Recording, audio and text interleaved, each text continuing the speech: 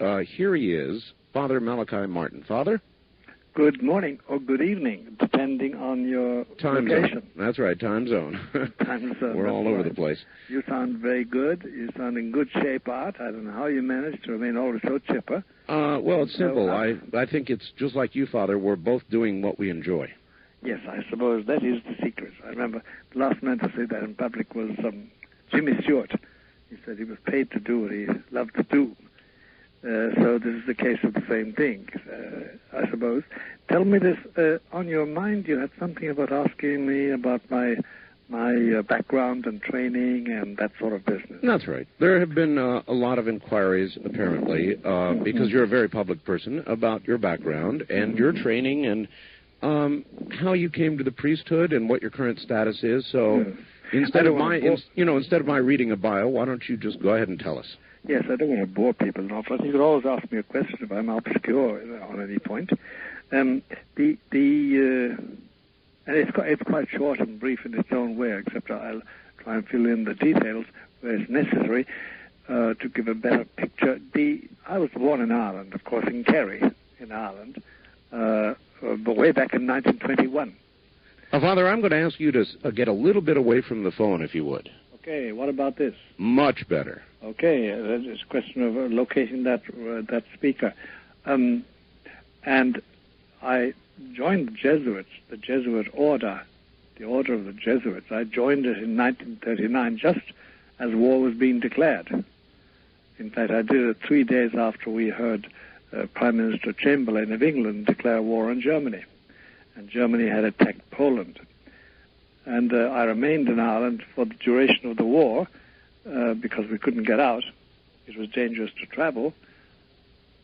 And during that time, I got a university degree in Semitic languages and Oriental art and archaeology and history. And after the war, I taught. I went to philosophy for 3 years. It was the Jesuit rigorous training. And we went to philosophy for 3 years and got a degree from that. And then they had me teach little boys French and Greek for a couple of years. Every Jesuit had to undergo that teaching experience. Because if you can teach Greek and Latin to little boys who just want to get out of class, you have learned to teach. And after that, they sent me to Belgium, to a place called Louvain, where I studied theology for 4 years.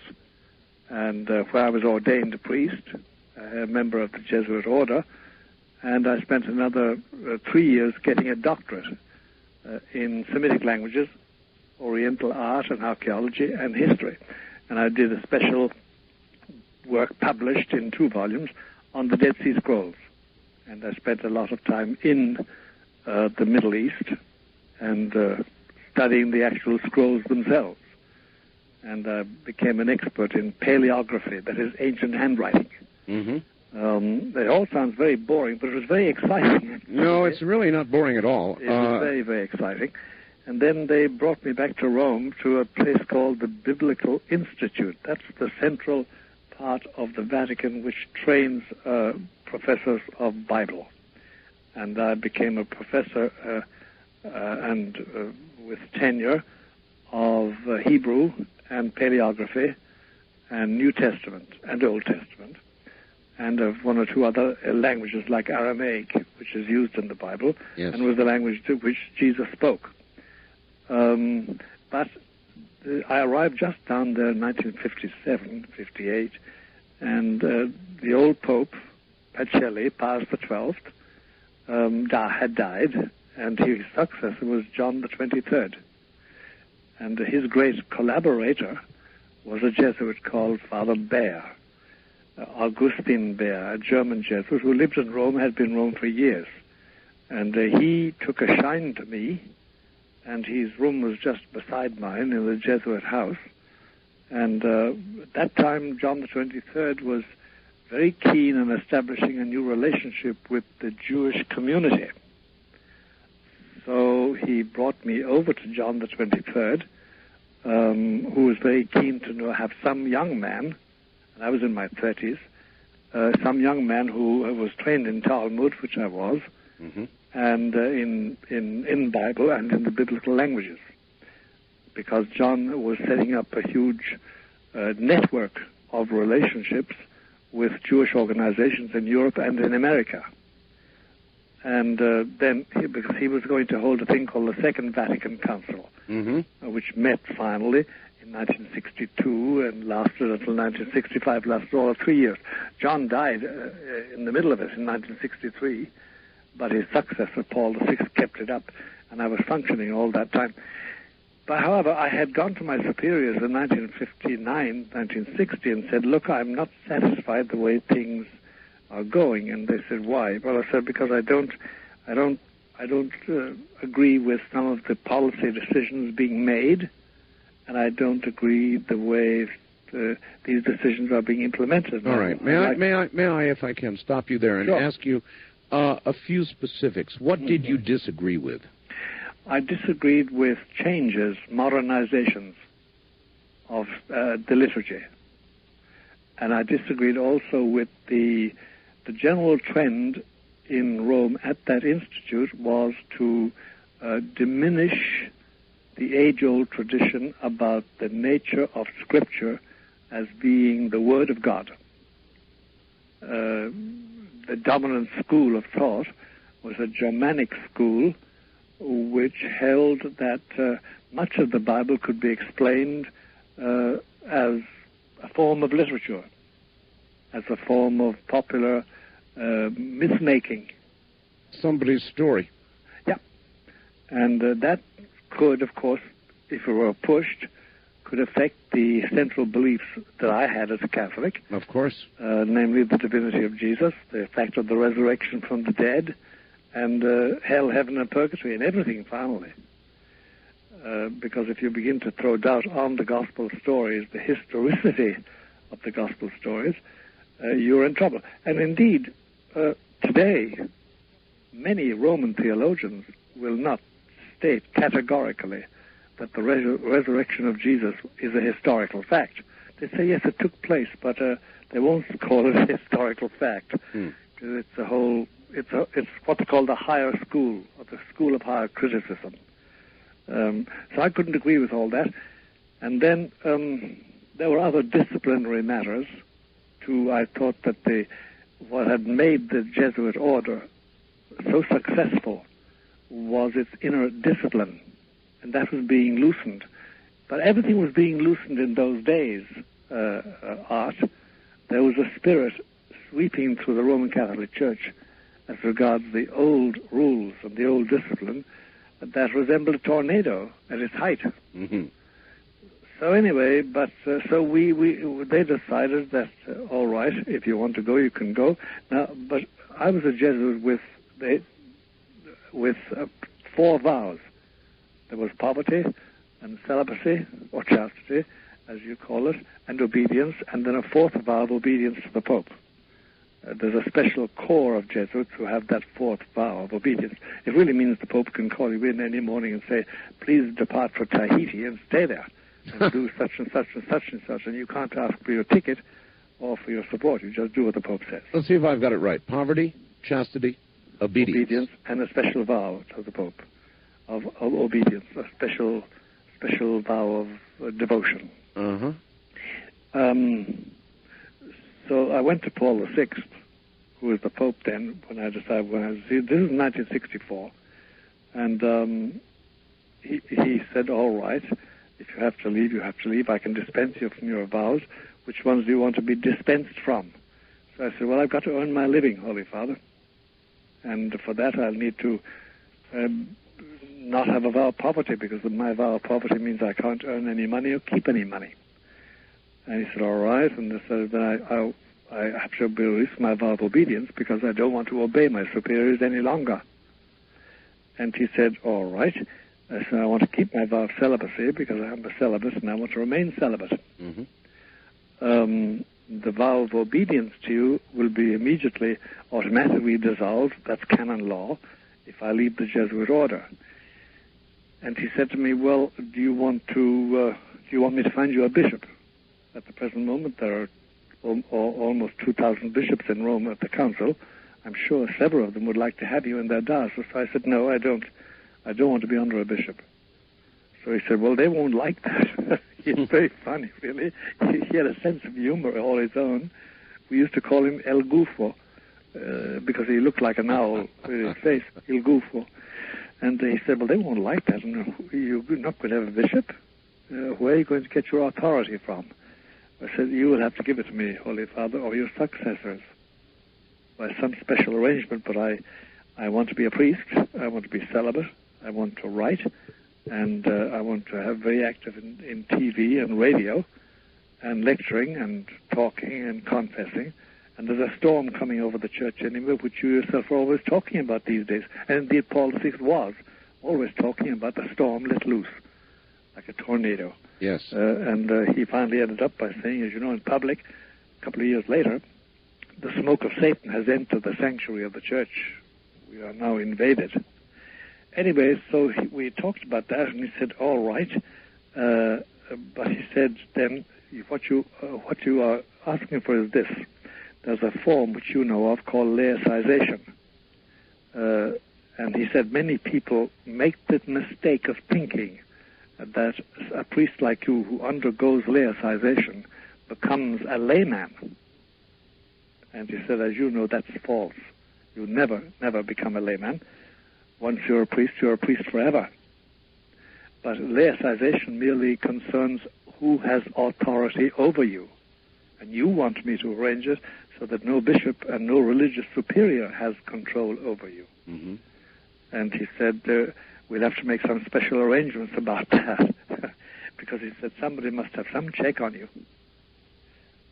So he made those special arrangements, and there's always somebody in Rome to whom I refer my life to and discuss my money with. They don't ask for money, but they must know what I do with it. And they can always check on what I state in public if they don't think it is doctrinally safe. Mm-hmm. So he said, you won't be... You see, Rome is run by ministries.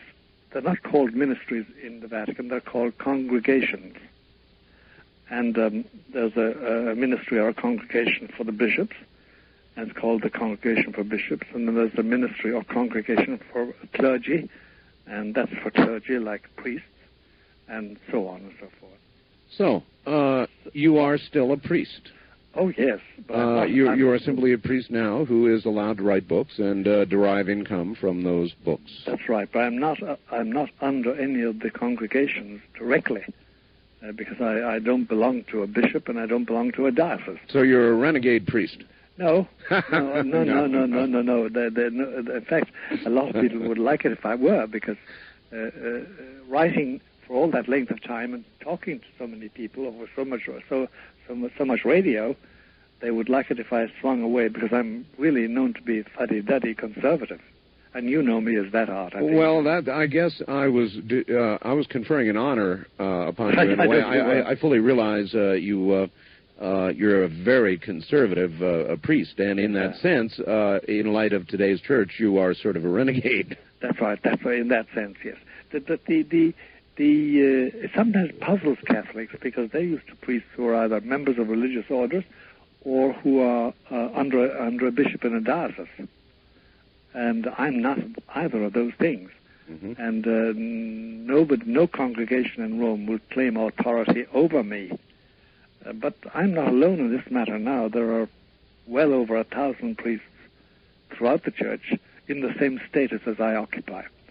But it's very hard to explain to people, because once they hear that you've been laicized, they say, oh, well, you're a layman, though. But you're not, actually. Or we're not. I'm not. So in every sense of the word, you are still officially a priest. Oh, yes. And there's no doubt about that, whatever. It allows me a certain great latitude, but it also puts restrictions on me, because I can't back every political cause I'd like to back, because there are limitations on me for that. Mm-hmm. I'm not supposed to... I don't think priests should be politicking. That makes me want to ask you about your political views. Oh, yeah, I have views, of course. I'd be a dumbbell if I hadn't got views.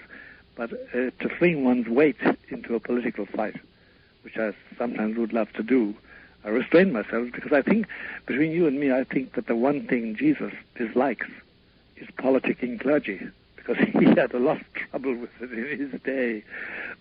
So I think that... I have to frankly wonder about the entire process of politics. In other words, to attain high office in this land today, Father, yes, it seems as though you must be an accomplished prevaricator. It seems to me that you cannot do it with clean hands. I may be too condemnatory in that sense, although I'm not condemnatory. I hear confessions all day and forgive sins as a Catholic priest, as a human being. But it would seem that you've got to prevaricate, yes. You have to speak out of two sides of your mouth.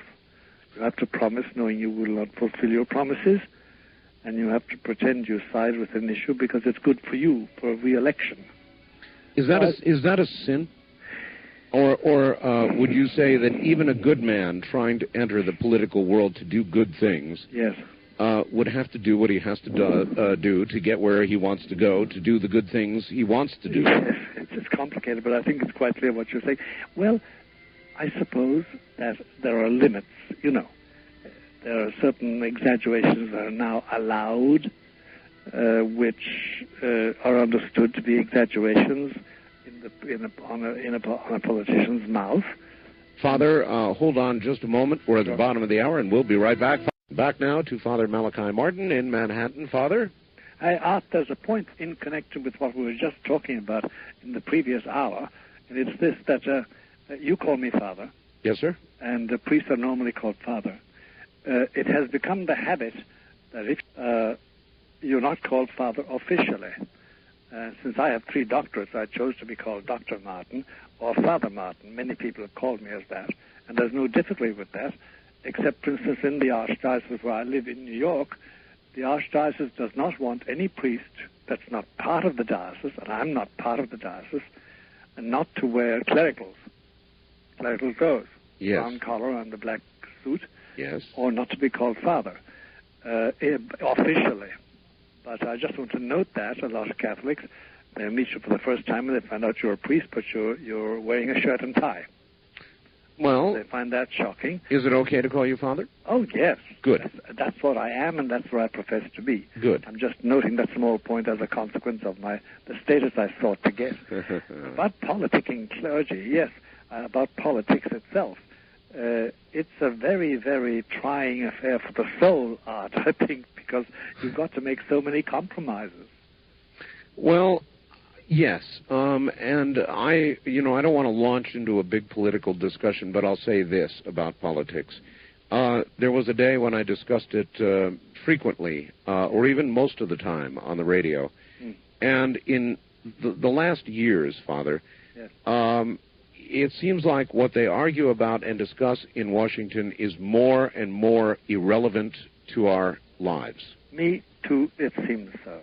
To me too, it seems so.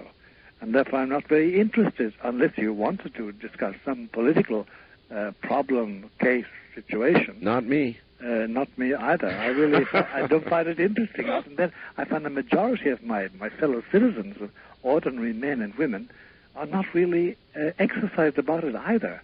They have other problems and other considerations.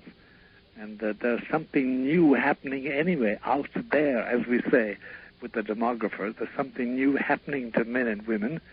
There's a new situation in the minds that I don't think the politicians yet have tumbled to.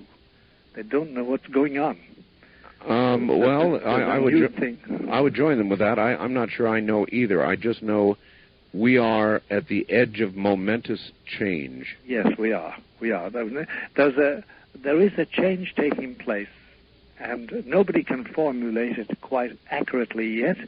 And I suppose until it becomes a de facto situation, encased in laws and in practices and in constitutional amendments, we won't know what it is, but there is a change taking place.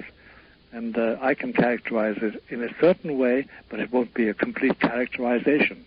It's very hard to pin it down. But there is a change. When I interviewed you, Father, it goes back... at least a year. A year, maybe a half a year at least. you made a statement that stuck in everybody's mind. You said, this spring, watch the skies. That's right. Now, there was a most remarkable event over Phoenix, Arizona. Most remarkable. Something gigantic hovered over that city, to the point where Frances Barwood, one of the councilwomen in Phoenix, called for an investigation, a gigantic hubbub. There have been things seen all throughout this spring in our skies that we normally do not see. I wouldn't characterize them as alien spaceships or devils or weather inversions or flares or anything else. Something is going on. But there were these extraordinary phenomena, huh? Yes. Well, Art, I'm very glad you've told me that, because nobody else did. Nobody brought it to my attention. What I used to say, and it still holds retroactively, that if between the end of winter, 97, and the end of spring, 97, there were such signs in the skies, then that heralded something very, very awesome, and something awesome and therefore fearful within say 6 or 9 months of that time. Certainly before winter of 1998 is over, and probably before this calendar year 97 is over. And I still say it. Father, you said you worked extensively on the Dead Sea Scrolls. I did. How much of the information in the Dead Sea Scrolls is now not public, and will it ever be? And what do the Dead Sea Scrolls reveal? Well, the answer to the first question, Art, is very simple, and it is a needed statement. There was, for quite a while, a constant rumor being repeated, especially in the popular press, that somehow or other either Roman Catholic priests or Jewish rabbis or Jewish scholars, or some group anyway, had found certain scrolls, certain writings from Wadi Qumran, that's the place in Jordan now, where the original writers of the Dead Sea Scrolls lived, at a place called Ain Teshka, and that if they revealed these documents, that they would upset every traditional view of Christianity and Judaism. Now, we have examined every inch. The truth is, we have examined every inch of every Dead Sea Scroll. Every scroll produced in the scrollery, produced by the scribes, transcribing them by hand. Mm-hmm. There is nothing extraordinary being kept from the public. What is being kept from the public is the publication of all the documents, because it takes a terrific amount of time to decipher them and to print them and publish them and translate them. But nothing has been hidden by a cabal of scholars, Christian or Jewish, and it gives a very false impression. That's the first thing to say, that it is all accessible. It now is all accessible, and as time goes on, it will be more and more studied and illuminated by scholarship.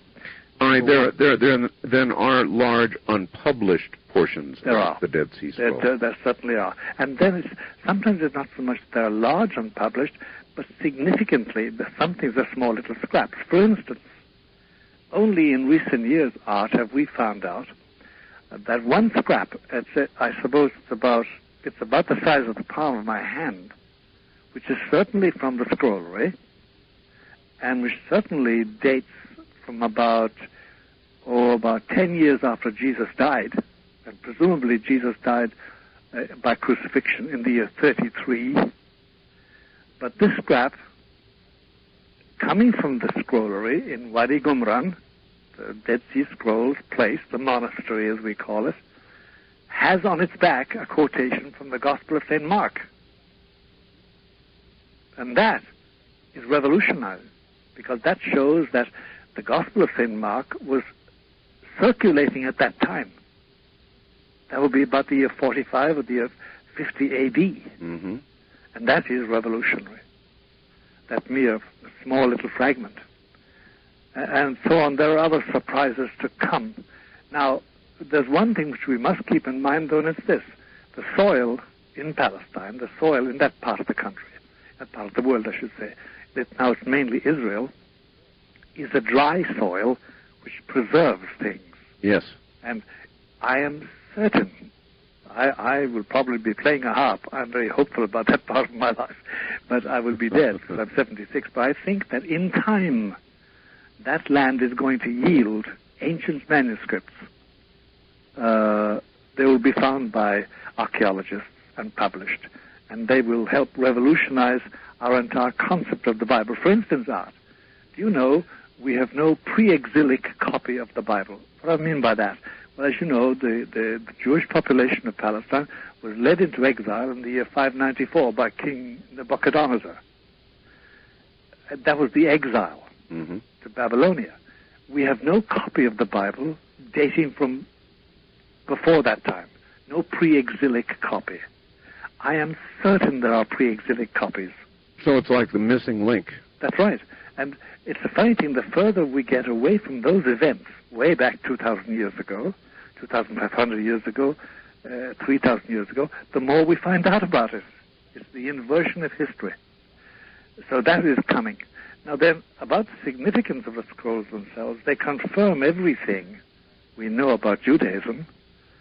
There's nothing in them which is specifically Christian at all.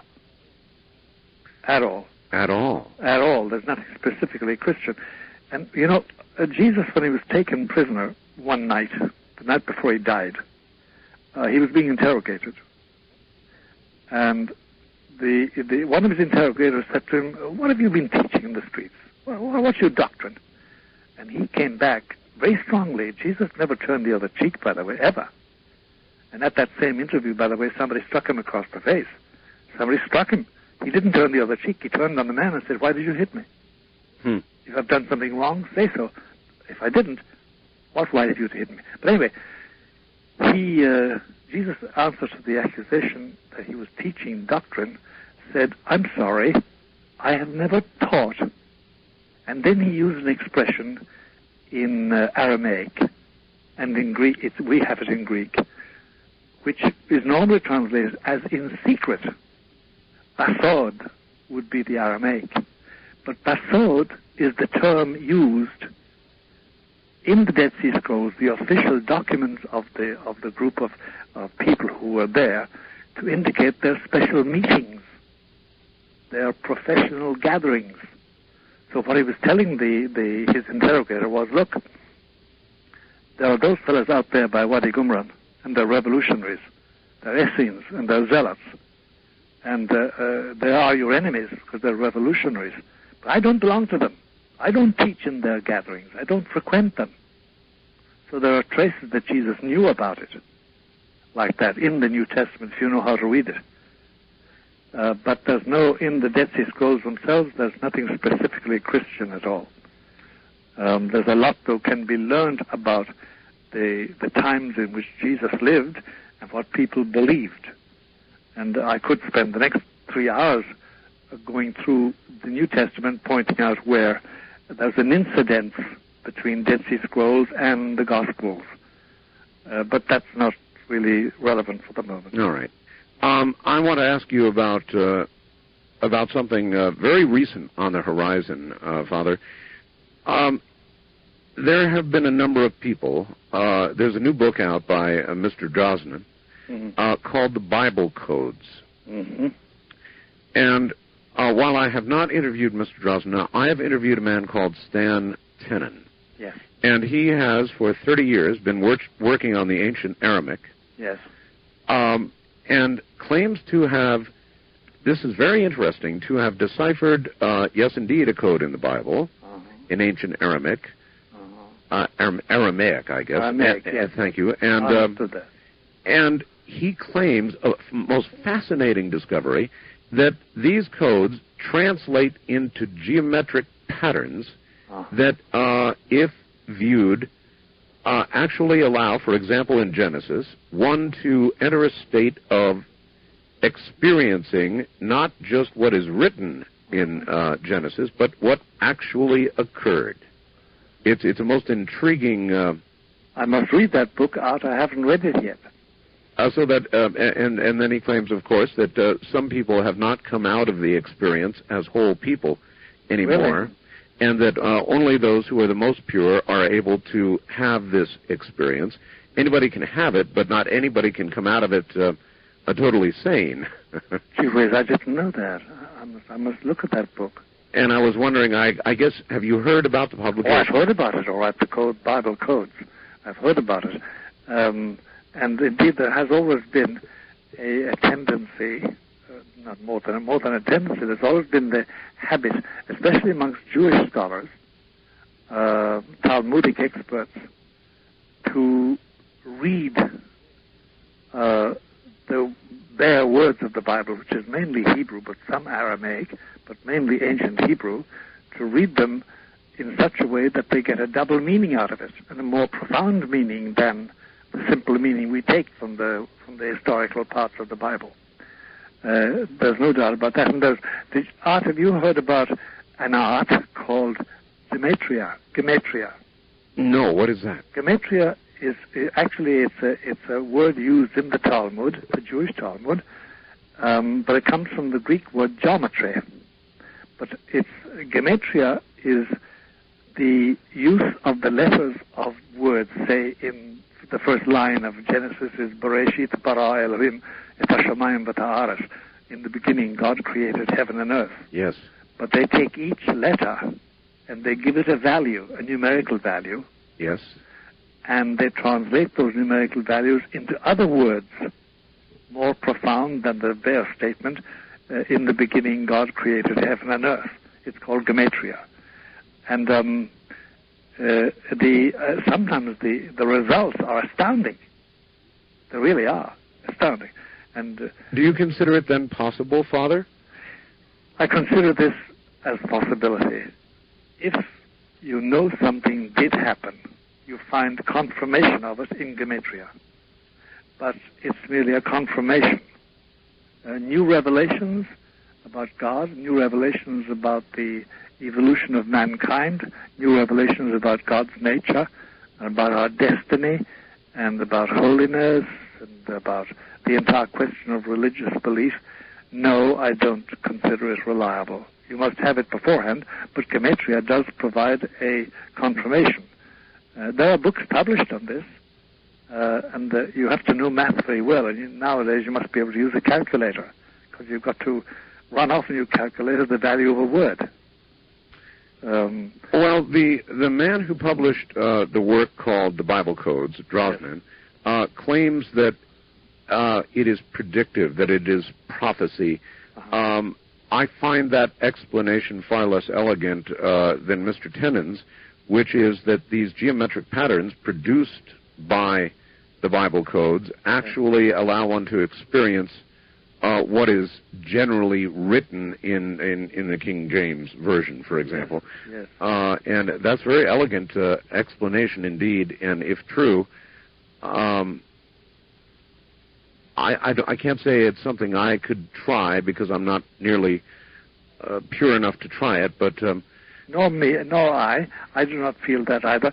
Then it goes against, I must say, I couldn't do it from the point of view of doctrine, because I don't believe that that's the way I'm supposed to find God.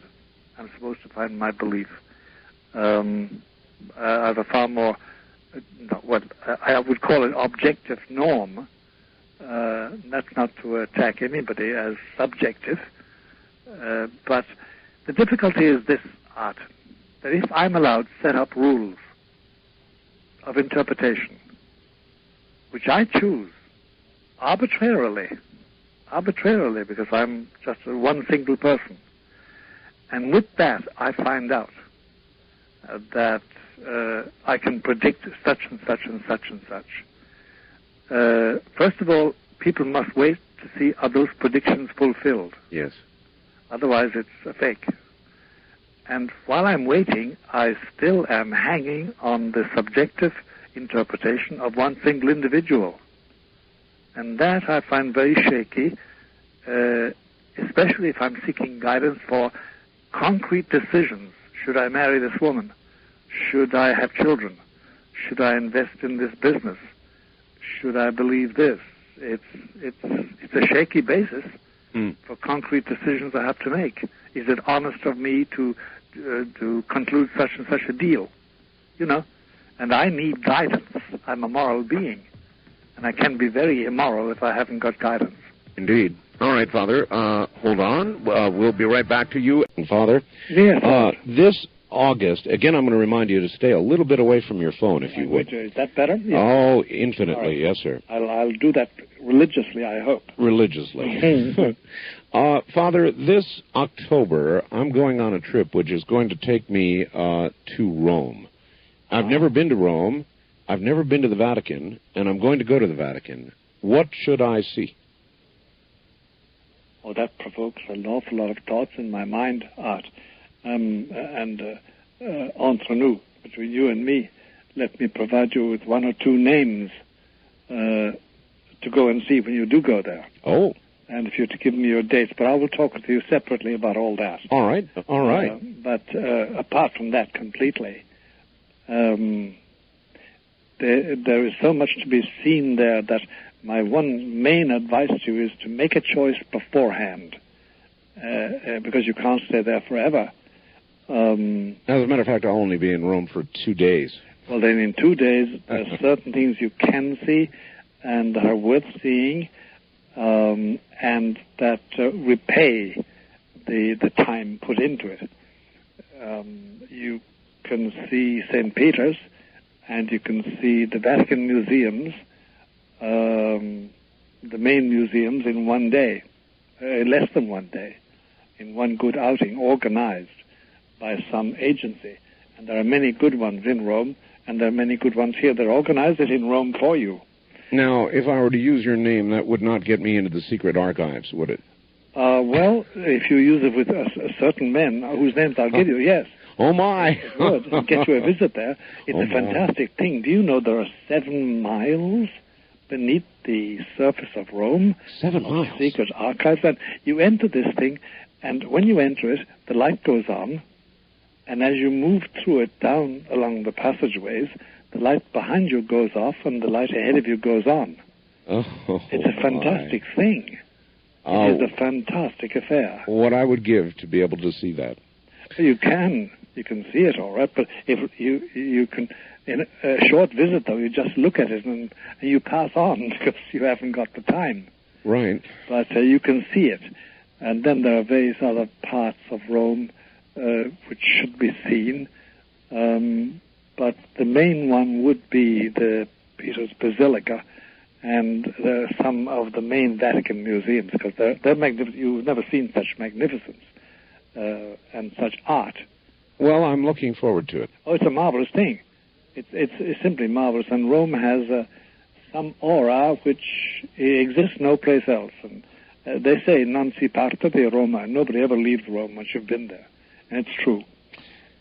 But before you go, I must know your dates, and before you go to Rome.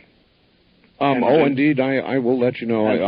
I'll be in Rome actually. I believe October 2nd. October 2. Well, no, that's wrong. Now, let me get back to you on that. Actually, it's at the end. We can talk separately, but we have all the time. All right. Here's the facts I want to read you. We're going to get down to some hard stuff here. Yes.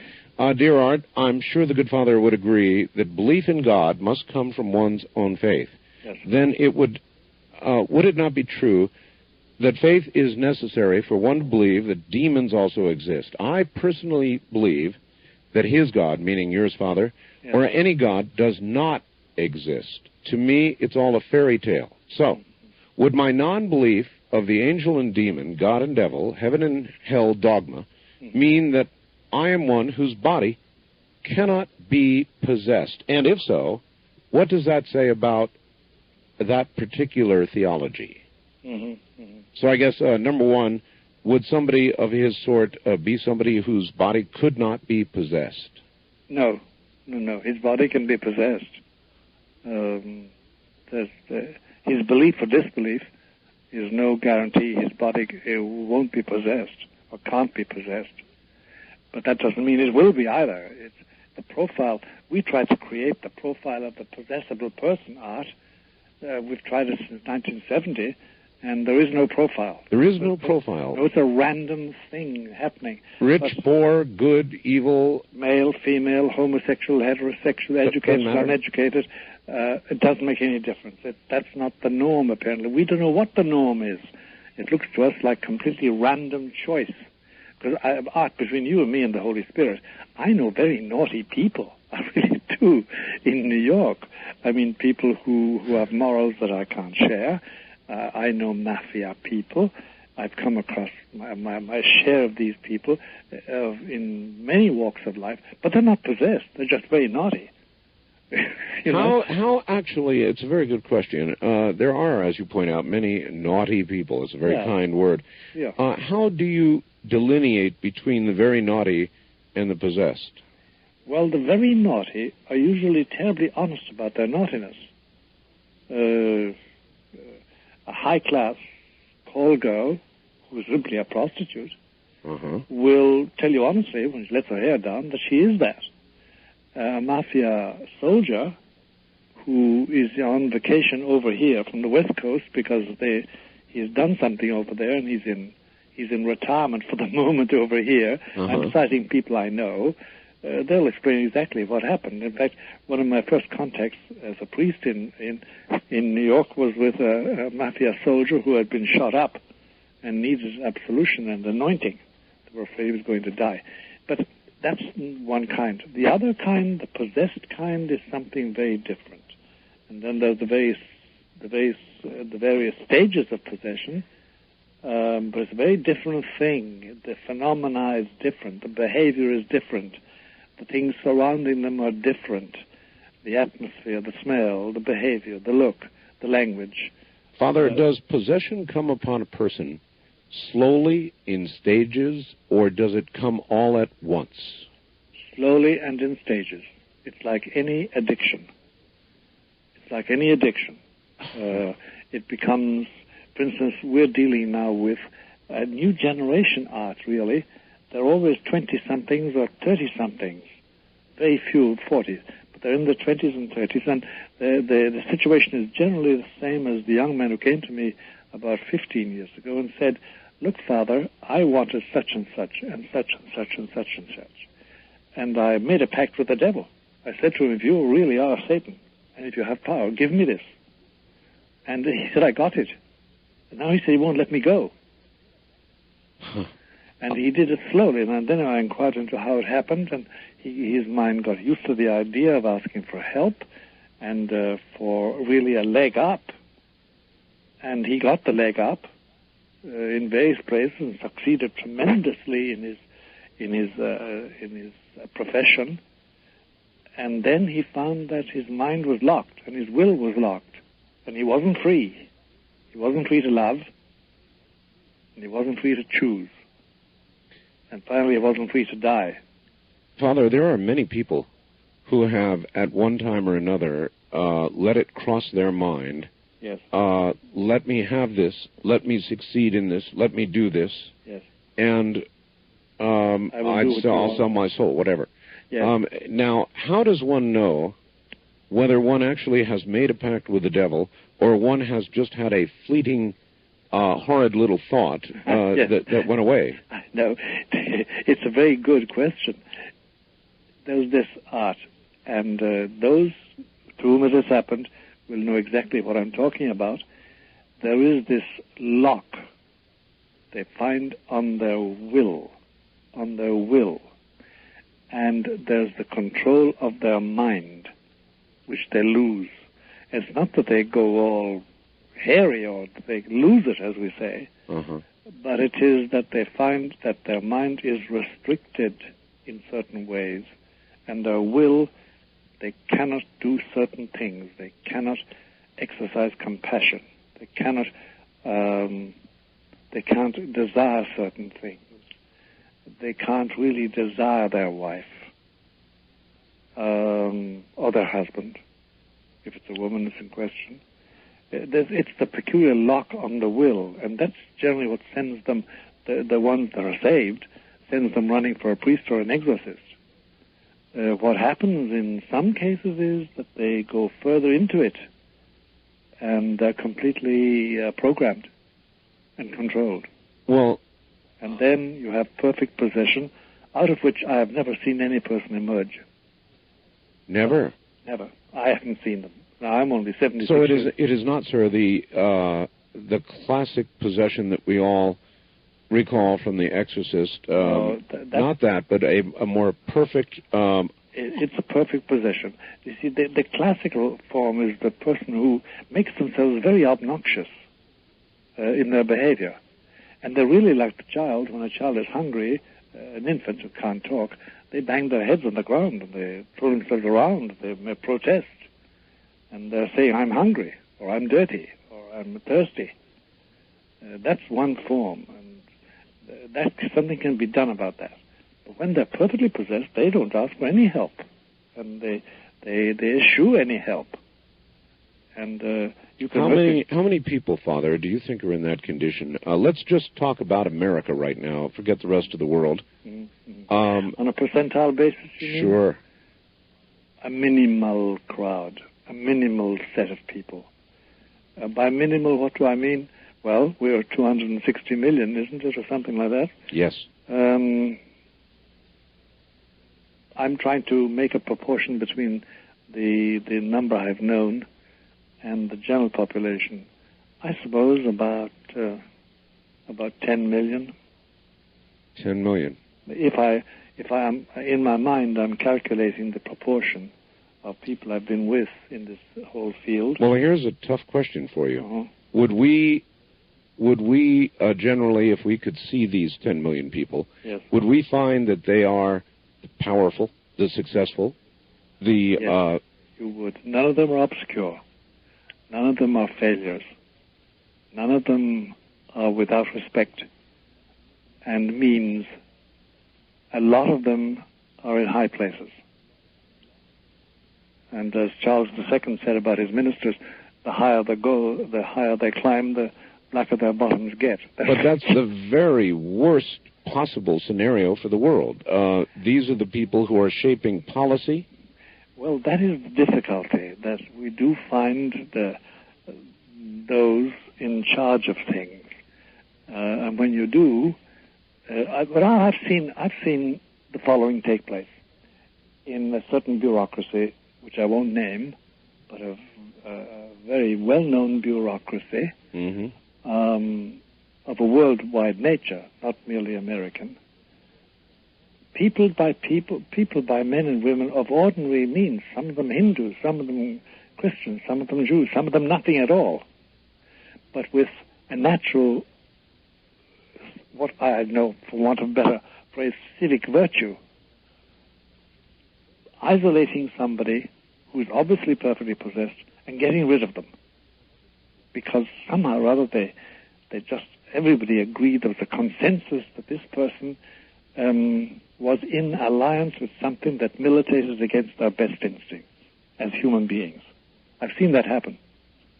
And not for any religious motive either. Just not, consciously religious motive. Uh-huh. Do you understand what I'm saying? That they felt uncomfortable in the presence of this person. And yes. Also saw that the direction of their actions and decisions, which they had power to take within the bureaucracy, was evil, just humanly. I've seen that happen. But yes, there are people in very high places as well as in normally high places who are perfectly possessed. There's no doubt about that. And they will never be saved. As far as my experience in life goes, Art, I don't doubt God's grace or God's greatness and God's power, but neither do I doubt or belittle the power of Lucifer, because he is the prince. Satan is something else. As you know, it's not the same being. Satan and Lucifer are different, one from the other. But I don't belittle the power of Lucifer. He is the prince of this world, as Christ called him. and he has his kingdom, and at the present moment he reigns supreme in the middle plateau. Well, if Lucifer yes. has all of these perfectly possessed people yes. That are in effect in league with, have made a deal with him, that's right, then why does Lucifer from time to time do this horrible thing and possess the otherwise totally innocent who have not asked for in any way any sort of deal with him? Well, nobody is possessed against their will. You always say yes. Even the semi-possessed, even the obsessed, which is the stage prior to possession, they say yes.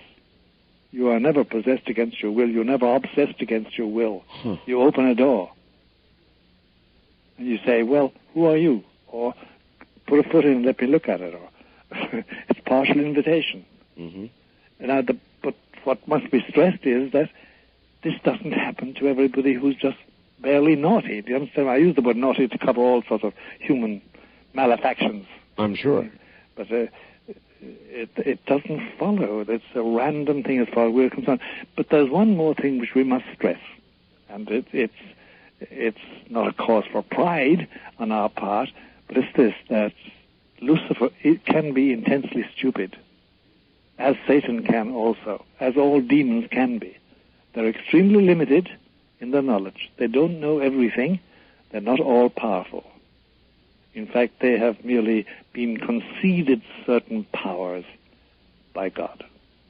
And that is one of the mysteries of this creation, why evil spirits have been given power. But that they have, and that they reign supreme on the middle plateau, there's no doubt about that. Father, I recently saw a movie called The Craft.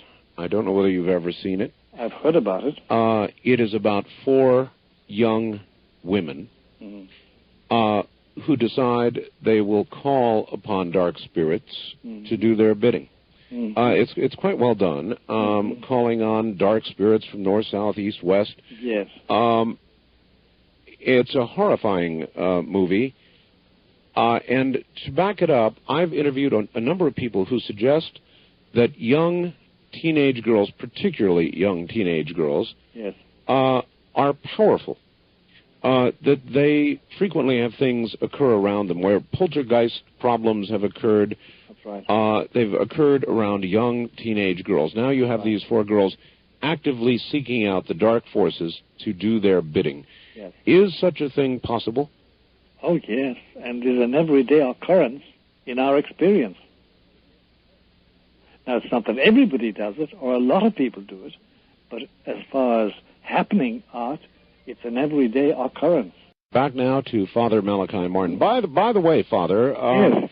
WABC Radio in New York, the big one there in New York, is having discussions with us presently about possibly getting on the air there. The Big Apple. And for 2 Saturdays recently, we sent them programs that we had done in the past, which they ran from, I think, midnight to 5 o'clock in the morning. And one of those programs was one of the ones I had done with you. Oh, thank you very much. So you were heard widely there in your own city. Thank you very, very much, Art. At any rate, I considered it one of the best, and so we sent it along and they ran it, and I thought you'd want to know. I certainly do, and thank you so much. That's excellent. All right. Father, is magic real? The best answer, the most accurate answer is yes, there is a magic.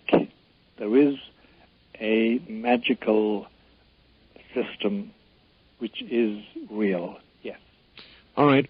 As an example, again, I refer to the movie The Craft. Yes. In that movie, it showed there was a dispute between a couple of the young ladies. One grabbed a hank of hair from the other, and they began doing these dark spells. Right. Yes. And in the movie, this girl who had this magical spell cast against her began to lose all her hair, began falling out. That kind of magic, Father, real, tangible, things that can be done to other people. Yes, that can be, under certain conditions, can be real and effective and horrible. No doubt about it. It can be. So it can be, in effect, foisted off from one person to another using dark forces. Yes, under certain conditions. Under certain conditions. And one would want to outline those, but in general it is that both the hexer, the speller, the person doing it to somebody else, must have an arrangement, be in league with, yes, have a pact with, yes, demonic forces, and the person affected must lack protection, because we all need protection. And what protection is there?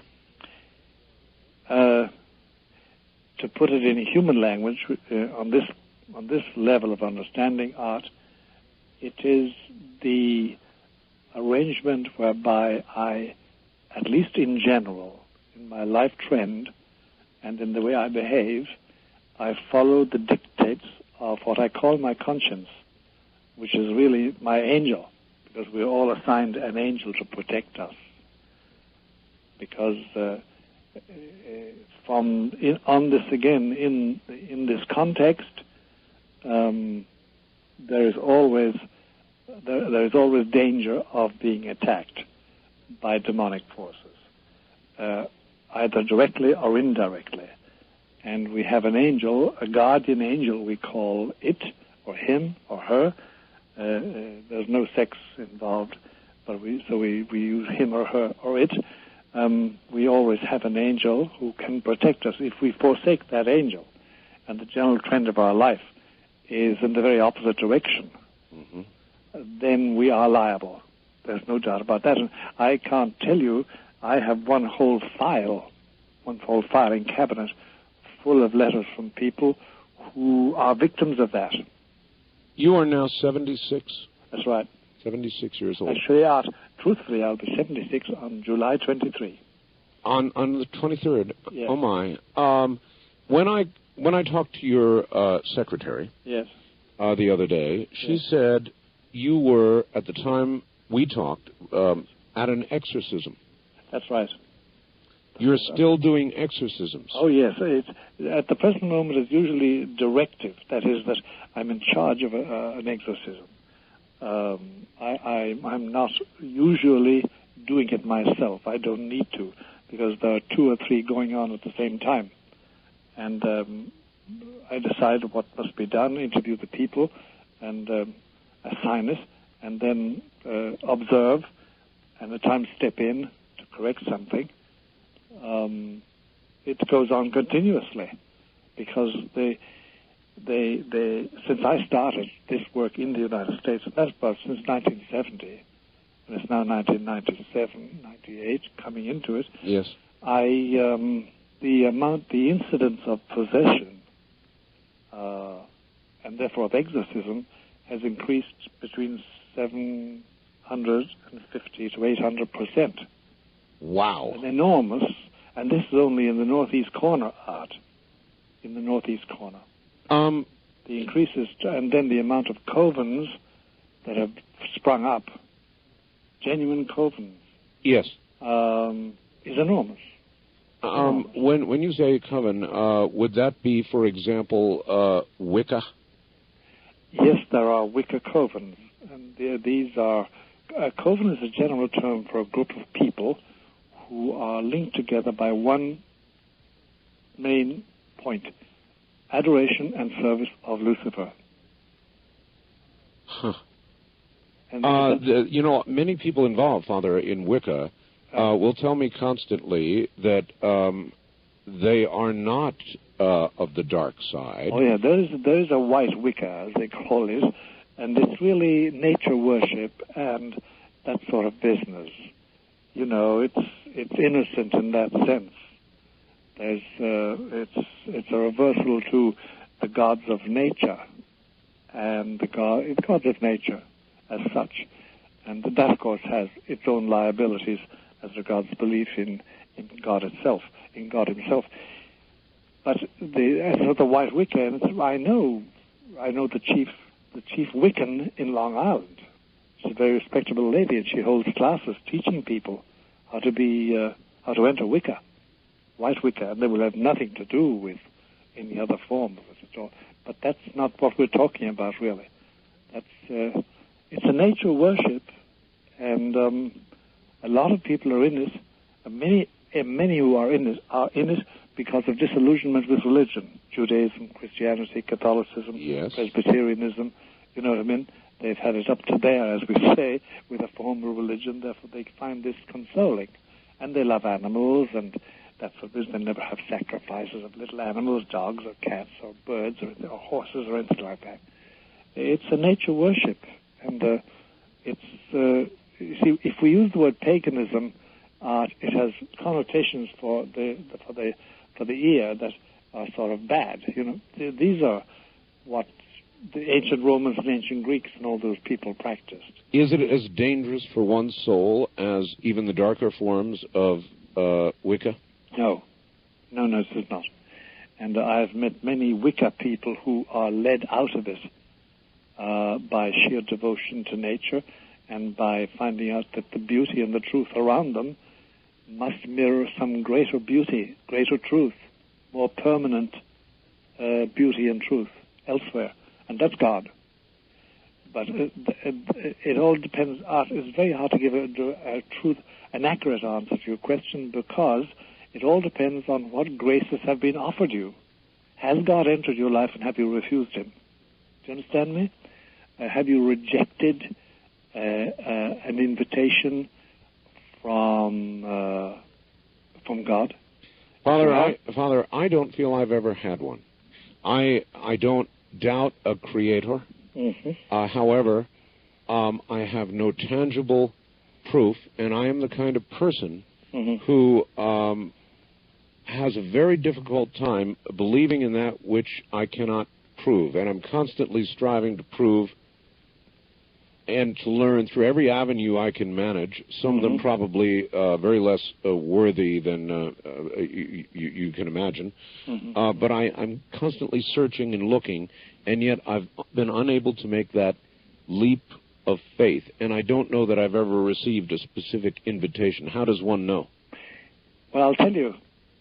Somebody has said, and it's a way of entering into this, somebody has said that if I say to you, and I'm not me and you're not Art Bell, so we're two mythical people, but if I say to you, look, I want to love you, that's the beginning of love. That's the beginning of love. If I say, I'd love to believe in you, it's the beginning of belief. In fact, there's no Jewish theologian or Christian theologian who would dispute the fact that if you say that, it means that it's a grace in itself. It's a grace in itself. Just to say the words. Just to say the words. Because otherwise you'd be feckless. You wouldn't bother. You wouldn't bother your head. You regard it all as piffle, as nonsense, as garbage. And there's this about it too, Art. There's this about it also.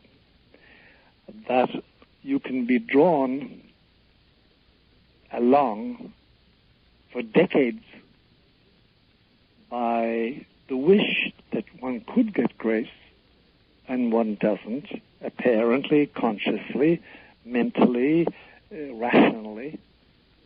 And all the while, you're getting grace, because grace is something of which you're not conscious. Does it come upon you as a slow stage possession would? That's right, it does. And it comes upon you in this, that when you find that, for instance, the fires in you that once upon a time tended you to less good actions, tended you to less pure motives, that limited your original fits of anger, of lust, of gourmandise, of jealousy. You find those fires dying down, and a certain pacific sense entering your inner being, then there's something taking place. But is that not a natural progression of age? No. No? Pastoral experience teaches me, and I'm long enough at it, that on the contrary, in my native language, Gaelic, Dolanishach or Dolanolcus is a famous phrase. Getting older and deeper into sin. The older you get, the worse you get. Pastorally, it's not the way it is art. People do not mellow and mature and get gentle and calm and compassionate. On the contrary, they don't, except some people do. Well, then maybe there is some hope for me, because surely those things are occurring to me. Those things you described, yes, as I grow older, are occurring to me. I know they are. And what God must do in your case, and my case, and every case when he wants them, he must purify the rust in you. Whatever erroneous thoughts you ever had, whatever excesses we committed when we were younger, and more stupid than we are at the present moment. Oh, believe me, there were many for me. Oh, well, we all have them. There's no human being who, if they're honest, doesn't say the same thing. But the difference between the men and the boys is that there's that. Somebody has said, and it's true, between the ages of 35 to 55 or 65, it's a corridor of youth. Mm-hmm. And at the end of that, and towards the end of it, we begin suddenly to realize certain lessons we have learned, if the grace of God is working on us. And you see, God has no form. We say he because that's the way the Bible speaks, and that's where we talk in human language. And we have no neutral words in our English language anyway to express his existence. But he draws us along gently, I think, until finally he can perfect it before we die. So that when we die, we go to him and not elsewhere. Good. Here's a fax in. I have suspected, Father Martin, that I may be possessed, very subtly, for a long time now. How it started is a long story, but after listening to you, my suspicion is now much stronger. Please tell me if there is anything to do about this, or what it means for my soul in the long term. I'm really scared. Please help. Unsigned, of course. Well, now, Art, in this case, you see, we don't know what religious denomination this person is, whether Christian or Jewish or Hindu. Does it matter? Well, it does, because of the things we can appeal to for understanding. You see, look, you and I now already, from all the talking we've done together, we have a mutual understanding. Yes. You haven't got to explain your terms to me at all. And I know where you're going with a sentence. And you know generally where I'm going when I'm talking.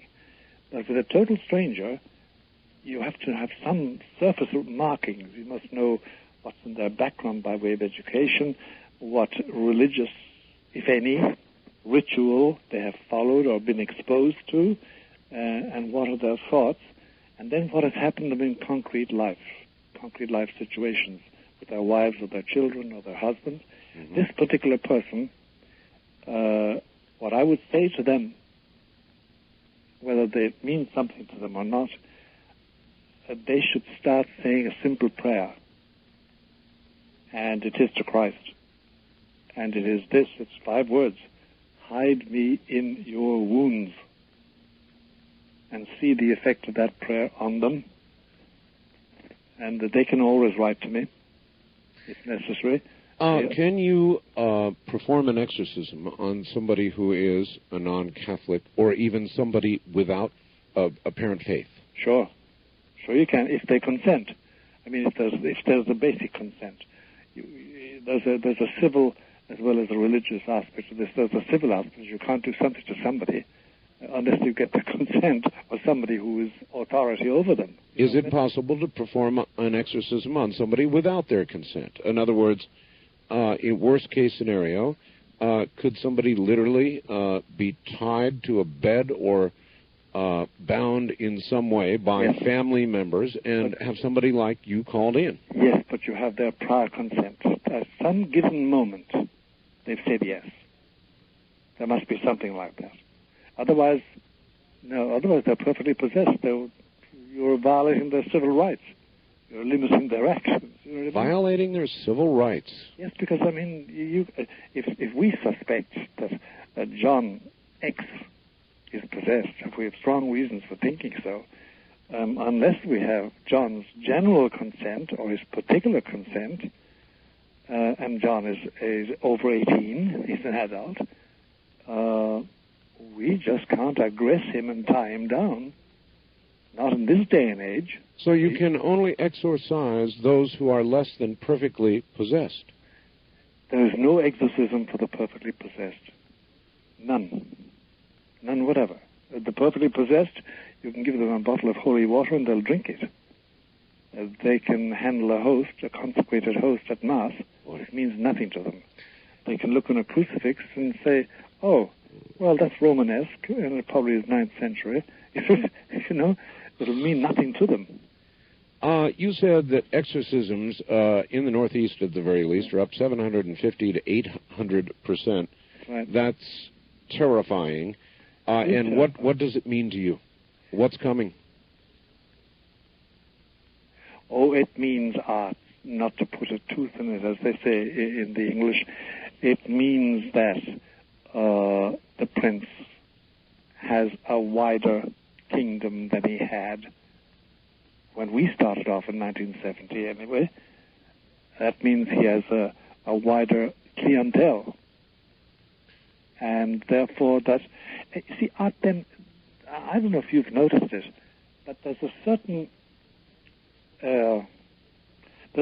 disturbance, perturbation of mind, disequilibrium, at least a certain uncertainty in people today that wasn't 20 years, 25 years ago, 30 years ago, 40 years ago. I have noticed, believe me. There is this peculiar thing, and it's the demon. There are demons assigned to do this to people, and you get up in the morning and you feel lousy, and you're discouraged about everything, and there's no apparent reason for it. You've got money in the bank, and your wife or your husband are very happy with you. The children are all healthy, more or less, and there's no war on, and nobody's out to kill you. And yet you're dissatisfied and empty. And yet you are empty, dry, and despondent. Yes. And that means that you're under attack. That means that they want also to affect your spirits so that you spread dissatisfaction and you spread discontent and you spread unpeace. And that's why we all love somebody who, when they come into a room, the light comes with them. Light and peace and joy of some kind or other. And you know that person when you're in their presence. Exactly. They don't make you horse laugh every moment of the day. Sure. They do give you this, and when they leave, it goes with them, and you don't want them to go. It's you can see, and it's the simplest people have it. And the opposite is true as well. When you are in the presence of a perfectly possessed person. Yeah, you know it. You don't wonder about it. You know it. You know, and then a lot of people see who are not acquainted with the phenomenon itself. And Father, hold on. We're at the top of the hour. Stand by. We'll be back to open the phone lines. But I want to set aside one line for an interesting purpose. We have with us a very holy man indeed, Father Malachi Martin, advisor to popes. And you probably heard him before, perhaps not. This may be the first time. Father Martin is an exorcist. He has done many, many exorcisms. He now directs exorcisms. I think it would be useful and intriguing to open a line, a special line, for those who are either atheists or those who practice the dark arts. And I would like to hear your comments, and I would like to hear an interaction. Yes, this invites controversy, but that's what we do here. And it really is a classic... See, how can I put this? I guess I want to show a classic delineation between good and evil. We have good, and I know there's plenty of evil out there. So I'm actually inviting it on one line. I would ask the audience cooperation. Otherwise, you can call any of the other numbers. But I am going to hold one line open for those of you who claim to be atheists or practice the dark arts. That line is area code 702-727-1222. I'll repeat it again, and I would ask everybody else not in that category to please now hang up. Area code 702-727-1222. Heaven knows, or maybe that's a poor expression, I can safely say that I get many, many calls and faxes from atheists. I would be interested in hearing from you. Many calls from those who practice the dark arts, magic, whatever you want to call it. So again, I request the cooperation of the audience in not calling that number unless you are one of the above. It is area code 702-727-1222. It should be intriguing. Father, welcome back. Thank you. We have done this on previous programs, Father, but yes. If you would, describe for the audience, before we get to the phones, exactly what a real exorcism is like. Well, the essence of an exorcism, when it's really an exorcism, by the way, just as a preliminary remark, let me state this much. A lot of people have the idea that reciting healing prayers over somebody is an exorcism. It's not. The essence of exorcism is a confrontation between the exorcist and the demon presumably possessing the person who is being exorcised. Uh-huh. It is a personal confrontation. Question and answer, and command, and question and answer. It's not a question of a beautiful prayer or aspirations. All that can be included one way or the other, but the essence of it is the exorcism itself, the confrontation. And the idea of the confrontation is to relieve this person of the power possessing their will and their mind, therefore their soul. What occurs during this confrontation? I mean, what occurs is, first of all, there's the difficulty of getting the demon to talk. Away from the phone a little bit, Father. Yeah, it's the difficulty is that the exorcist must first of all achieve is getting into contact with the demon, presumably possessing this person. That's the first thing, and that sometimes takes some time. Sometimes no, but sometimes it takes a long time. A lot of cajoling, a lot of abuse, and a lot of effort. And there are certain rules that the exorcist must follow, otherwise he's going to fail. Number one, when that does take place, when there is contact and there is dialogue, then the exorcist must find out the name the demon assumes. The demon always assumes the name when he possesses somebody, and how long it's there, and why it's there, and then get its consent to depart. And that's the essence of an exorcism. To get its consent to depart. Suppose it obviously does not want to depart. It doesn't ever want to depart. You've got to get its submission. Its consent is a difficult word to use. It's submission to being expelled.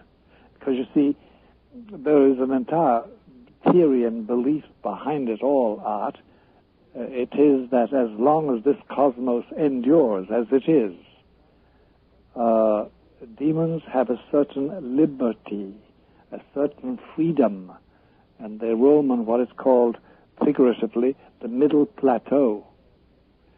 Once this cosmos ends, and there's only heaven, then there's only hell, and they go back there permanently, and it's more intense suffering for them. They never want to go back there. They'd rather roam around the world. And you have examples of that in the Christian Bible, in the demons who possessed these people that Christ exorcised. They said, please put us into these swine. Remember the incident of the Gerasene swine, Art? It was a hog farm, obviously. There was a whole flock of hogs, and they possessed these poor animals, and they all rushed into the sea over a cliff.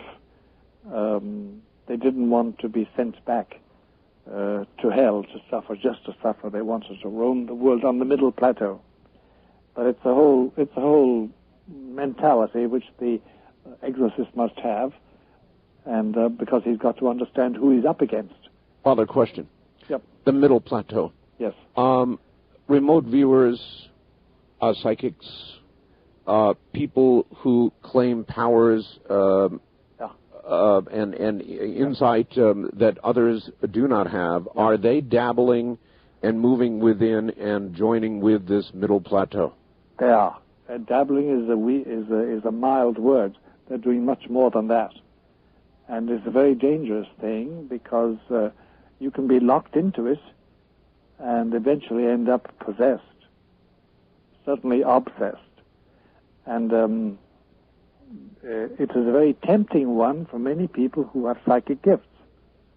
I had an interview with somebody there a few days ago, and he wants out of it. He originally entered it voluntarily because it corresponded to his sensitivity, and he felt that he could get certain wisdom from it. Now he knows it's slavery, and he wants out of it. And he will get out of it, too. So the middle plateau is a very dangerous thing, and people who use Ouija boards, who do transcendental meditation, who engage in spiritual seances, properly so-called, who indulge in black Wicca, or in direct cultivation of demons, they are entering willy-nilly the middle plateau, and it's very dangerous. It is very dangerous. All right, let us go to the lines. On my special line, you're on the air with Fr Malachi Martin. Good morning. Good morning, and thank you for Good morning. my call. Oh, you're going to have to speak up. I can barely hear you. Where are you? I can barely hear. Oh, okay. I'm in Seattle, Washington. Yes. And thank you for taking my call. I'm a 48-year-old woman, and I grew up in a couple of orphanages, and I had Christianity thrown at me my entire life. Yes. And there's one question that no minister or priest has ever been able to answer for me, and this is why I feel that I am an atheist. And that is that I have a daughter that's an adult. I love her unconditionally. And I assume that my ability to love her unconditionally is minute to what would be God of the universe, the creator, if there is one. And with my daughter, I would never say to her, if you don't love me, I'm going to send you to hell. And that's what I understand that Christianity is all about, and that God of Christianity is about.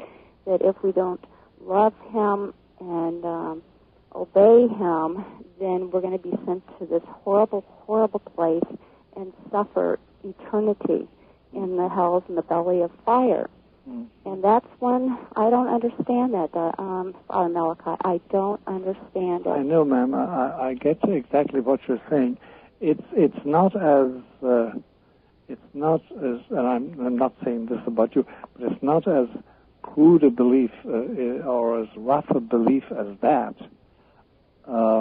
It's not an either or in that horrible sense. If it were, then that would be a most unloving God. Well, and I would agree with you. What's that? That is how I have felt. I know, but that is not. Explain it to me, please. Well, that's not exactly the picture of things. The essence of it would take a very long time to go through it all. But the essential is this: that there are certain things which please him because they conform to his godly nature and his godly will. And by the way, I'm sure you observe most of them.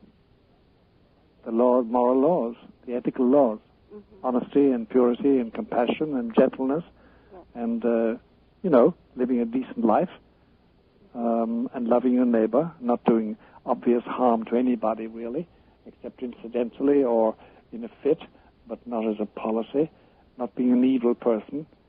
And one senses that from the accents you're using and the words you're using. That's what he requires as his practice. And if somebody lives like that, there is no way they can go to hell. There is no way they can be punished because they are fulfilling his... You're the first person I've ever heard say that. They're fulfilling his will. Now, there's this about it, that God is infinitely patient because he's God, and he has an individual knowledge of each person's soul and being. He knows my every thought, and he knows the marrow of my bones. And the point is that he measures his graces to suit what I need. But there is no way on earth, if I practice love of my neighbor and love of myself too, I don't mutilate myself, I don't desecrate my body, desecrate my soul with evil or my body with excess, and I do my duty and I live a normally good life, there is no way on earth that God would even dream of punishing me with hellfire. No way at all. So, but that's really, I've cut it down to the essentials, ma'am. Yes. But that's the essentials of it.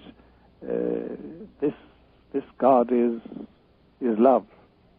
Well, I hope that helps you. Obviously, it's an answer you've never received before. That's true. And I've listened to you since '92, and this is the first time I've called, and I really appreciate your program. Okay, well, thank you very much for the call, and good luck to you. God bless you, ma'am. East of the Rockies, you're on the air with Father Malachi Martin. Hello? Hi. Yes. Hi, how's it going? I need to speak to Art Bell if I can, please. You are speaking to Art Bell with Father Malachi Martin. Speaking to him? Yes. Oh, this is great. All right. Well, then, what it is I'm practicing white magic and everything, and I don't know. I get it. Can I let you in on my story? How much time do I have? Well, we're coming up to a break, but you will be obviously a very interesting call. So, what I'll do is hold you over. Where are you calling from? I'm calling from Jacksonville in Florida. Jacksonville, Florida. All right. I'll tell you what. Stay right where you are. Thank you. And we'll do our break and come back to you. All right? Sure thing. Back now to Father Malachi Martin and my caller who claims to be practicing white Wicca. Caller, you're back on the air. Hi, how's it going? My name's Richard. Richard, okay. You doing good? All right, cool.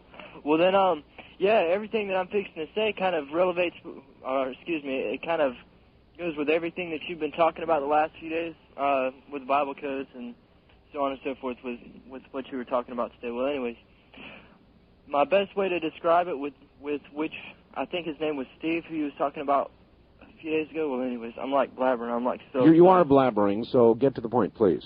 All right. Okay. The best way I can describe it, sir, would be echoes. All right. Say when everything first started out, right? You got nothing, and then what happened is this nothing took consciousness. That consciousness is that gets you up feeling in the morning, and it's just zinging right out there. That's what God is right there. He's everything that's good and that's great and that's creating all, right? Okay. As far as Satanistic goes, I mean, you can stretch it out on a line. Okay, on one end you got totally just hell, and on the other end you got just heaven, and in the middle you got what y'all were talking about earlier, the third plane. That's what you might want to call the color magic. That's what's easiest for most people to understand. Is that the world you're in? Excuse me? I said, is that the world you're in? No, what are you talking about, man? I'm talking about what you said when you came on the air, that you practice white Wicca. Yeah, no, I practice it's not white Wicca, it's just... All right, well, then, thank you for the call. You're not even consistent with what you first said. On the special first-time caller line, you're on the air with Father Malachi Martin. Hello. Hello? Hello. Oh, okay, I'm on. Oh, these New Agers make my teeth hurt, Art. I've been practicing Wicca for about 30 years plus, and Father Martin there sounded so in touch with everything. I was wondering if I could ask him a couple of questions. Go ahead. Go ahead, ma'am. All right, Father. Yes.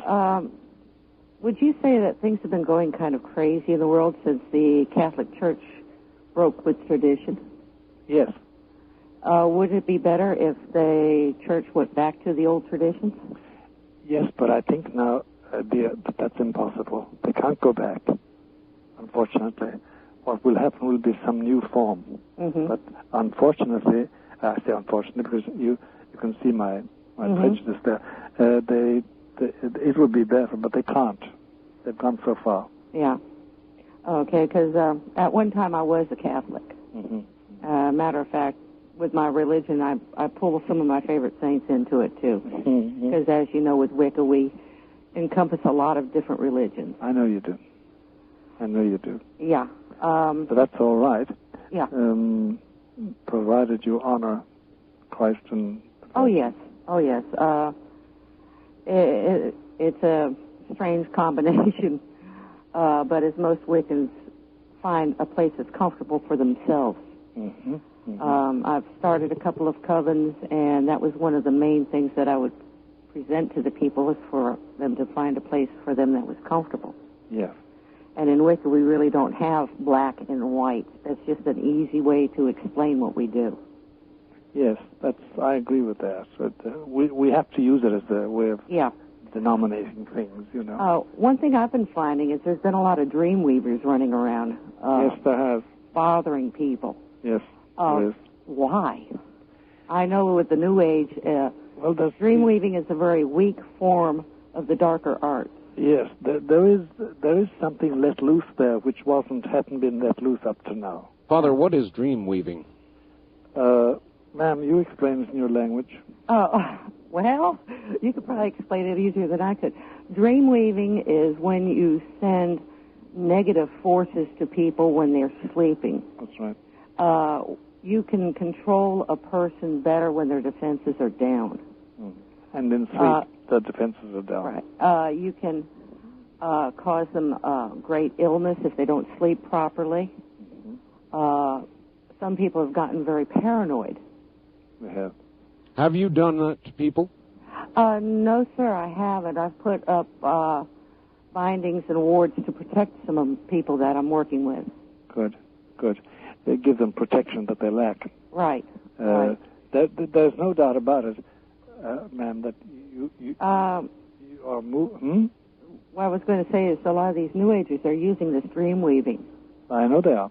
And they don't know what they're dealing with. No, they don't, and they end up in the ditch, as we say, figuratively speaking. And there's also behind it all, too, ma'am, there's this fact that there has been let loose upon us some other forces that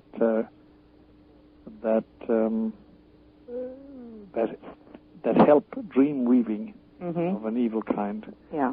And we're trying to combat that, and that's very difficult. It's very difficult. And it accounts for an awful lot of insomnia. It accounts for an awful lot of disorder in families and disruptions and divorces. It accounts for a terrific amount of damage. Oh, yes. And I've also noticed there's a lot of imps running around lately. Yes. Pardon me? Imps. Imps. What are those? For want of a better definition, minor devils that are mischievous. Yes, that's the closest definition I can come to. Yes, it's a good way of putting it. They are mischievous or mischievous, as you say. They are devils. They belong to the middle plateau for the present moment. That's their plane of activity. And they can be called poltergeists, if you want to call them that. They behave like poltergeists at times.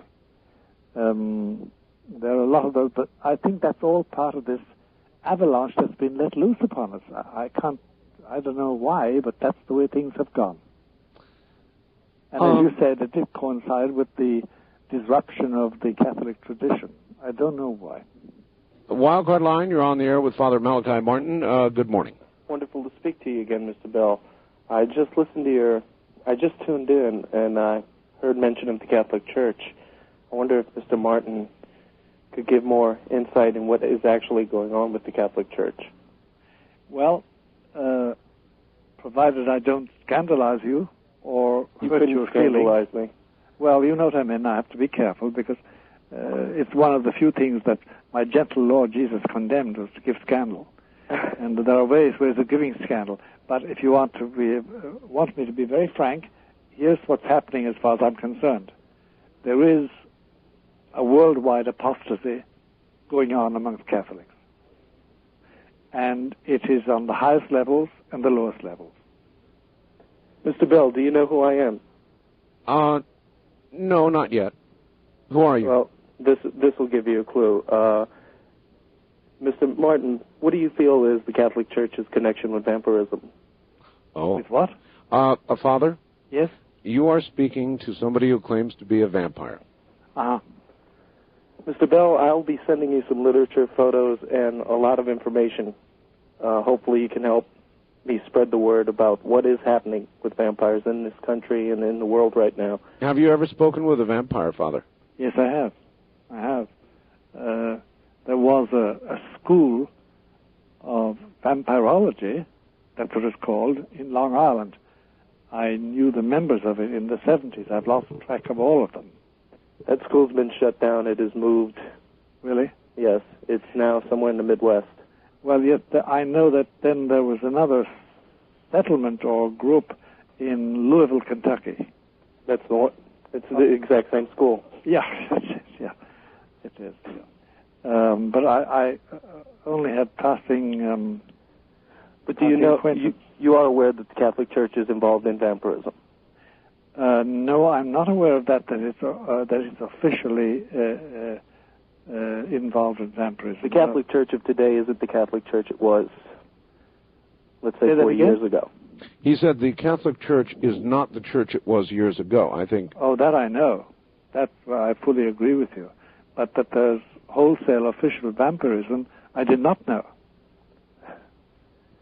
I'm not even contesting that. A lot of the scandal that is plaguing the Catholic Church today about children, it isn't a coincidence that this is happening all over the country, and why the church is paying big money to keep it quiet. I know. We're paying an awful lot. We've paid, since 1985, I think the Catholic Church in America has had to shell out not quite $1 billion in out-of-court settlements. Wow. This is for child molestation. And it's more than molestation in many ways. I'm sorry to admit. Of course it is. Molestation is a general word covering an awful lot. Yes. Mr. Bell, when you receive the information, I need to find out how to send it to you. All right, well... You understand I'm in hiding. Yeah, you just listen to my address. Father... Yes? I heard you agreeing with him more than not with regard to the state of the church. Yes. The causes of that state is something else. $1 billion, short of $1 billion, Father? Almost $1 billion in out-of-court settlements. Why is there so much evil that it requires that kind of money to cover it? Well, Art, you've asked me the $64,000 question. If we knew why this plague has descended upon us in the States, just in the United States of America alone, we'd be very happy because then we could do something about it. We don't quite know. Now, by the way, it doesn't involve more than 4 to 6%, and it's the official figure, of the clergy. But the damage is huge. And the reports we're getting about Europe and Ireland in particular are very discouraging. The same plague, which I call it, is afflicting those places, beginning to afflict them. But now that it's due to vampirism, that's something new in my horizon. All right. East of the Rockies, you're on the air with Father Malachi Martin. Hello. Hello there. No, I guess I didn't push the button. Sorry about that. West of the Rockies, you're on the air with Father Malachi Martin. Hello. Oh, all right. This is Stephen in Albuquerque. Albuquerque, yes, sir. Yes, on KOB. Father Martin, it's been a pleasure and an inspiration to hear you on our show. Thank you very much for saying that, sir. I wanted to relate two experiences to you and would sort of like your thoughts on it. Yes. One was a number of years ago. I was involved in, I was experimenting a little bit with shamanism. Yeah. And I had a rather negative experience. I tried to induce a shamanic trance. And shortly thereafter, a large blue and red bird with a very long beak appeared before me about 3 feet away. And its beak started pulling, like, the best way I can describe it is a stream of energy from my chest. At which point I invoked the name of the Lord Jesus Christ. And the bird disappeared. And my question on that would be what your thoughts on shamanism were generally, and if it is purported to be a positive endeavor by those who practice it, why I ended up having this negative confrontation. That's one story that I'd like you to comment on. The other is that my father passed away about 4 years ago under very painful circumstances after a long protracted illness. And about 2 months ago, I had a visitation from him. Did you see him? I didn't see him. I was upstairs, and I was asleep. At least I believe I was. And I felt myself moving downstairs, and I picked up the phone because the phone was ringing, and it was him. And he said, as only my father would have said at the time, he said, "Things sure are different on the other side." And which was very characteristic of something he, like he would say. Yes. And it was amazing because I wanted to ask him a million questions about, how he died and some family conflicts that had arisen from the circumstances of his death.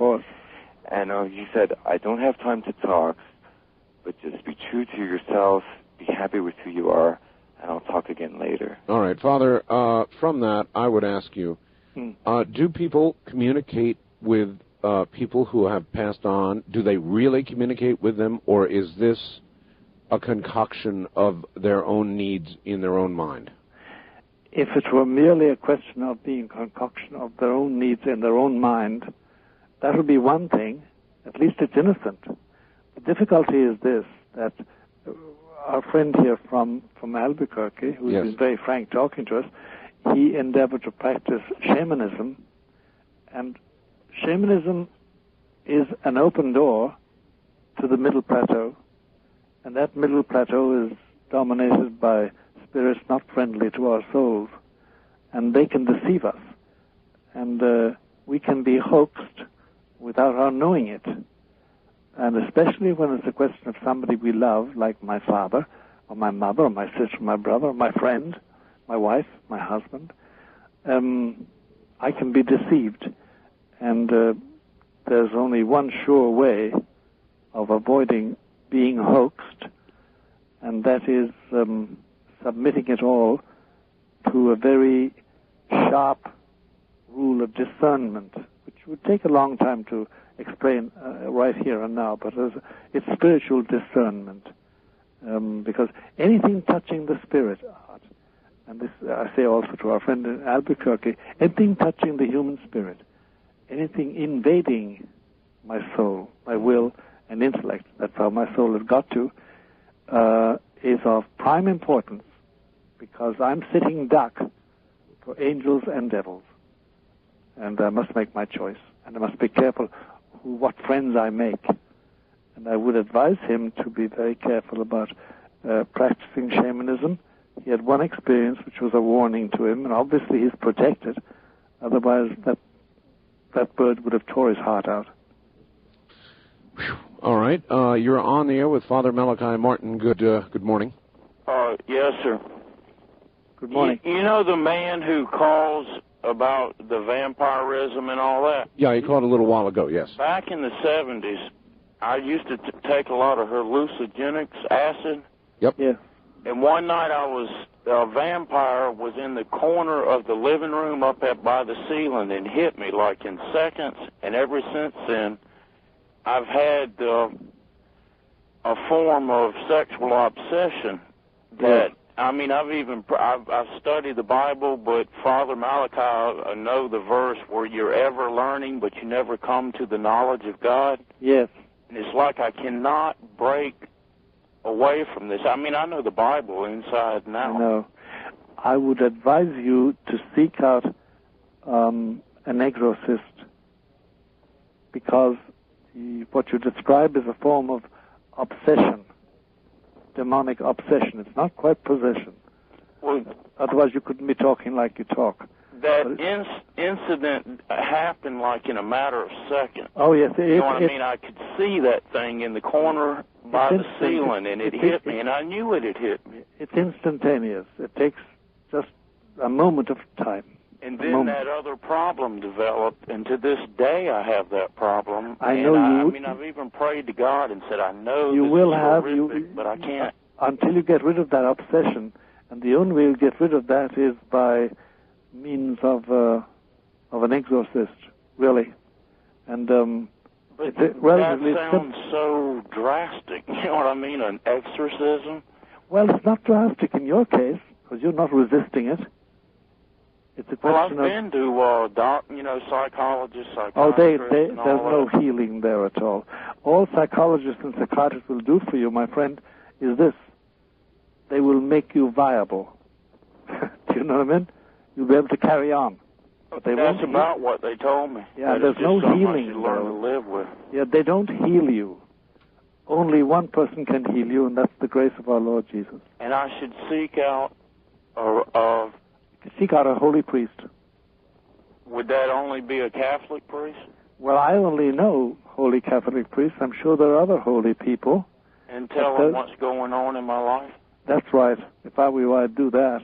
Ever since that had happened, this has caused major problems in my life. I'm sure it really has. I'm sure it has.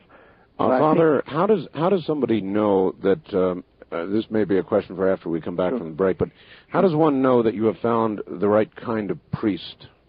You will know that because when we say the right kind, we must mean somebody who is close to God. Somebody capable of recognizing this. Exactly, and has the expertise in dealing with it because, there's nothing worse than an ignorant priest who doesn't know what to do. Nothing worse than... Or one that costs the church a lot of money, as in... Wow, yeah, that's but talking in the context of good men, good stupid men can do just as much damage inadvertently. Do you understand me? Back now to Manhattan, New York, and Father Malachi Martin. Father, yes. I've intentionally invited something of the dark side, just, I guess, as a sort of a contrast this evening, as something different to do. Yes. Maybe I shouldn't do it. I don't know. No harm done. But you know what? There's a lot of it out there, Father, and a lot of people think these are kooks or crazy people, and they're not. For example, the guy who called and said he's a vampire, he's been very serious. I know. He's dead serious. He knows what he's talking about. Oh, yes. I take it very seriously, Art, quite frankly. A lot of people, Father, who are basically good people, think that these realms, these people who are into these things, are not real. Oh, they are. The unfortunate point is that they are real. That's the difficulty. Exactly right. And these are the people that when you're doing your serious work, you're working with, aren't they? That's right. All right. That's exactly it. Yeah, exactly. You're on the air with Father Malachi Martin. Good morning. Good morning. Thank you for having me. Sure. Where are you? I'm in the low desert, and my name is Debbie. Okay. Dr. Malachi, I believe in both the dark and light and that they should be together and not split apart like the Catholics have done. And I just wondered, in your studies, I study astrology and not the esoteric kind. And at the time of change, like the one that happened just before Jesus was born, there were big floods for a few years, and about 10 times as many years there were droughts, and I wondered if in your studies there has been reference to that, because most of the references were lost when the library was burned at Alexandria. There are references. There is a set of men called the Church Fathers, and they lived between 100 AD and 600 AD, taken those as cliché dates. And their writings are considered to be very valuable for Christianity, and they do speak about such things. They speak about such climatic changes, climatological changes, I should say, and calamities of various kinds with water and earthquakes and mainly floods and volcanoes. They do. You're right. I'm curious about something you said, ma'am. You said you work with the dark and the light. How do you do that? Well, I don't separate it. I think that both are a natural part of our environment. And so, and in fact, I'm really worried about some tendencies with the New Age. I'm glad people are trying to get in touch with themselves, but I'm sure the doctor knows that a lot of the people who are learning channeling from other people who don't really know anything seem to have more contact with things that the Catholics would call incubus and succubus than they are with having contact with anything that would give us valid information. And I just, in that vein, I wonder if he's had to cure a number of people who, well, there are people who say once you open the door, it's really hard to get it shut. And I think these people, in their innocence and wanting to see just the good and the light and the happy, aren't looking at what they're doing. I know, you're right. There is a lot of innocent mistakes there, which end up in a lot of pain. I think that if we could have a long conversation, which we can't have tonight anyway, when you say you work with the dark and the light, those are traditional things within Christianity itself. Oh, absolutely. I grew up in a Christian household. I know. By the way, there's a balance beyond the union of dark and light, too, which I'm sure you have come to or will come to. Sir, when I was a child, the people who worked with the person that was the missionary in our town who had been to India accused me of being bodhisattva. So I kind of look at everything because I'm supposed to be here to look at the whole picture. Well, the role of bodhisattva is, has a, I don't know how to put this, but it has a parallel within Christianity itself. A bodhisattva is just... Wasn't that the John the Baptist? Yes, it's a question of sacrificing oneself for one's fellow man, for one's fellow people. There's nothing disruptive or evil about the bodhisattva, in my view, at all. Thank you very much. It must be understood very carefully. Well, I hope you feel better. Well, thank you. I really appreciate you letting me talk. All right. It's been a pleasure, ma'am. Take care. East of the Rockies, you're on there with Father Malachi Martin. Hi. Hey, good morning, Art. Good morning, sir. Where are you? This is Lance, a fifth-time caller from Park Hills, Missouri. All right. I'd like to ask your guest a question. Sure. Is it possible for a person to be a lycanthrope and not be evil? Yes, it is possible. Within the framework of your question, I must say, yes, it is possible. Yes, it is possible. In other words, can lycanthropy be kind of a gift? Yes, it can be. And like everything else, it can have a good purpose or an evil purpose. Father, would you get a little bit away from the phone for me? I'm sorry. Pardon me. It's all right. I haven't spoken with a man with this outlook for quite a while, and I got excited. Well, let me understand, because I don't understand what he just said. So would you explain lycanthropy to Art? Well, lycanthropy, the definition you'll find in most dictionaries is the delusion a person suffers that they believe that they're either a wolf or a werewolf. That's you? Not by that definition. No, that's not his. Let's see.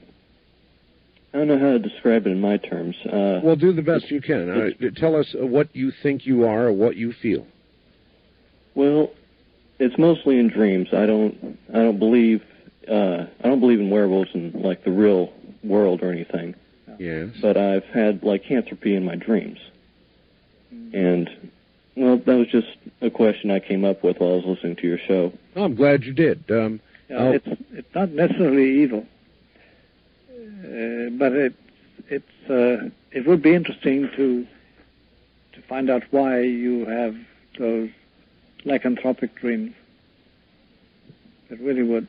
Do you want to know, caller? Yes. If he can answer that. How does he find out, Father?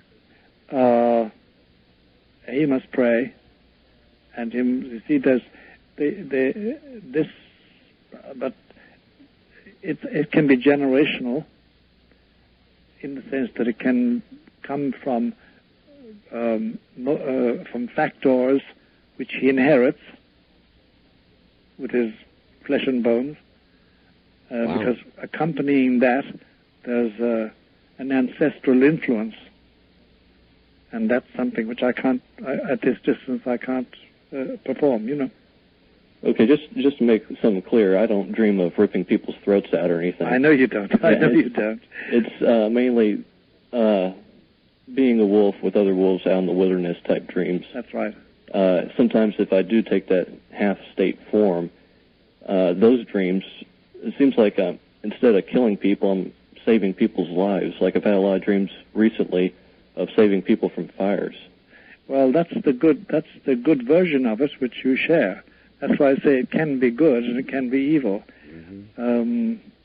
But I'd want to know much more about you, sir. So you don't hear a lot of this sort of thing, then, Father? No, there's a certain quantum I've come across it in a certain amount of people. It's a minority as far as my experience goes. But I've heard about it and talked with them. But I've always had to inquire about their families. Mm-hmm. There's a generational aspect to this, which must be thought out, especially if it's as a negative effect. When it has a positive effect, as it has in as this man just said, then I still would inquire about it because I'd be very curious. It's a rare trait. Boy, I'm learning a lot tonight. West of the Rockies, you're on the air with Fr Malachi Martin. Hi. Hello. Oh, it's me. Oh, hi. Yes, hi. Where are you? San Francisco. Okay. And my name is Tiziana, and I'm a first-time caller, and it's an honor to speak with both of you. Thank you. I had my question for Father Martin is that I needed some advice on how to respond to my 5-year-old daughter's question. And namely, she came to me and asked me with quite a serious and inquisitive tone and said, Mom, why when I'm alone I feel like there's someone watching me? And additionally, before she even asked me the question, I just intuitively knew that she was going to ask me that specific question. And maybe I could attribute this to the fact that I'm also quite sensitive, and I've had episodes where I've been intuitive or, I don't know, psychic, whatever you want to name it. And I also have felt that I have been watched, or I feel someone's watching me. And in particularly, I felt it strongly when my sister had passed away, and it was during a traumatic time in my life. And what I did during those times is just naturally, I just kind of called out to God, to Jesus, and I felt at ease. Now, I don't think that my daughter's experiencing the same thing as I am. And when she asked me this question, I didn't want to put words in her mouth, and I was kind of like caught off guard, and I just told her to describe to me what it is that she was feeling. Was this an animal? Was it a person? And she kind of like tried to grasp for words, and she thought, and she goes, well, I think it could be my guardian angel. And I says, well, your guardian angel is there to protect you, and it's there to guide you, and what do you feel? What does it talk to you? She goes, no, I just feel like I have to run, and I'm afraid. I have to run? Yes. That's not necessarily good. No, that's not. And then what has happened, I guess, we're going through some traumatic times. There's in the family? Yes, there's been an illness with an aunt, and also my brother has just been diagnosed with cancer, and so I guess I thought maybe she's just feeling all the stresses of what's going on. But she has been coming into sleep in my bed after she's 5 years old, after a long period of time, and I thought, I could tell she's probably stressed about something, and I don't know if I should take this seriously, or if it's just a fluke, or could she possibly be feeling, because she's very sensitive, and she's extremely bright. All right. Very artistic. Okay, ma'am, hold on a moment. I don't know what you think, God. Can we talk? Yes. We have time? We do. I would guess, Father, that if this child is feeling something she feels she has to run from, that doesn't sound like a guardian angel to me. No, it doesn't. It sounds she's frightened. But the only way to approach her in this matter would be to get her confidence. Yes. How would I go about doing that? Well, I think you'd want closer bodily association with her, like lying in bed together. Yes.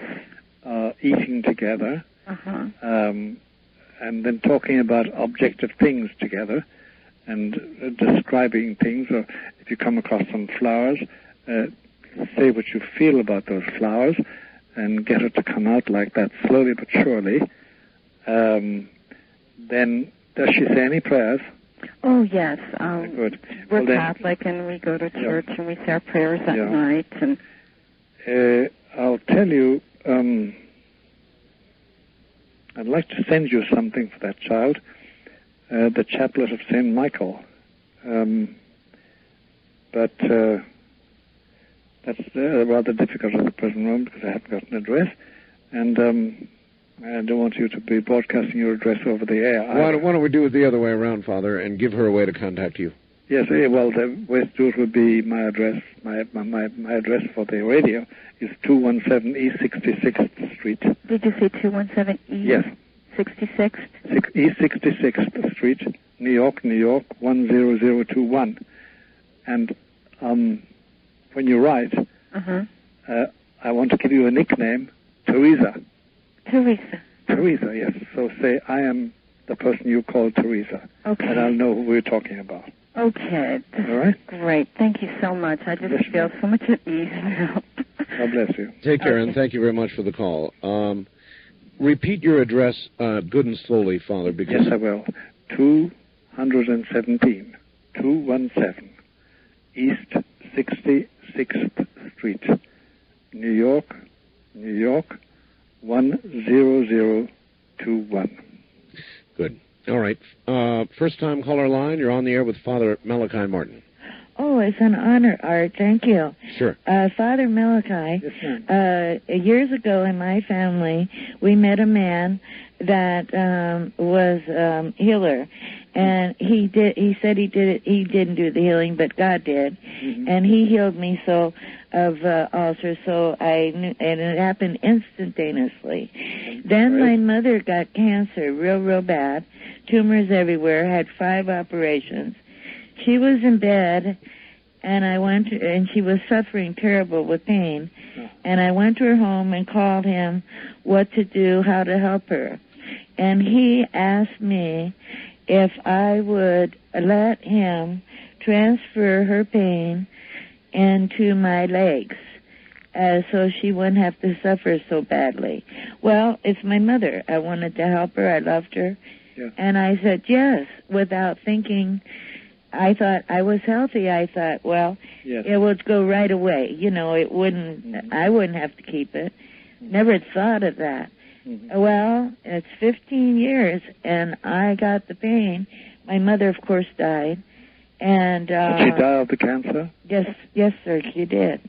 She got more tumors after that, and they had to give her morphine, and then she passed away. And all right, you have really struck an interesting question. We're at the bottom of the hour, ma'am, so we're going to have to go. But is she an empath? Is what she said possible? Oh yes, it is. And then even her mother passes away, and she still has the suffering. Yes.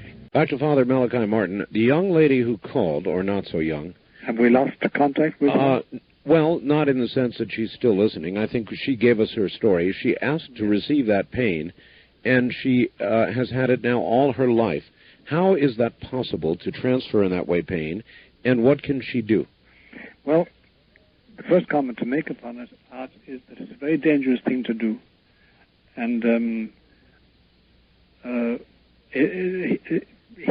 man she spoke to, it's not he who transferred the pain. It's God. But you cannot tempt God. Why would God do that? Because this is an abuse. He was wrong, that man, in suggesting, it didn't say for a mother anyway. Clearly, but I don't understand why you say it is an abuse. In other words, this is something she did out of love. I know, but it was misdirected love, misdirected by this particular healer. And you're not supposed to do that. You're supposed to accept from God and heal if you can by other means, but not by that sort of substitution. Offering up of yourself. Yeah, it's not, it has always been condemned by Christianity from the very start. Because the ancient healers, pre-Christian, and then at the same time, in early Christianity, the Roman and Greek healers used to practice this sort of healing and substitute healing, as we call it in the books. And it's always been condemned by Christianity as wrong. Just wrong, because you don't choose these things. It's one thing to sacrifice your life for somebody else, to save their life when they're drowning or when they're being bitten by a mad dog or whatever, or killed by somebody cruel, and you let yourself be killed in their place. That's number one. But in the matter of disease, and you're fiddling with God's providence in a way which is not holy, not good. Okay. Christianity has always condemned it, substitute healing. All right. What does she do now? What she does is she gets a holy priest, a holy man, to pray over her and give her a healing process. There's no question of any demonic influence here. It's simply a mistake she made, and she was punished for it. She can merit an awful lot, but a good priest should teach her how to merit grace from God in this matter. You see, Father, I don't understand that. I know. You said she made a mistake and she was punished for it. She took on the pain of her mother, or wished to, out of nothing but pure love. I know. And she was punished for it. Why would a fair God punish? I know, Art. I see your difficulty. It's just that we find out that that's what happens. It's always been condemned by Christianity as something that shouldn't be done. Okay. And my very Christian instinct goes against it. And I know it's always been condemned. It's not the way to go. Why? Well, the bigger problem is why God allows other things, like the birth of babies that are coke addicted and have AIDS when they did nothing except their parents. Yes. It's one of these mysteries of evil. I don't know, Art. I have no answer to that question. I wish I had, but I haven't. All right. What about this one? Father Martin, I'm a Catholic, respect you greatly, but you said something that was a bit disquieting. Yes. An earlier caller identified herself as not only someone who practices Wicca, but she said that she had left the Catholic Church. You said that was okay. What she was doing was okay as long as she honored Christ. Correct me if I'm wrong. No, I said that. Or please clarify what you meant. How can it be okay that she left the true church for a pale imitation? Well, I don't think she left the true church. That's the point.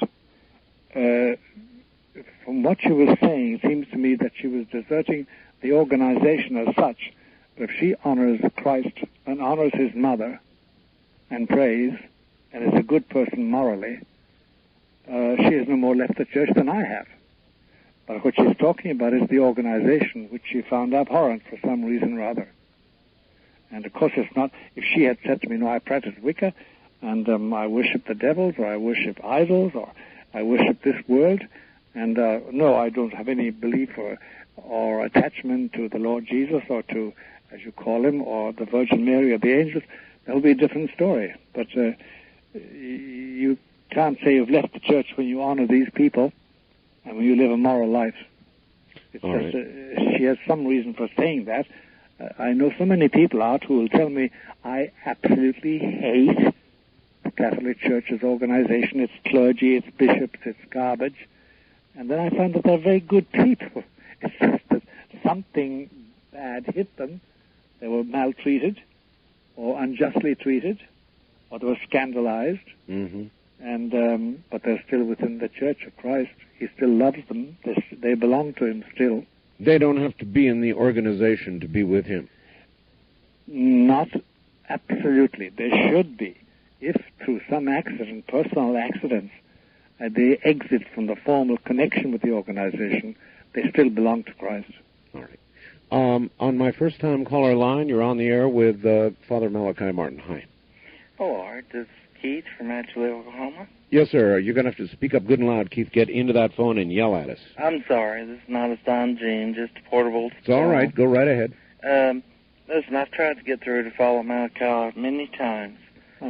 I have many questions. I am an atheist. I am not a non-believer. Yes. I am not a bad person. I teach my son right from wrong. But I have many questions. Number one, I have a mentally retarded brother. Yes. Who has no understanding of right and wrong, who has no understanding of God and evil. Mm-hmm. Where is his place in immortality? Where is his place? Mm-hmm. How old is he? He right now is about 31. Is he viable? Can he work? Not really. So somebody must take care of him. Yes, my mother and father take care of him. I know. And when they go, somebody else must take care of him.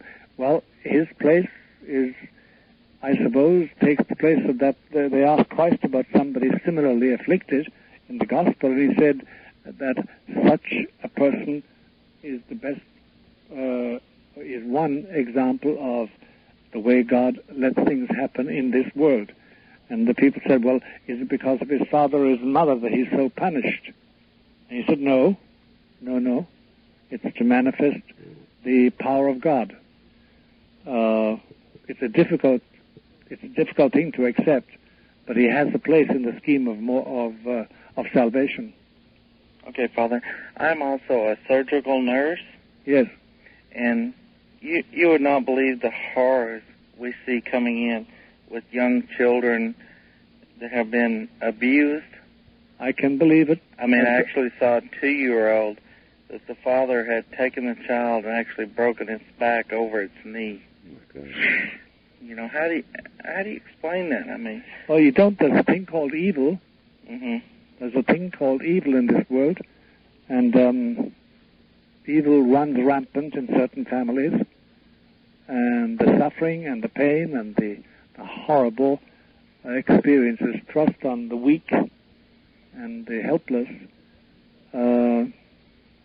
It has only served always to drive me into the arms of my Lord, Jesus, and God. I know it exists, and I want to escape it, and I hope never to indulge in it or fall into it, and I hope to cure people practicing it, but that it's there is a fact of life. Mm-hmm. That's the world. There's a long story behind that, a long, long cosmic story, which you know probably as well as I could explain it, but it's the existence of evil. Well, I know, but I mean, you know, it's just somehow you say, who's looking out for these children? I mean, they can't help themselves. They didn't do anything to deserve that. They know they did nothing to deserve it at all. All you can do is, well, if you can restore them physically, that's one thing you can do. But if, like a little child with his back broken, I'm sure it died. Yes, it did. But then, at that stage, your faith must enter, because when I have come across children like that, for instance, to give you an example, if it doesn't shock everybody listening, I had access to a child who had been sodomized, a little girl, by her daddy. I've seen many, sir. What? I've seen many. Yeah, and she was just a year and a half, almost 2 years old, but she had been baptized, of course. What I do is I associate their sufferings, because she suffered. Mm-hmm. I associate her sufferings with the sufferings of my Lord Jesus, who died for all sinners, in the hope that her sufferings can be turned to good use by Christ himself. That's the only... And I also pray to little babies like that. I have a whole list of them, by the way, which I recite every day. That's sad in itself. It's very sad. The only thing is that this life is sad in several aspects, and we can't let that dominate, because we have a glorious Savior, and we have a glorious God, and that he has allowed evil is one of the biggest mysteries we have to face. But yes, he sir, I agree with that. Yeah, I have one more key question. What is it? All right. It's something I proposed to actually my priest in town. He could not answer it for me. Yes. We say that in heaven, yes, there's no sorrow, there's no sickness, there's only everlasting happiness and love. Yes. Let's say, for example, take Art, for example. Yes. We all know how close he is to his mother, how much he loves his mother. Yes. Art Bell, you're talking about. Yes. Let's say he gets to heaven. Yes. And for some reason, it's just an example, his mother isn't there. Yes. How do you explain that? How do you account for that? I mean, how can you have happiness if the people you love are not around you? Well, the happiness in heaven, first of all, doesn't spring from the people around you. It springs from God.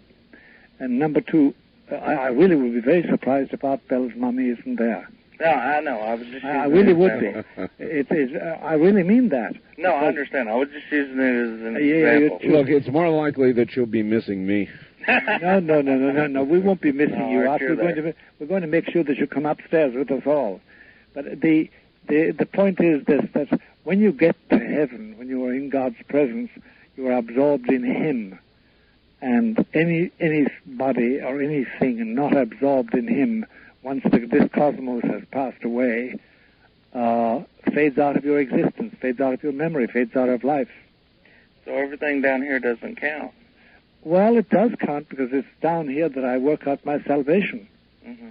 It counts. Oh, yes, it counts. My goodness. And that's one of the big, if I could say it, I don't want to be trumpeting this as triumphantly or invidiously, but one of the biggest differences between the early Protestants, at least, and Catholics was this, that, as you know, Luther, for instance, will say that you can do nothing to save yourself. You're justified by faith alone. Whereas Catholics have always said, no, you merit. You can merit punishment, you can merit heaven. And similarly, I must tell you, sir, that if I were in your place in the surgical wards, I would have a little baby family of about 3,000 already that I would have baptized with water, or at least baptized somewhere or other, and that I would have prayed to, so that their sufferings would be united with the sufferings of my Lord Jesus, because that's the way I can save souls. Well, I'm curious about something, caller. You advertised yourself as an atheist when you first called. Yes, sir. I understand an agnostic. I understand somebody who has not been able to quite make the leap of faith necessary to be one with God. But I don't understand an atheist. That's somebody, by definition, who believes there is no such thing as God. Is that correct? Yes, sir. I do not believe in God. I do not believe in the devil. If you don't believe in one, you can't believe in the other. That's right. You know, you're not a devil worshiper just because you're an atheist. Right. I'm a good person. I would treat my son right and wrong. But in the old saying of Missouri, I am a show-me person. Yes. And I just can't quite grasp the concept of faith. You know, I just can't quite grasp it. Yeah. It's like, you know, the old coin trick behind the ear where you say, where'd it go? I've got it. You know, I don't believe in magic. I don't believe in faith. I wish I could. I mean, I am envious of people who believe in an everlasting life. I'll tell you something. Yes, sir. Yeah, I'll tell you something. We said it to somebody earlier who was on with Art and myself. If I would like to love you, it's the beginning of love. Mm-hmm. And if I would like to believe, it's the beginning of belief. Because otherwise you'd say, I don't give a damn about it. Do you understand me what I'm saying? Yes, sir. So there's something there. And look, I don't know your personal life, and probably God will never give us the chance of consorting with and revealing each other to each other. But He has a plan for you because you're a good man. Yes, sir. And you're doing a good duty. And He will reveal Himself to you in His own way. It won't be, probably, the way He reveals Himself to Art Bell or to me, or to Art's wife or Art's mother, whatever it is. But you have found God already. You're not calling Him God. And I'll be praying for you. I thank you. All right. Thank you very much for the call. So even somebody who would say he is an atheist is not lost. Oh, no. Not like that, no. No, the soul is too valuable. Now, the only persons that seem to me to be lost, I stress the fact that seems to me, Art, is the perfectly possessed. Because that's a total renunciation, but a total renunciation of formal. I mean, it's done deliberately. What about a devil worshiper? Well, if he really worships the devil, he's possessed. perfectly possessed. You can't worship the devil, really worship him as the prince, and as everything for you. I thought of, as I listened to you describe a perfectly possessed person, as someone who would not so actively be engaged in worship of the devil specifically, but might have cut a deal. Well, once they cut a deal, there's an act of worship implied, and usually takes place. All right. Usually takes place. East of the Rockies, you're on the air with Father Malachi Martin. Hello. Hello. How are you today, Art? All right, where are you?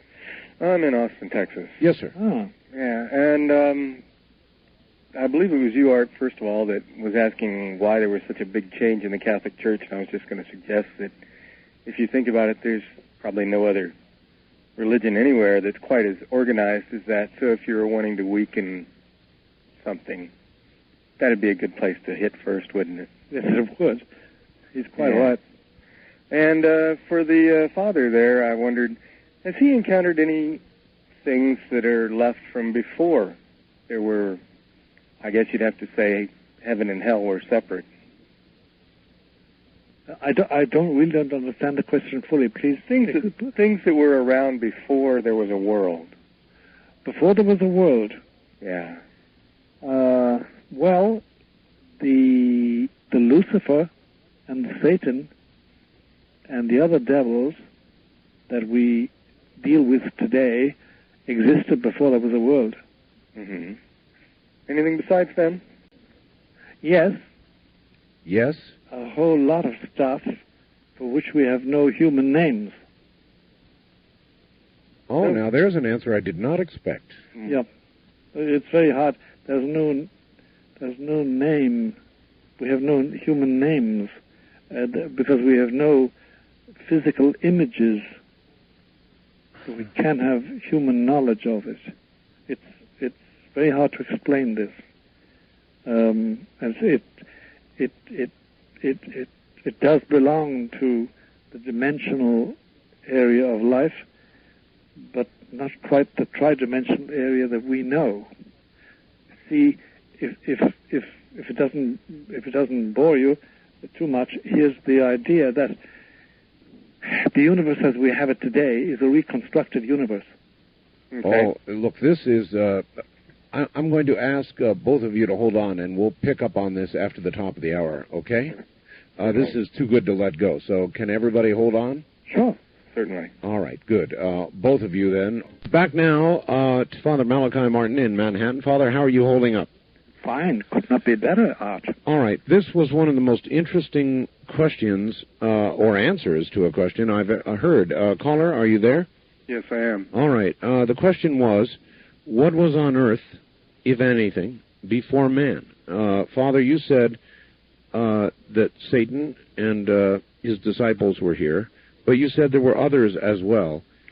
Yes, I take it, Art, that the phrase you used just now, on earth, is just refers to the tridimensional existence that we know by our senses. Yes, sir. Okay. Now, what impedes our mind's understanding the answer to Daniel from Austin's question, is the fact that our minds and our education has been geared, as it were, programmed on the idea of evolution, Darwin's evolution, the Darwinian idea of evolution. Mm-hmm. And of course, it's a mythical idea, and it has nothing to do with reality, and doesn't explain reality. But it does. It's in our minds, and it blocks our intelligence. If you read, and I may seem to be rambling, Art, but I'm not really.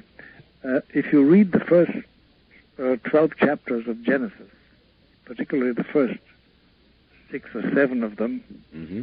you will find that interlaced with names and supposedly historical references, there are phrases and sentences which suppose the existence of beings for which we have no names. They're called the sons of men and the sons of God, the Bnei Elohim, as they call it in the Hebrew, and the daughters of men, etc., and the giants that lived in those days. You find all this. And the old Yahwist writer, the old writers composing, putting this Bible together in the 9th century BC, from the records they had, were doing their best to make a coherent statement, and all they could do was gather testimony. What I was referring to was this, that it would seem, it will take a long time to explain it though, it would seem that the universe as we know it today, you and I and Daniel and the rest of us, is a reconstruction of a universe that was almost destroyed by the first phase of God's creation, namely the angelic world. And the very form of our bodies, is an ad hoc restoration by God. And we won't have this sort of a body when we're in heaven. We will have our bodies, but not this sort of a body. Now, the reconstruction implies that the revolt of Lucifer and the angels that went with him, the Bible says 1/3, but, the Bible's numbers are just numerically interesting. It says that they revolted, and they almost destroyed the first handiwork of God, and there was a restoration in view of the coming of Christ later on, much later on.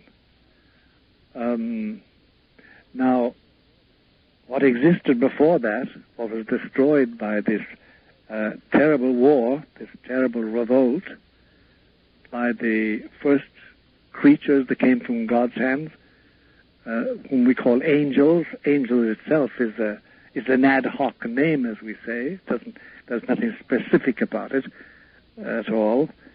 And it's very hard to be specific about an angel. But anyway, the beings that existed and the forms they took, we have no human words for it. Those chapters of Genesis, the early chapters, they try to fix names like the sons of God, the Bnei Elohim, and Bnei Ha'adam, and the daughters of men, and the sons of God, and the giants, etc. They're all hoc names. They also were at a loss because we would not recognize them as human in our sense of the word, because what is human for us is something with legs and arms and a belly and genitals and a head and arms and exiting from the birth canal of a woman. But then what we're left with, and where we can track it, but it's a difficult and a long tracking process, is this, that there is this middle plateau, which is the remnant of the old original created material cosmos, and that on that plateau Lucifer and his crowd still function and will until the last day of this cosmos, when it's all blown away by the breath of Christ's mouth, and only heaven and hell exist. Now, that may not be much of an explanation, but at least it's the start. It's the first level of an expression or explanation of what I meant. Help you out, caller? I was wondering if you had very much problem dealing with those type of entities that are leftovers. If I stay with my protection, no. If I step outside my protection, yes, I have what can be literally called a hell of an amount of trouble. Okay. Wildcard line, you're on the air with Father Malachi Martin. Hello. Good morning. Good morning. Where are you, sir? My name is James. I'm from El Paso, Texas. El Paso? Yes, sir. I myself have been practicing Wicca for a number of years. Yes. And in growing up, I was around many people who had, I guess in one way or another, stepped into the occult. You know, my mother was into astrology. My father was part of the Rosicrucians back in the 70s. Yes, yes. And my wife was featured in a book called Something in the Blood. It was about vampiric lifestyles. Uh-huh. And in dealing with all that, I found on the market, you know, I read it quite a bit, Mm-hmm. and I found a void in books that deal with occult crimes. Mm-hmm. And so I am putting together a manuscript on a book, and I've researched occult crimes quite exhaustingly. Mm-hmm. And I have a question for you, Father. Yes. I found that many of the people who do commit these horrid crimes Mm-hmm. were tormented as children. You know, were probably picked on in school, That's had right. abusive parents. That's right. That's right. You're right there. Do you feel that perhaps, in your opinion, the devil or demons have been pushing at them since they were children, or is this something that the parents have pushed on and they have simply found an opening to grasp the soul of these people? The analysis, the only analysis for the moment that satisfies me, satisfies what I have found anyway, is as follows. You see, if you abuse a child, Mm-hmm. The child can take it one way or another. Now, supposing the child is, say, 4, 5, something like that, or even 6, but anyway, in that young age, out of infancy, but not quite in boyhood or youthhood, if they take it badly, they can fall under the influence of the demon. Mm-hmm. If they take it well, which they can, they don't. And what's the deciding factor? Their free will. And that's where there's an initial act of will. I think that everybody who comes into existence in this world, sheer infancy is one thing, where you simply, your mother is your world, and her breasts are everything for you, and you just have. But once you start getting any knowledge, any appreciation of the world outside you as outside you, there comes a moment, some stark personal moment, all by yourself, when you make a decision. And I think you make a decision between light and darkness. There's a man called Jean-Paul Richter, a German writer. He's dead now, but he said that he was born in the Black Forest. His father was a woodcutter, and they lived in a small hut. And there was a pile of manure outside their door always, because his father had horses to drag the lumber. And he went out one morning when he was 2.5, 3, about 2.5 or 3 years, and he climbed on top of the manure just to look out, because it was an easy thing to climb, and he heard the cock crowing, and he saw the first rays of sunlight over the tops of the pine trees, and he heard himself say to himself, "Ich bin ein Ich." I am an I'm a self. I am me. Mm-hmm. That's sort of a moment of choice. Well, I think that once you exercise free will, I'm sorry if I held the receiver badly out. Oh, I was about to talk to you about that. Yeah, I'm sorry about that, lad.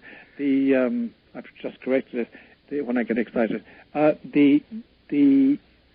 point is that you can make a choice at that early age, which puts you within the realm of the demon, or you can make a choice that puts you in the realm of the angels. And why you make that choice, I do not know.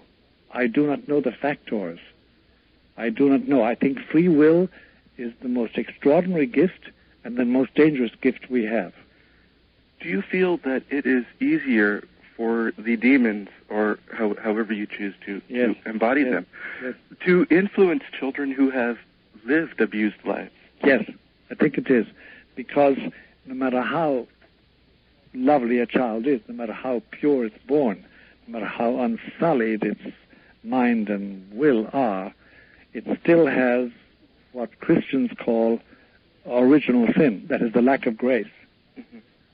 And once tempted to hit back at somebody hurting you, really tempted to do so, puts you within the realm of the demon.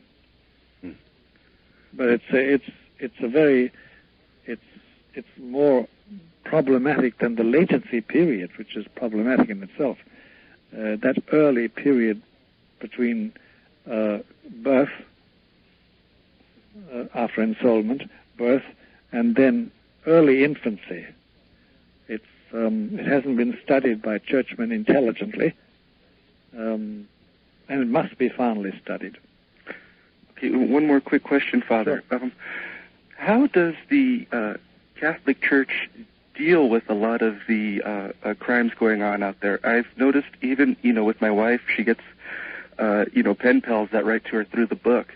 And there's quite a many children out there falling into the fantasy vampire, whole space there. Yeah, the difficulty today in America, my friend, it's terribly hard to say how the church should behave or used to behave, because belief in the devil, belief in positive evil, has fallen through the roofs in the Catholic Church today amongst the clergy. And a lot of bishops simply don't believe in the devil, don't believe in positive evil. Everybody is good, according to them, and there's no such thing as evil, really. Devil? No. Devils? No. Hell? No. God is hell? No. God is too good.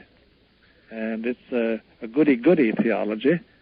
This, Father, has got to be the fifth time tonight I've heard vampirism mentioned.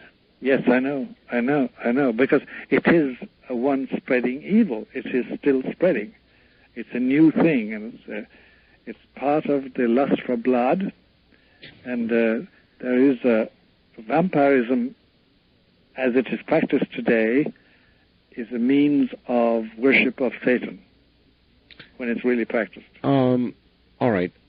Blood. Murder. Yes. With malice and forethought. Yes. Mortal sin, yes. Yes, certainly. Certainly. When the state, any state, executes somebody for the crime of murder, yes. What is that? Well, I don't know what their motives are. It all depends what their motivation is. I know that if I were to approve of capital punishment for a person who is an established murderer or murderess, that there is the question of justice. I take your life deliberately, maliciously, knowingly. I must restitute, just as if I steal $100 of yours, the judge is going to say to me, give him back his $100, and I had a fine to it, but give him back his... You must make restitution. All right, Father, we're going to pick up on this. Sure. We'll be right back. Father, are you there? Yeah, of course I am. All right, good. Well, then, if murder is a mortal sin, then when the state takes a life, it is something else. Yes, it is, because the motivation, the intention is what makes the difference. And the state has felt it is empowered to inflict this loss of life as a punishment for an unjust action on my part, if I am the person involved. As to the justification of that, that's something else, Art, which has engaged a long debate for a long time about various things. What to do about it? If I do take somebody's life, shouldn't I be deprived of my life? This is the argument of the people in charge in favor of capital punishment. Yes. The others say no. The best punishment is life without parole in prison. But the others respond, no, I'm sorry, you still are alive. You don't deserve to be alive. You've killed. You've deprived somebody of their life. And the debate goes on. All right. Wes, call us toll-free at 1-800-618-8255. Desert of California. Gary, we're going to have to start all over again. The only thing we don't let you do on this program is give your last name. Oh, I'm sorry. So let's begin again. Garrett from Mojave Desert. That's the way to do it. All righty. Okay. Good morning, my friends. Father, I had a question. Yes. I think today, a lot of our trouble is we forget who we are and what we're striving towards. Mm-hmm. I wondered if you had any comment on the 30-something volumes the Vatican has recently released and is held back since the 30s from Luisa Picaretta, called The Books of Heaven. Yes, I haven't read them all. I've read a lot of Luisa Picaretta. What revelations and impact do you think they might have on the ongoing changes in the Church and for us? Well, it's very voluminous, and it's basic Catholic doctrine. There's no doubt about that. What difference it will make, it depends on who practices it and if it is practiced. If it's put, because she has a definite program. There is a definite program involved in her writings. And the writings are honored by everybody, cardinals and bishops and priests and nuns and people. I've heard it I don't know what the effect of it is going to be. Pardon me? I've heard it called a guidebook for the future Church. Yes, that's a difficult thing to... it is called that by a lot of people, but she doesn't face... not quite formulate the problems that we have today, and presumably those will be the problems of tomorrow. The main problem being the total disintegration of the organization. The Pope, Bishop, Priest, Nun, Diocese, that structure is decaying, is obsolescing, and is not reviving. The structure of the Church is up for grabs. And she doesn't touch on that. She does talk about the spirit of the Church, and she does talk about the call to holiness and the reasons for striving for holiness and the rules for it. But the precise difficulty we're passing through, she doesn't deal with. Is it true that she lived on the Eucharist for 60-some years alone? Yes, this without was eating any food? Yes, this was verified, but she's not the first one. Teresa of Connorsouth was the same thing, and the Nazis certified that because they didn't believe it, and they isolated her, and she lived right through it all with the same food only, just the host, the consecrated host. So Luisa Picaretta, but it's not the first time in history, and it won't be the last. Yes. All right. Thank you, Father. It's very inspiring. Yes. All right, thank you very much, caller, and take care. This is the end of side 1. Please leave the cassette exactly where it is. Good morning, gentlemen. Morning. I have a couple of questions for Father Malachi. The first one is I'm a Christian, and but I love Art Bell. Uh-huh. And we shared that common love. And so many people think that they're contradictory to one another. Like, I'm not saying so much of Art's philosophies are just like mine. Like, I'm not saying there are aliens. I haven't seen any. I know Art's seen a couple of somethings now, but I haven't even been that lucky. But I still hold open the possibility that they're there. And why is that contradictory with Christianity by so many people's standards?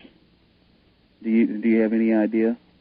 You better formulate that question for me. Well, I can formulate it. In other words, why is it so contradictory to Christian theology that there may be others? I mean, here we're discovering some form of life, microbial, albeit at Mars. Yes. There may be life on Jupiter. Life is beginning to look to be very common, not uncommon, and yet the concept is rejected by fundamentalist Christians. Well, they shouldn't reject it. I don't think they should reject any factual evidence in our cosmos. They should not reject it. And I don't think my church officially is guilty of that. In fact, they seem to be leaning the other way, really, too much in certain areas. But no, nobody should reject any sign of life. Yeah, I agree with you. I'm Keith in Columbia, Missouri, too. I'm sorry, I forgot that. But my other question is, Father Malachi, I've recently been doing this Bible study that comes up with the Catholic Church as being the Antichrist. Yes, I know. And I'm sure you've heard these questions. My first introduction to when I was down in Missouri was that somebody told me that the Pope was the Red Lady of the Mediterranean, and that we're plotting the downfall of all the nations. Well, there's a bunch of things to think about other than that. For one, for just a couple of simple, fast things. The changing from the Sabbath day from Saturday to Sunday is like a big one that just really jumps out at me. And the changing of the fourth commandment from remember the seventh day Sabbath day to just remember the Sabbath day. Are you a Seventh-day Adventist? I went to the church a couple of times and I kind of liked it. It's appealing. It is appealing, but I'll tell you what happened to me. Is I had a dream one night that the preacher came to my house and was going to talk to me and the wife and son. He said, "Pardon me while I go in the other room and get ready." When he come back, he had this thing around his neck, and that was all he had on. Oh boy! He was nude, and it was just in a dream. But I was also just studying some of Daniel's dreams and interpretations, and I was like, "Man, is God trying to tell me something?" So I never went back. But recently, I thought maybe God was telling me everything you see with this guy is everything you get. You know, that he's not hiding nothing, and so I'm gonna go back again. Yeah, and say your prayers, because God will give you direction. There's no doubt about that. Yeah, I sure appreciate it, and Archie, have a great show. Thank you, my friend. Take care. Father, I have a question for you. Sure. It concerns the Vatican's intense, almost obsessive interest with astronomy. Yes. In Arizona, the Vatican, despite environmental obstacles that would not normally be overcome by anybody else, in conjunction with the University of Arizona, muscled its way onto Mount Graham and constructed an observatory. Can you enlighten me at all as to why they have such an obsessive interest in astronomy? Yes, I can. In general terms, Art. The reason is this. They've always had this, by the way. They've always had an observatory. Not always. It dates from about the 9th century A.D. But there's intense interest now in astronomy because of the contents of some of the secret revelations they claim were made in this century about the near future, involving stars, involving astronomical data. It's about as general a statement as I'd be allowed to make. Oh, I think I can read that one quite well. Okay, I'm sure you cannot. But there definitely is an interest of, because they're looking for the evidence they need to decide that certain things must be done. I understand, and I appreciate the answer, too. Wildcard line, you're on the air with Father Malachi Martin. Hello. Hi, my name is Nick. I'm in Albuquerque. Hi, Nick. I had a question for Father Malachi Martin. I've always been really intrigued with this passage in Genesis. It's Genesis 6:4, where they make reference to the Nephilim. Yes. And in the Bible it says that they took notice of the daughters of the earth. That's right. And that they then proceeded to have intercourse, and that's right. And then they gave birth to the giants. To giants, and that. I was wondering exactly who the Nephilim are, and also if I imagine they're entities, or it refers to them as the true sons of God. Nick, we touched on this in an earlier hour with another caller. Yes. And you probably heard that part of it. Yes. It's again, it's the analysis of what really happened in the beginning. Right. In the beginning. And as I said to Art and the caller then, we have no names. You see, look, when you and I want to describe something, even when we talk about, say, the men from Mars, or little green men landing in Roswell, New Mexico in 1947, we always configure them with legs and arms and a nose and eyes, some sort of body like ours, you know? Right. We're extremely limited, actually, in what we can imagine, because we have either got men, human beings, or we've got animals. Right. But the difficulty is that there does seem to be suggestive evidence that before the human race peopled this particular patch of the cosmos, there were other beings, not human, no, but we have no faces, we have no way of describing their appearance, we have no names for them, because we can't configure them physically. You know what I mean? Yeah. Well, you know, it's a difficulty, and the Nephilim is one of the mysterious, and the B'nai Elohim, the sons of God. They're all very, very shadowy figures in those first chapters of Genesis. Right.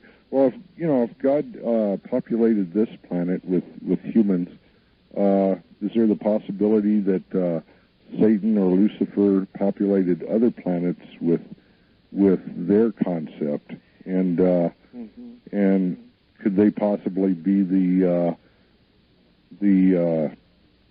aliens we're encountering at this time? Yes, the any information we have, which is very sparse anyway, any evidence we have, Nick, about this restricts living beings to this galaxy and this particular planet in this galaxy. I see. So it does limit that, but that doesn't mean that that's complete. But as far as we know, and then as regards the beings we think we're now, the UFOs as we call them, and I'm not saying that derisively like the green men from Mars or something like that. I'm saying it, but I think that so far the evidence is that it's demonic in origin. I see. Now, there's one element which is certain. It is that the function of the original angels created like that, they were the first wave of creation. It was to serve and to govern the cosmos of man. Right. But that went awry. So basically the Nephilim are the fallen angels, the followers of Lucifer? We don't quite know, Nick. I can't say that. I wish I could give you an answer to that. We don't know. All right, let me try and phrase it this way, Father. If Mount Graham were to suddenly detect something, some sort of ship, some sort of something headed toward Earth that was unambiguously a craft, not of Earth. Yes. They would assume that automatically then to be demonic.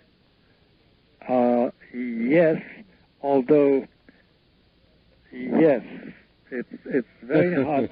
That's a hard question to answer, Art. It really is.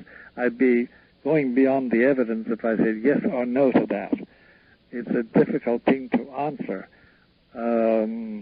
It's a very difficult thing to answer. I don't know, Art. I must confess to you, I don't know. I wish I did, but I don't. Maybe it's one of those things that it is better not to know. Well, for the moment, yes. The only word we have on it is take care of things on this Earth. Don't worry about what happens on other planets. But it's amazing, isn't it? Let's all reflect on it for a moment. It's amazing how the interest this little machine on the Martian landscape has aroused. Yes. It's amazing. It's only a little machine on 4 wheels, and we're just talking about rocks. Yes. You know? Yes. But the idea of the whole thing has fascinated people who are listening to the broadcast and seeing that mosaic of pictures. So I don't know what to say about all that. To imagine that at one time Mars was like Waterworld, that there was a planet-wide flood, and that it was covered with water. That's a lot to imagine, Father. It is a lot. Where there was water, where there is water, generally there is life. That can be 3.5 billion years ago, and now it's a dried up desert of a planet. Yeah. Yep. It's very, very funny. You see, but Art, I must sort of show my colors in one sense. We do not know yet, and probably we'll have to wait until eternity to find out. We do not know the extent of the damage done by the revolt against God. We don't know the extent of that damage. Maybe we're looking at evidence. I sometimes suspect we are, but I've no grounds for proving it. It's quite difficult. Father, we've done it again. We're at the end of the program. I know, it's ridiculous, Art. It goes like 1 hour. I know. Whoosh. As you know, Father Martin, if you recall, I made a pilgrimage. I know. I went to the Vatican. Yes. And I went to the Sistine Chapel, and I did all the things that one does. And by the way, Father, it was very interesting. When we arrived at the Vatican, there was a massive, massive crowd there. And we were kind of looking around saying, wow, look at all the people. What in the world is going on? And somebody turned around and said, you mean you don't know? The Pope's going to be here in 5 minutes. And so we got to watch and listen to the Pope, which I thought was quite a treat. That was just very lucky. That was just lucky, if you want to call that luck, yes. True. Good point. Then we went to the Sistine Chapel. And though we did not get an opportunity to go to the labyrinths beneath the Vatican, Father, I must tell you, the Sistine Chapel is in itself something of a labyrinth. Oh, it is. It is. I have lain on my back looking at the ceiling for hours, after hours, when I could do that. Just looking at the ceiling. I fully understand. You come out of there, out of this long labyrinth, with a crook in your neck because you've been looking up all the way. That's right. But here's what was really unusual, Father. My wife is a Catholic, as you know, Ramona, and as soon as we walked into the Sistine Chapel, the first thing we saw was this gigantic globe. And you know what was on the globe? It had all 12 signs of the zodiac. That's right. I couldn't believe it. I couldn't believe it. I was so amazed that I had Ramona stand there and point to her birth sign on the globe, and I took a photograph and put it up on the website. It's up there right now. And I was going to come home and ask you, what in the world is something astrological doing in the Vatican? Well, actually, Art, it's a historical fact that several popes over several centuries always kept an astrologer. Really? Oh, yes. And the astrologer was noted for his Catholicism. It was always a man. And they consulted him about the affairs of state, whether it was advisable to do this, to that, to the other. Really? For hundreds of years. Oh, now, yes. Somehow I'm a little lost here, Father, because I always thought that the only person a pope would consult with would be God in prayer, and that influence of the planets wouldn't enter into it. Well, not with Catholicism. I know, strictly speaking, one would expect that, but they considered it a one way which God would advise them to do things. A wise Catholic astrologer who would be studying the movement of the planets and would see in the conjunction or the separation or the rearrangement of the planets an indication of favorableness for this move or that move on the part of the Holy Father. No kidding. Yeah. Do you know that tonight, as we speak, 8 planets are in alignment? Yes, I was told that. I haven't got out to look at them because I really have something else to do, much less present than watching the planets, because I'm terribly interested in the stars. But I would love to see them. That is absolutely remarkable. Now, what is the modern church's attitude with regard to astrology? It depends on the modern churchman. Certainly the present Holy Father does not consult, has not got and does not consult astrologers. there is nothing inherently against Catholic teaching or Catholic faith in astrology, provided that you see it all beneath the hand of God. Because, again, the Catholic doctrine is that God can manifest His will and tell you what to do in your life through various material happenings. And one of them is the arrangement of the planets. Uh-huh. So there's nothing against faith. What would be against faith is one placed all one's trust in that and relied on that to be the deciding factor about life and death. And that's forbidden. That nevertheless seems to be a very liberal interpretation. Yes, it is. Particularly for popes of many years ago. I know, for hundreds of years, Art. Hundreds of years, literally. Certainly, you could say that between, say, as a cliche date, 1200 and, say, middle of the 1600s, it was very common. Very common. Well, then I think the Church is to be applauded for not erasing history that perhaps today it would not rather recall. That's right. That's right. And actually, yeah, they don't emphasize it nowadays at all. And besides, you see, nowadays astrology has become the purview of people who don't believe in God, at least according to the Catholic faith anyway. So they emphasize it less. And then there have been abuses of astrology, of course. There are stories and novels and books and real factual histories about people who consulted the stars and therefore decided to go and assassinate somebody or to steal something. Sure. So that's where it goes over the edge. But as a means of knowing God's will, no, some popes wouldn't travel without their astrologer. That's really Would an not amazing travel thing. without it. All right. It then, is surprising, Art. There's no doubt about that. Indeed. And then there were a couple of other things that struck me and will be with me for all of the rest of my life. I believe in God, Father, Sure. but I am skeptical about things that I can't touch and prove. I can't help it. Yeah. However, while I was there, I also got to go to Bethlehem and Jerusalem. And I saw, interesting. yeah, and I saw the exact place where Christ was born and where the final crucifixion took place. And I must tell you that, along with my experience in North Africa, there are almost not words to describe the difference between talking about it, hearing about it all your life in Sunday school, early in Sunday school, but then suddenly being there and being in that spot, and you know that you really, really know, and I can't even convey in words. I know you can't, and nobody can, Art, and I know exactly what you're talking about. There's no way you can tell it, but there's something in that place, those places. Oh, boy, is there ever. Yeah, and you know, Art, look at it in broad level for the moment. Take even a broader view of it.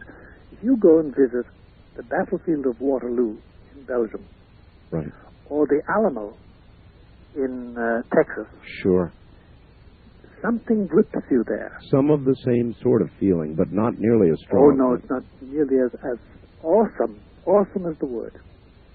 It's awesome. I guess that's the best word you can come up with, but I really haven't found words to convey to my audience, and I really have tried. Yeah, I'm sure you have. So it was an amazing. If you couldn't do it, it means it's rather difficult. You are a master of words. There really are some things that words there are not words for. That's right. They go beyond. The feelings are too deep, and the experience is too real. Human words. It's like it drives something right through you, and I'm going to leave it at that because I really can't explain it. No. Anyway, that was incredible. I'm so glad. I'm so glad you saw those places. Then, after I called you the other day, Father, and I found out happily you were not dead, the next night I think it was Sunday, on 60 Minutes.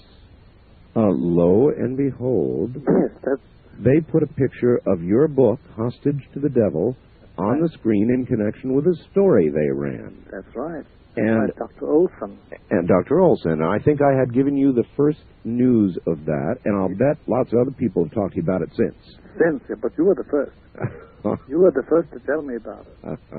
And my eyes popped out in the place when I saw it.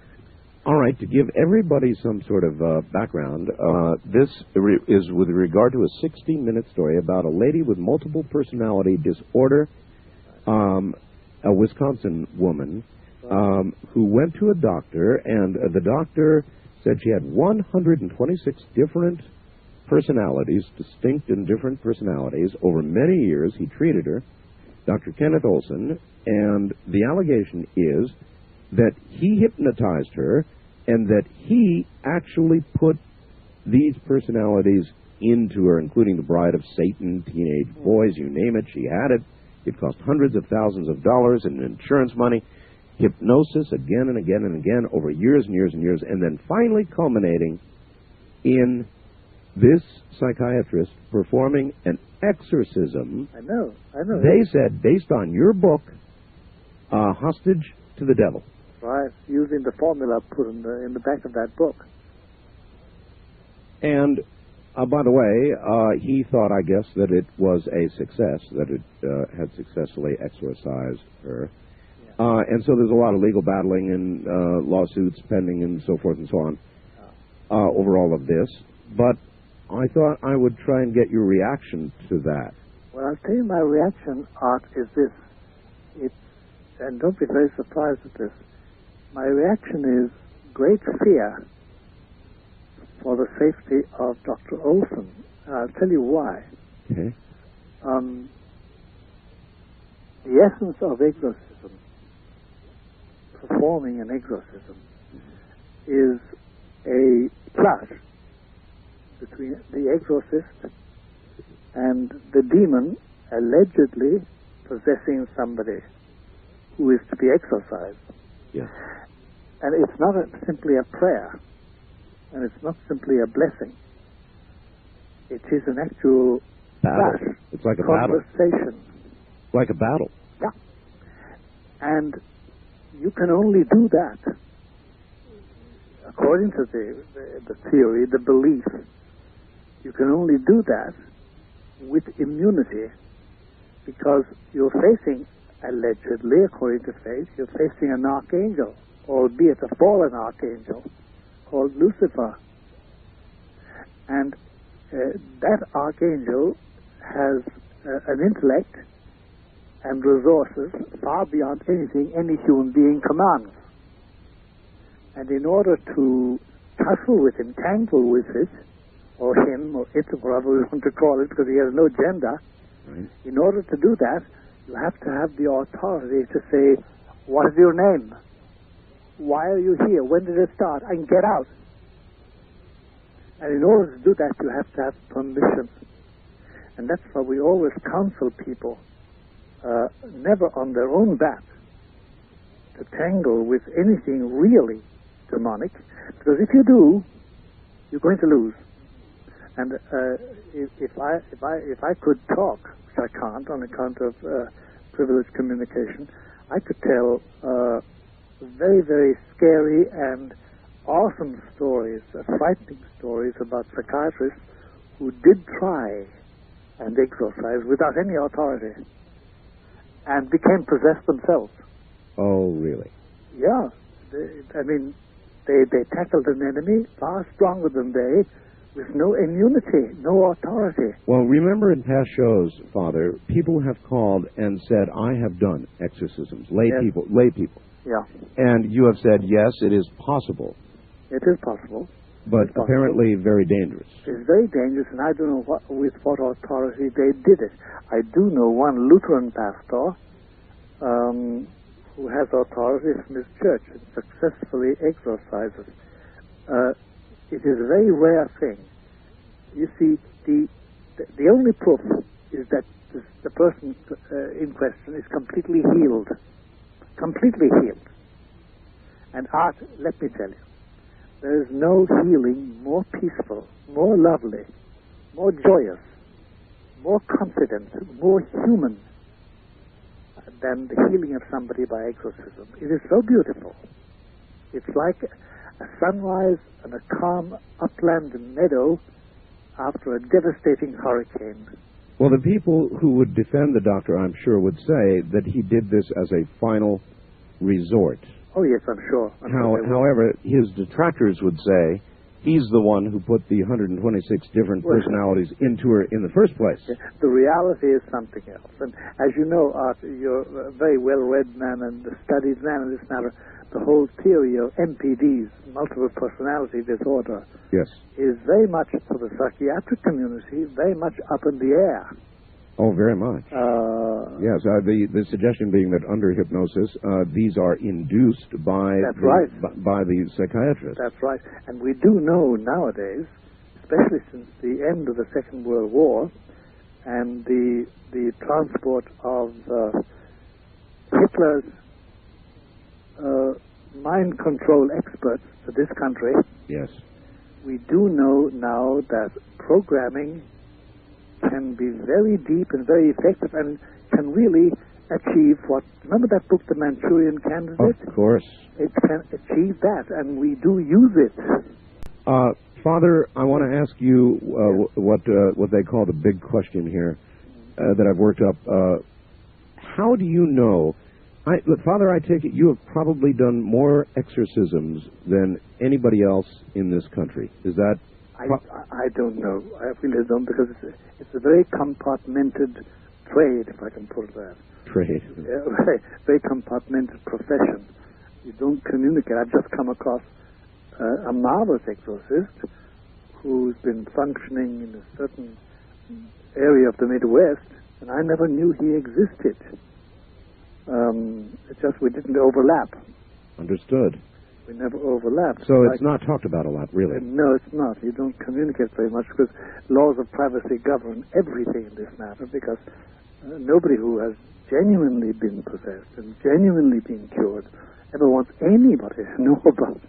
Okay, well, that's really where my question goes. Now, apparently the allegation is this woman had these personalities inserted into her through hypnosis. How do you delineate, how do you know that some of the people that you have not performed exorcisms on are not people who have been victims of this induced MPD? It's one of the things we have been alerted to from the mid-70s, Art, because we came across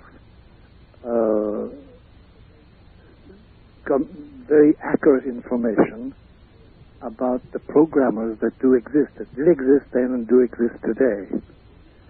And we formed criteria,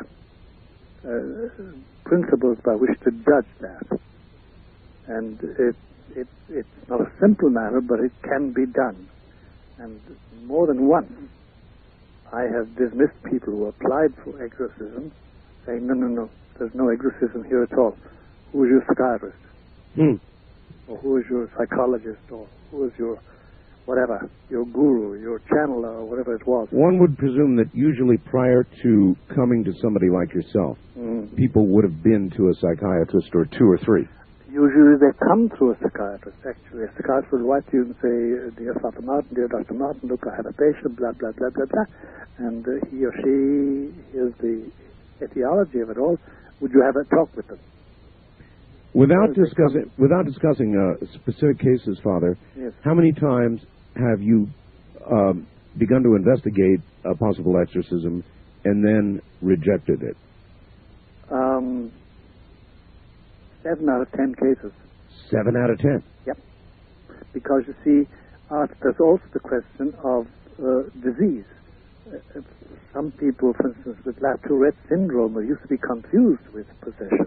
Yes. And La Tourette syndrome just has a lot of the behaviorisms of possessed people, but it's not possession.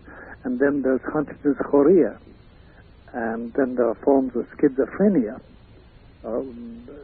phases of schizophrenia. There are schizophrenia, but not possession. And then, by the way, there are forms of possession that are very like schizophrenia, and the demon hides behind the schizophrenic manifestations. And that's even worse.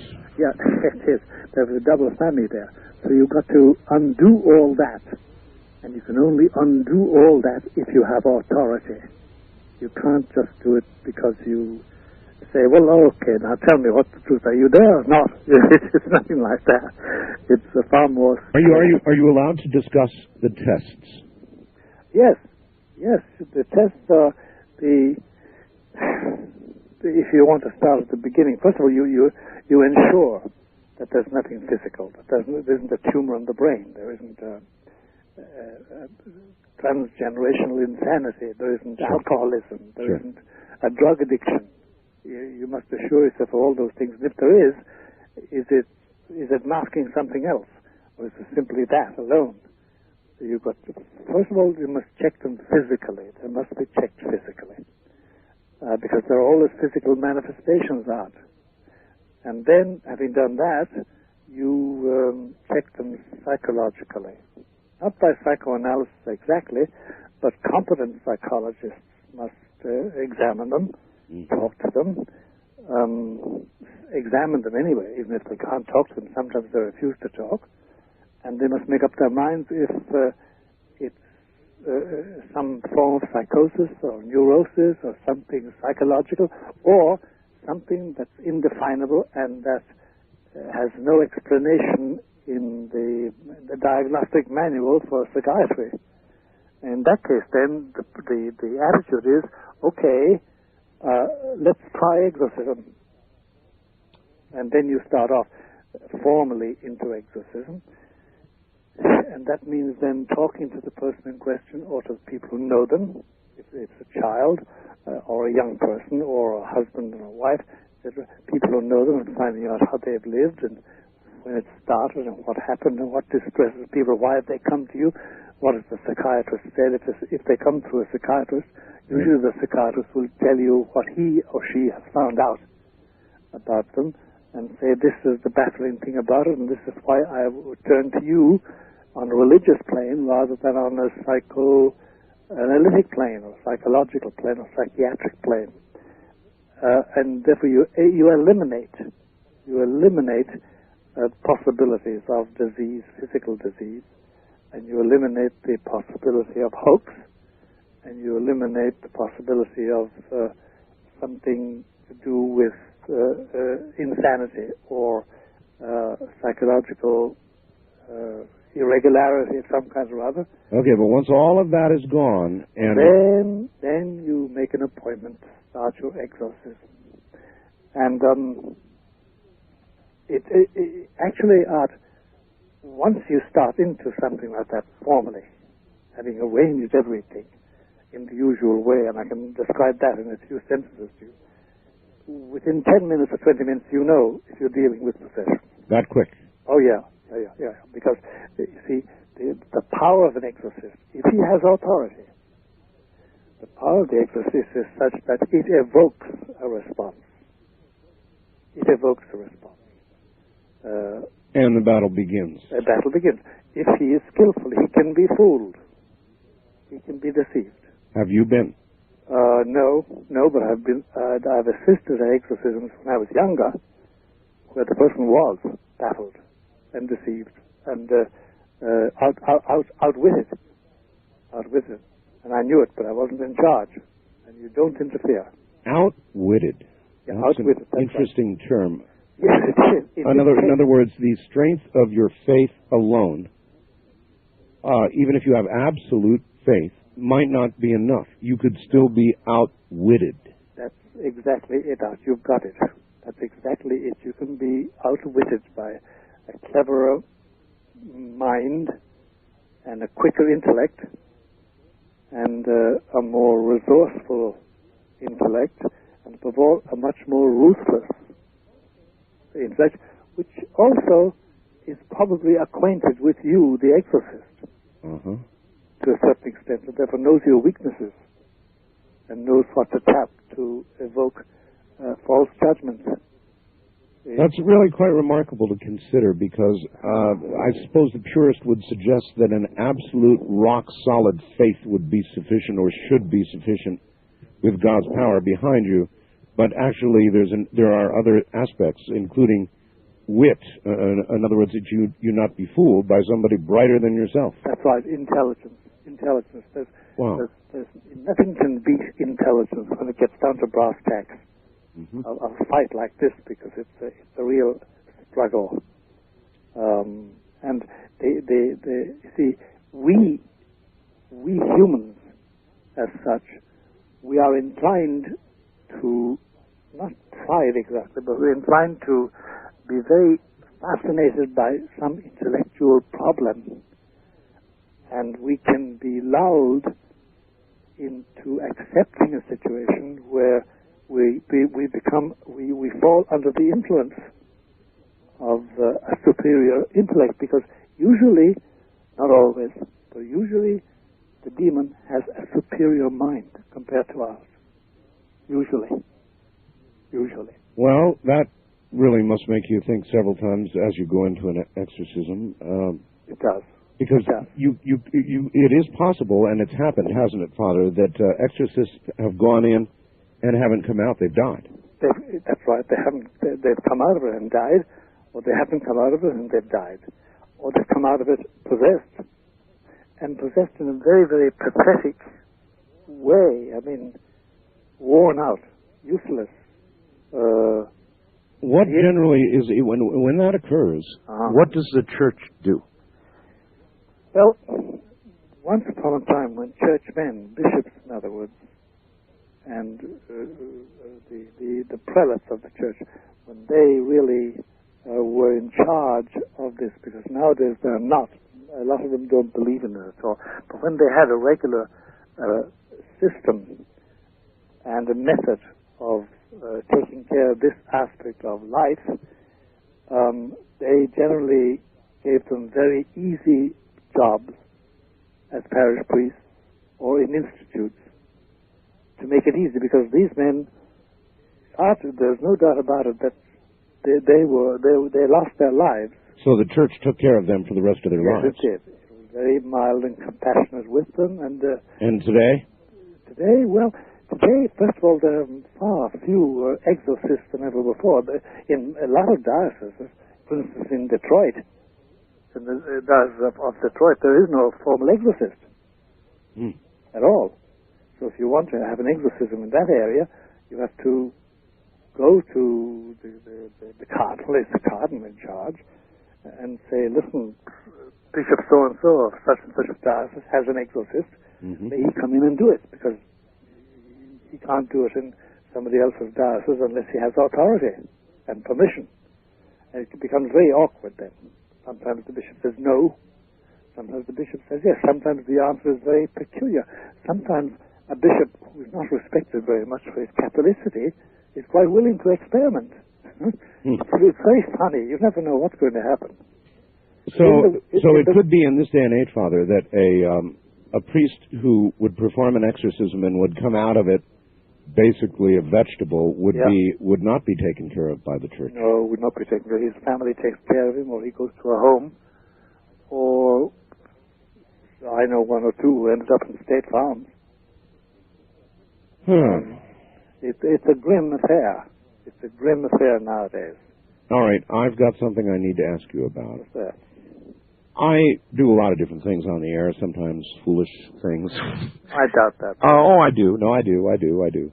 And I wanted to talk to a witch. A broom riding, I said a broom riding. A broom riding witch. Yeah, the real McCoy, real witch. Yes. And so I went on a witch hunt. And I found this young lady who calls herself Harlot. And I interviewed this young lady. Yes. And turns out she called herself a witch, Father, but what she really was a Satanist.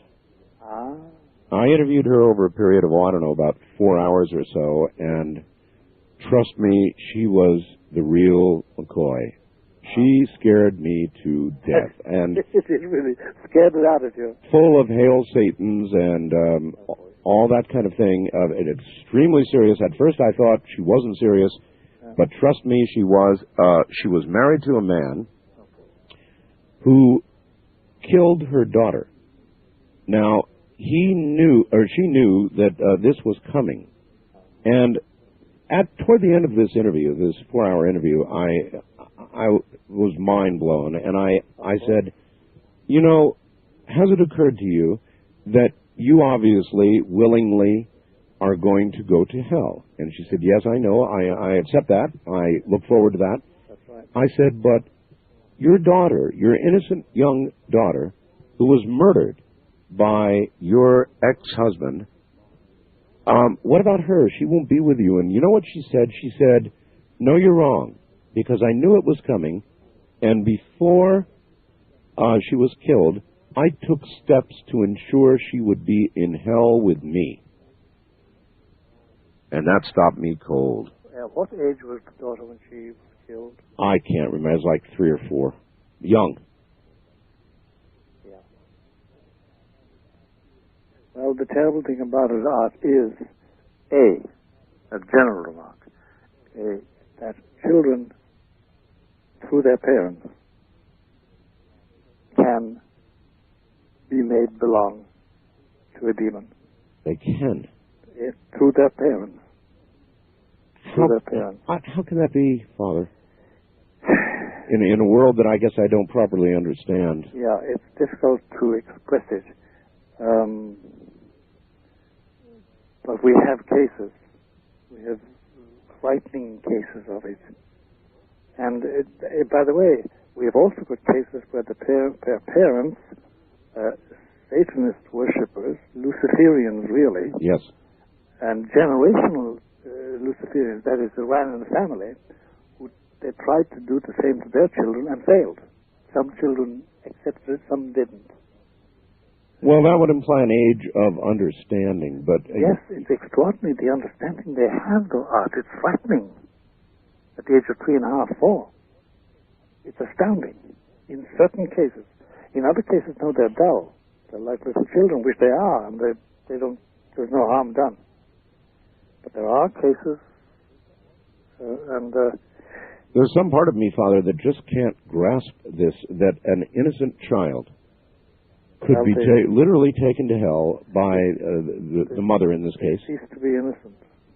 Cease to be innocent. You see, actually, Art, when you think of it, there have been cases in history where children of an age, a tender age, as we say, 3 and 4, turned out to be very willful.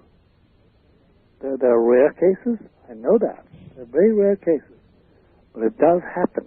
But even under our laws, a child of 3 or 4 could never be charged with... Never. Held responsible for in any way... Never. What some child at that age would do. That's right. So, I'm sure you get this kind of question all the time, but how could a merciful God allow this to occur to a child that young? How could this woman's will make that happen? I have no answer to that. I do know it happens. I do know that there's full consent on the part of the child. I do know that they have a development of will and mind that frightens you when you come across it. You know you're in the presence of a tiny body which is as developed as your will, your adult will, although not with the experience. And it's a very frightening thing. Boy, it's a scary world we live in. Like a talking dog. You know, I sort of half expected you to say, don't worry, that child is not in hell. Well, but that isn't what you said. As to who finally ends up in hell, Art, that is something reserved to God. We don't know. And she, the mother, may have thought she made quite sure about it. She may not have had, because the final decision is not hers, it's God's. Yes, but your answer is she could have done it. Oh, yes. Here once again is Father Malachi Martin. Father, welcome back. Thank you. I've got a really hard question I'm going to ask you, hard for me. But first I want to ask you, in previous programs you and I have done, we have talked not just about people possessed requiring exorcism, but people in a different category, people that you have called perfectly possessed. Right. Now, frequently these people are very successful, have a great deal of money and influence and power. Usually are. Usually, yes. And there are many of them. And you said when you walk down the street, you know them when you see them. Yes, you always do. They know you. They know you. Yeah. In what manner would you know this person? Can you put words to it? No, it's one thing you can't put words to it, but it's the unseen signals.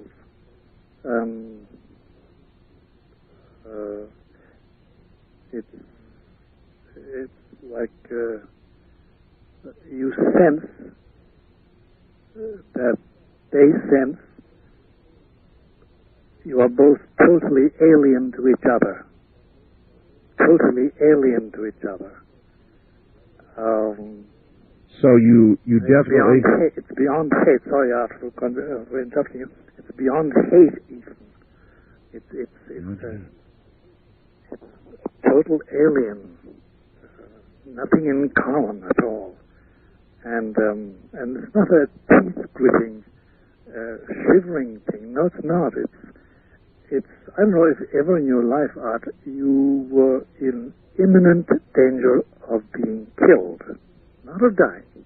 A lot of people have, like myself, with a heart attack, two heart attacks, etc. That's of dying, but of being killed. And there were only two times in my life, which we can talk about some other time, and not to be divagate the conversation too much, when I could have been killed. Literally. Right. But then when you are in that, when it's certain that unless something happens, you are going to be killed, a strange calm comes over you. Because then it's sure. Mm-hmm. You can't do anything about it. Mm-hmm. You can't escape. Mm-hmm. You can't get out of it. And unless something happens, you're going to be killed, literally. No, you're not going to die. You're going to be killed. And it's a strange calmness. It's cold reality. And it's beyond the shivering cold. It's just, that's the feeling you have when you recognize them and they recognize you. You know this cold reality, and it's beyond hate. It's total alienation. Okay, the perfectly possessed person, if I understood correctly your explanation before, is a person who, in fact, has made a pact with the devil.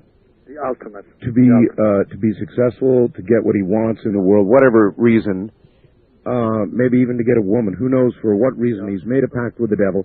That doesn't make him perfectly possessed. It just puts him in possession. Perfect possession is something beyond that even. But I mean, he's utterly satisfied with his deal. Completely. The reason I ask is as follows. I have been in the radio business for 25, 30 years. Mm-hmm. And like many people in radio, for many of the early years, I struggled and, about half-starved to death like people do in radio. I mean, that's the way it is. Of course. And it's been a passion for me, without question. Great. And like everybody else, or maybe unlike so many others, I have been very fortunate, and in recent years, my career has just, skyrocketed. That's right. Thank God. Thank God. But I've got to tell you, I don't ever recall any time that I said that I'd give anything, I'd give my soul, or anything like that. I don't recall a time like that. No, I'm sure you didn't. But since I've had this much success, there have been some times, particularly, I must say, since I heard you describe the perfectly possessed, when I have worried, did I do something mentally? Did I make some pact that I'm not consciously recalling? I worry constantly. It's like... Yeah. Let me make a remark about that. Perfect possession is consequent on a very conscious step, consciously taken step. It's not something that's implicit. To make a contrast, we now get young people, 20-somethings or 30-somethings in age, And they do come and say, look, I made a pact with the devil because I needed this job. I needed this woman. I really wanted to marry her, and I wanted to get this job abroad, and I want to get this loan, and etc. And now I can't get rid of it. That's something else. They were simply very stupid and foolish, and generally they can be helped. And it's a thing they regret. Be perfectly possessed through a certain graduation. It's a gradual thing. It's not suddenly overnight. The devil doesn't appear in the morning with a scroll and say, sign this and your 50 years of happiness, may you come to hell with me. The Faustian picture, Aristophanes. Yeah, Hollywood. That's right. And Goethe's play, Faust. It's not that. It's a gradual thing where the person slowly but surely concedes, surrenders their will, every fiber of their will, and therefore of their being, and acquiesce totally in it, and are rewarded by their master, and utterly conscious. There's nothing implicit about it. There's nothing. It isn't slid by them. You're saying I would know it if that was. Oh yes, you'd know it a mile away. You'd know it a mile away. I think that it is a malady suffered by many people who are successful. They don't fully understand the nature of their success, and sometimes it seems like there are other forces at work. In other words, you question your own success, and that's one of the things, ever since talking to you, that I've been worried about. Actually, you see, there's no doubt about it that the evil around us, because there is evil around us as well as good, does make inroads in us through pride and vanity and desire and ambition and lust, etc. All those things. And those make inroads in us, and that does prick our conscience. There's no doubt about that. But the total surrender and acceptance of Luciferian being, because that's what takes place in the perfectly possessed, that is something that cannot be done implicitly or overnight or by accident or be slipped into your life without you knowing it. Oh, no. No. I think it's... You struggle, you know, a lot of people are just hearing this show and me for the first time think, an overnight success. Well, I'm an overnight success. It's been at it for about 30 years. of overnights. Nevertheless, though, the real success did come recently in the last couple of years, and it has been absolutely astounding, and I really, really have been worried. Well, Art, that is, I mean...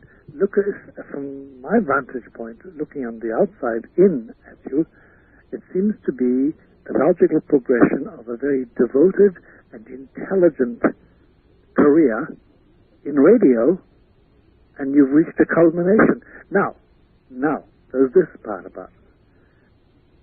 Nobody achieves the amount of affiliated associates that you have, and the name you've got. Nobody reaches that without a special destiny from Christ, because not everybody does it. And you have a profound influence on millions, and that means that you, from this point of view, as a radio man, that you are working on universal lines that affect the macro government of people's souls. And that's a responsibility. It really is. I know. That for me, that's the telling point that, sure, somebody can work like a dog, work the little bottom off, as they say, and not get to where you are. But you got there, and that was because your destiny was that you were to do that. Given your talents and given your will and given the opportunities which were given to you. Obsession would be a good word. I'm obsessed with what I do. I love it. Yeah, I know. Well, obsession, since we're talking in the context of exorcism, obsession is a very professional word with us.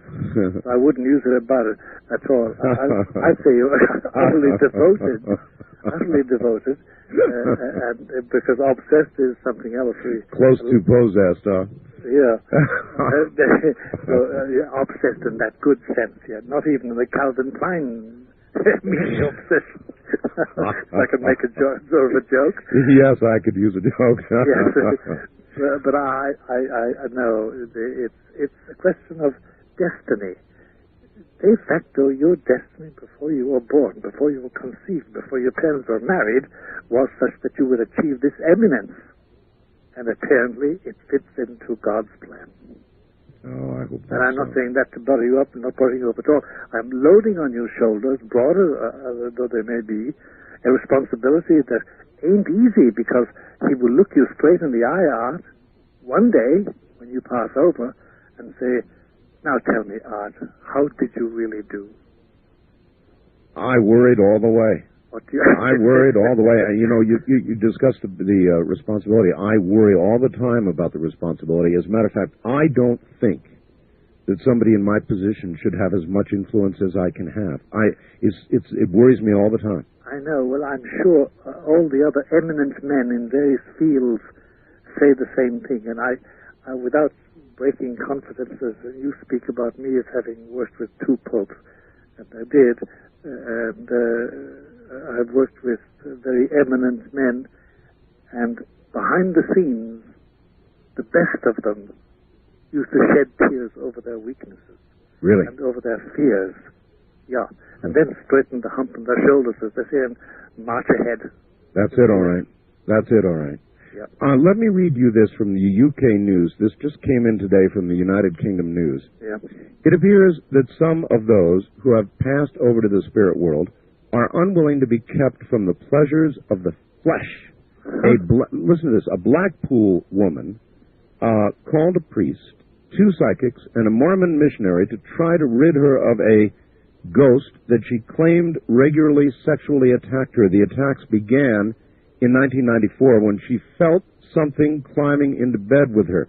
She claimed it pulled off the towel she was wearing about her head and said it was going to make love to her. Then she felt a, quote, vile, end quote, sensation, quote, like tiny needles trying to pierce my skin, end quote. What does that sound like to you? Well, I'll tell you.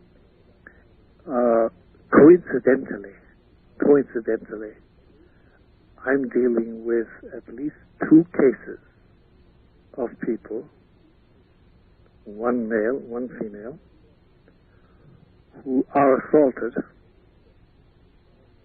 mainly in bed. And the assault is never pleasant, but it is sexual. And there's no doubt about it, there's demonic activity around them, and they've let themselves in for it. They let themselves in for it? Yes, they did. They made mistakes, they made errors, and they have to pay for it, and they are paying for it, thank God. And they are doing penance, and they're taking good direction, but they have to liquidate. And though it may sound funny to you, not funny, but it may sound peculiar to you, I keep saying to them, look, it's far better that you liquidate here your guilt than that you do it in purgatory. How do you liquidate here your By this, that if in this life you get suffering, either physical and mental suffering. Yes. I don't think there's such thing as physical suffering without mental suffering. But anyway, if you do that, and you have the grace of God, and you offer it up in union, but this is Catholicism, in union with the pains of Jesus, the Savior, whose pains did save us, then you do merit to liquidate the punishment due to your sins. Penance, actual suffering, mental and physical. That's why when you haven't got pains and aches, for instance, I've normally got a very healthy body, so if I want to do penance, I've got to fast. You have to devise means of not hurting yourself, but depriving yourself of creaturely comforts, which are perfectly legitimate. Because Christ himself said, these demons are cast out only by prayer and fasting. And it is a tradition in Christianity, and by the way, in Islam too, and in Judaism, but we're talking about Christians and about Catholicism in particular, it is their tradition that by fasting and by doing penance, you do get rid of demonic influence, and you do also do penance for your sins. And there's no doubt about it that if you have a horrible cancer, say a multilocal cancer, in your skull, yes, your brain, and you suffer the pains of it, yes, you can liquidate whatever guilt is due to sins, even though the sins themselves are forgiven. There's always some punishment due to it. That's the doctrine of Catholicism, and it was lost in the Reformation. And yet, Father, people come down with these horrible cancers that give them horrible deaths all the time, and it sometimes it seems like the very best people die early, such terrible deaths. I know. I see it every week of my life. So then, how does that fit in? Well, it fits in the sense that, of course, each one is different. Each person is different, and I've never found two patients reacting in the same way. But it's always a question of how they will take it, as the will of God or as simply an affliction, and they count it as a curse, and they can count it as a hidden blessing. Father, we are once again at the bottom of the hour, so just rest a moment. It just flies by, doesn't it? Father Malachi Martin is my guest from Manhattan. And, Father, I have interviewed many people who claim to do past life regressions. Yes. I have interviewed many New Age types who claim that they have had near-death experiences, that there is no such thing as hell, that nobody ever goes to hell, and that in all of their regressions and the thousands of regressions they've done, they've never encountered hell. Well, let me tell you, I've got an article here from the London Telegraph, and I want to read you a little bit about it and ask you about it. Quoting, terrifying accounts of gravely ill people who claim to have been dragged to the very gates of hell by demons are now to be studied scientifically for the first time by a British psychologist. The existence of so-called near-death experiences, or NDEs, in which dying people report having mystical sensations before being resuscitated, is now widely accepted by doctors and scientists. Their cause is unknown, but they typically involve a feeling of deep peace, followed by a sensation of floating up through a tunnel toward a bright light and into a beautiful kingdom. We've all heard that. Continuing, but now it is becoming clear that for some people, NDEs are far from blissful. Instead of a feeling of floating upwards, they report being pulled downward toward a pit inhabited by demons. The experiences of Evelyn Hazel, a London-based art historian, as she fought for life against meningitis, are typical. Quote, I had reached a critical stage in the illness, and I was hovering between life and death. I was aware of being involved in an intense and very real struggle for my life. She told the Telegraph, continuing the quote, a three-legged being, rather like the Isle of Man symbol, was pulling both my legs down to infinite depths, and I knew without any doubt that if I relaxed and I gave in, I would be dead. I believe this struggle went on for some considerable time, and eventually I managed to break away from whatever it was pulling me down. And so they're doing actual scientific studies now, not on the typical light and light beings and relatives greeting you in tunnel stories, yes, but on people who went the other way. Hell is a real place? Yes, a real place, in the sense that it is a place that it has every place has a where. You know, if you say Peru, it's a real place, you say, where is it? It's got a real location, a real where. We do not know the exact location of hell. Oh, I didn't mean a geographic location, Father. Okay. No, it has it is a real place. Yes, it is. We don't know the geographic location of heaven either. No, we don't. We don't. That's a distinct thing. But I guess my question is, hell is as real a place as heaven? Yes, as real. As real. And so is purgatory. In between, it's as real. Now, it is impossible to deny the fact, because so many people have had near-death experiences, NDEs, right, of both kinds. It is impossible. We can't explain it exactly, but it is there. There's no. It does take place, and the similarity between the NDEs is amazing. It does point to some unity caused by one thing, one particular experience that they all have had, and the demonic also. The big difference, Father, is that people who have had an experience like this lady don't talk about it. They don't talk about it. I mean, sure, if you go to a place of light and love and you realize that you would be in heaven if you really pass on, fine, you can talk about that. Yeah. But if you've been to hell, you're not really likely to... You don't come back and tell us about it. Not really. Unless you come back. There have been cases of possession where damned souls do speak. Where damned souls speak? Yeah, do speak through the demon. But that's a question of... There are very, very peculiar cases, and they're very convoluted cases, and there are cases where people made special pacts with the demon. But they're very rare, but they do come back. At least they're allowed to talk, communicate, I should say. And it's all very mysterious, and you stay away from it as much as possible as an exorcist. But it does come through at times, and it's a very disturbing experience, and it never leaves you. Father, I would imagine a lot of priests have, even themselves, in their lives, moments of doubt about their own...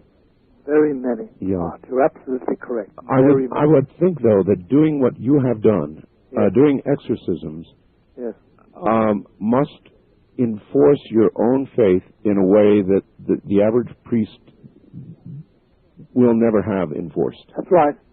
That's right. It does. It does. There's no guarantee that you're going to succeed completely and persevere and go to heaven, but there's no doubt about it. It does reinforce it because you're up against it. You're up against the ultimate in evil. And the central experience for any exorcist who has done exorcisms, even one exorcism, but anyway, exorcisms in general, is this. It is that memory burnt into you of total malice. Total malice. And it's very hard for the normal, even hardened criminals. They love somebody, their child, or their woman, or their mother, or their country. But to come across a mind which is total malice, nothing but malice, is something appalling. As I say, what it does to you is it freezes you. I'm sure it does. It freezes. And that is something which... does make you immediately think of God's beauty and God's compassion and God's love and of nice soft things and of eternal peace and compassion and holiness and goodness. It certainly confirms all that. It sends your soul into a wild dance towards God. Father, I would imagine you've had lots of opportunities to see young priests assist you in exorcisms, and how do they come out of that generally, first time around? First time around, they come out shaken, and they generally they vomit, and sometimes they're incontinent. They can't keep it in them. Yes. It's little they're frightened out of their lives. We laugh because it's embarrassing. In fact, the first time I assisted an exorcism in the United States, I was in bed. I was called up by an exorcist who said, "Malachi, my assistant has collapsed. Please come over and help me out." He was in the Bronx. in the Bronx. Yep. And the young man had collapsed because it's very unnerving in the beginning. It's very unnerving. This is probably a very frivolous question, but I'm curious. Having done so many exorcisms, is there any geographic sense to exorcisms in the sense of more, for example, in large cities? I mean, there you are in New York City, is the biggest. Are there more by percentage, do you think, in the big cities than there are in the... I'm sure that it will not meet with the approval of a lot of people, but I can pinpoint various cities and various areas in the USA, really? Canada, and in Europe where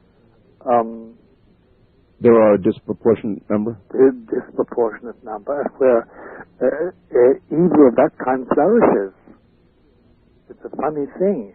Can you name a few? I mean, we're not going to really harm anybody by naming a few. Well, I think, for instance, that there's a plethora of such things in Geneva, Switzerland. Geneva, Switzerland. Neutral Geneva? Neutral Geneva. Yeah. I think that, and I hope that we don't get assaulted for having said this, but it does seem that Louisville, Kentucky, has a fair share, more than, say, as far as we know, Santa Fe.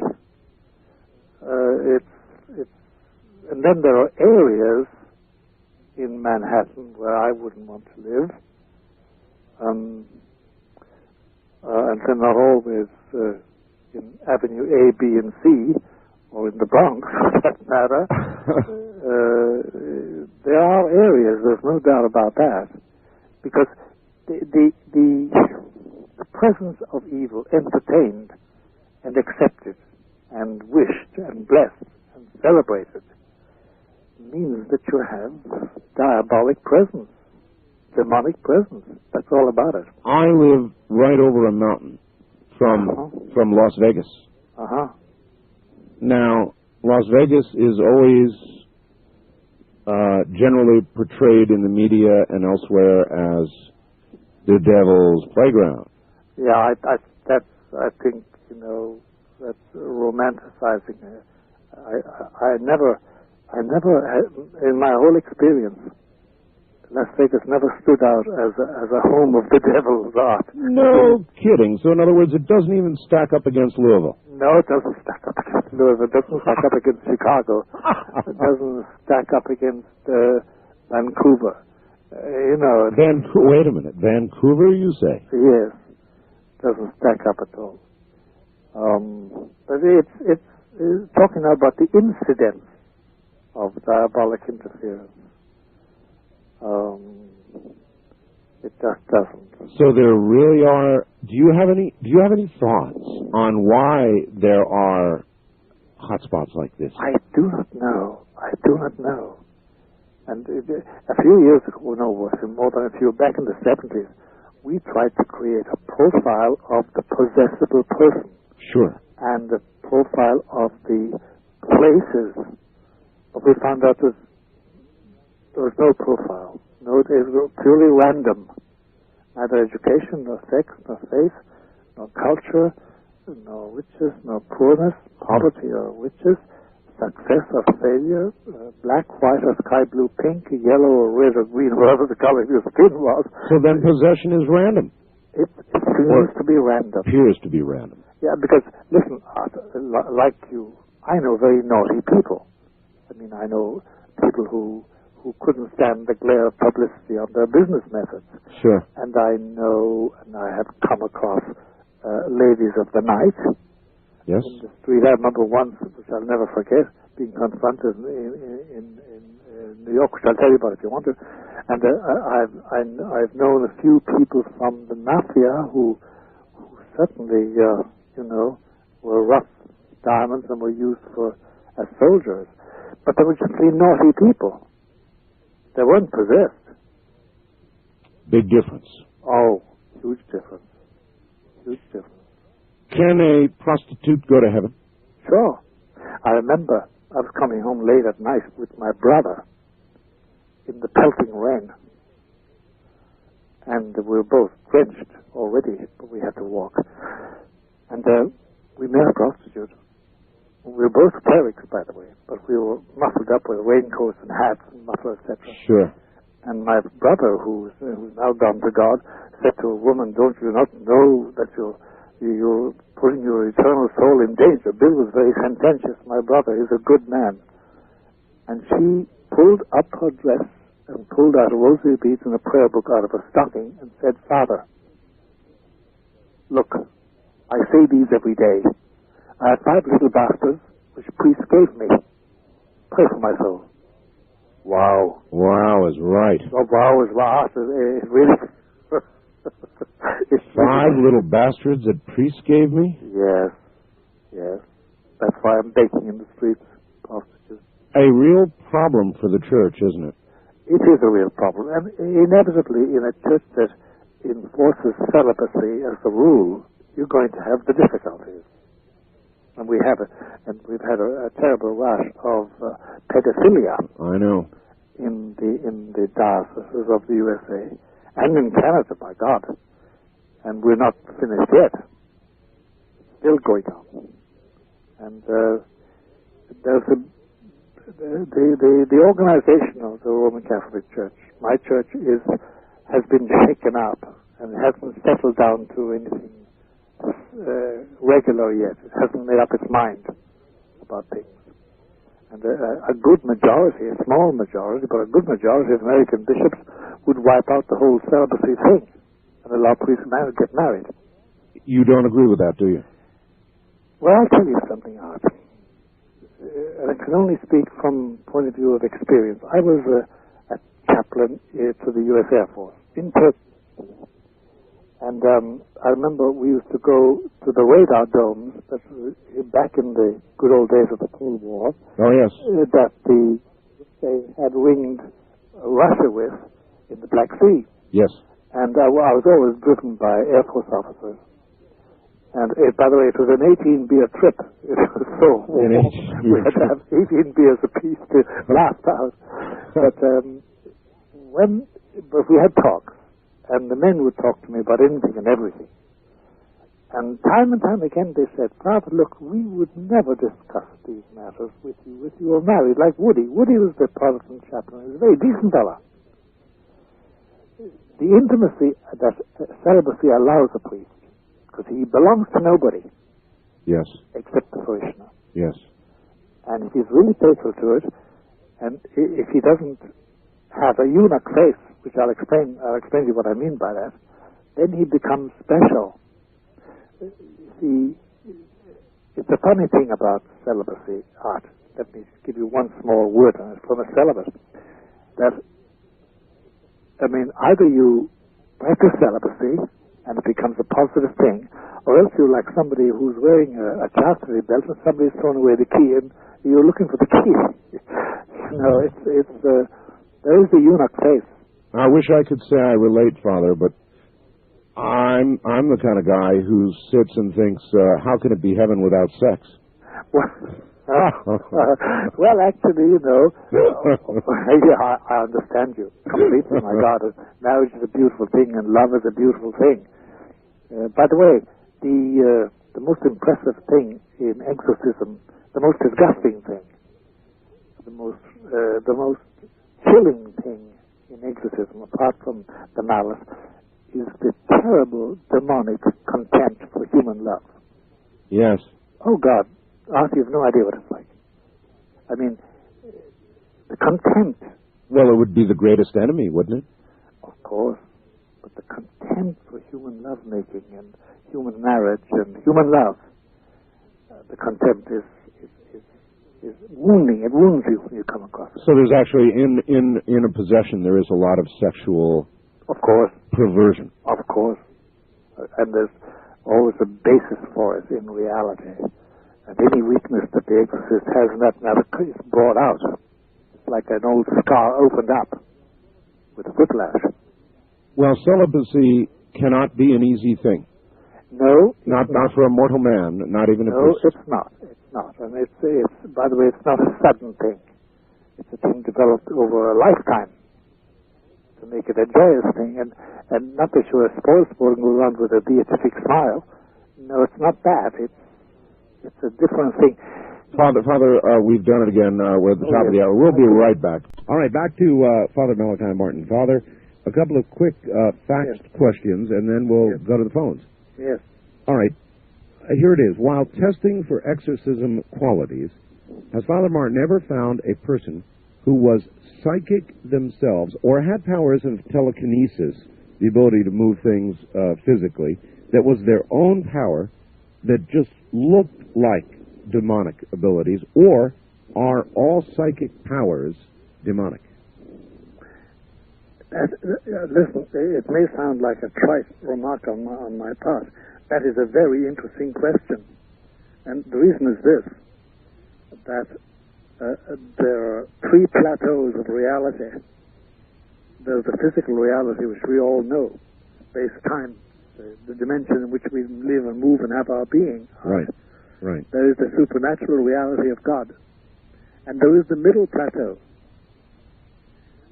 whereon the demons exercise their gifts and whereon those with psychic gifts have perceptions that baffle the rest of us. And where they are able to move. And where they're able to move. I remember Major Ed Dames, this remote viewer that I have on from time to time, came on the program with you. That's right. And it's a very dangerous plateau because it is very fascinating to move on that plateau, and it can involve you with demonic activity and become fascinating. Now, people with natural gifts of psychic perception, people that know things from afar, people that know your past life, people that can enjoy telekinesis, can do that sort of thing. You just said people who can know your past life. That's right.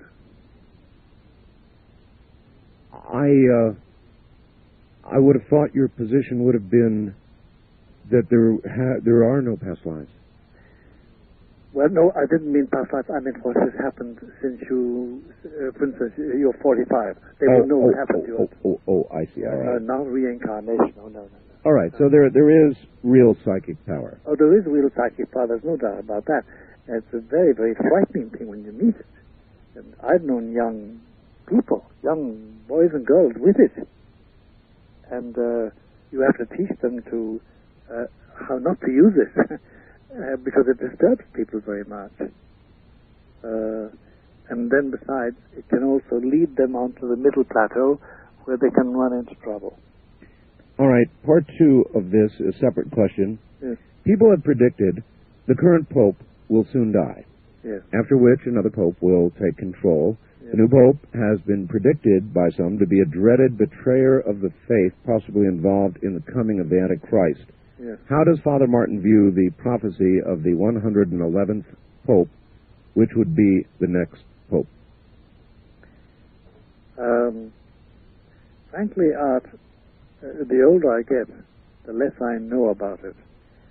I have a feeling in my bones that the miseries of the Roman Catholic organization as an organization, not simply as a spiritual church, but as an organization on the face of the earth, the miseries of that organization are just beginning, and that it is heading into a very difficult situation worldwide,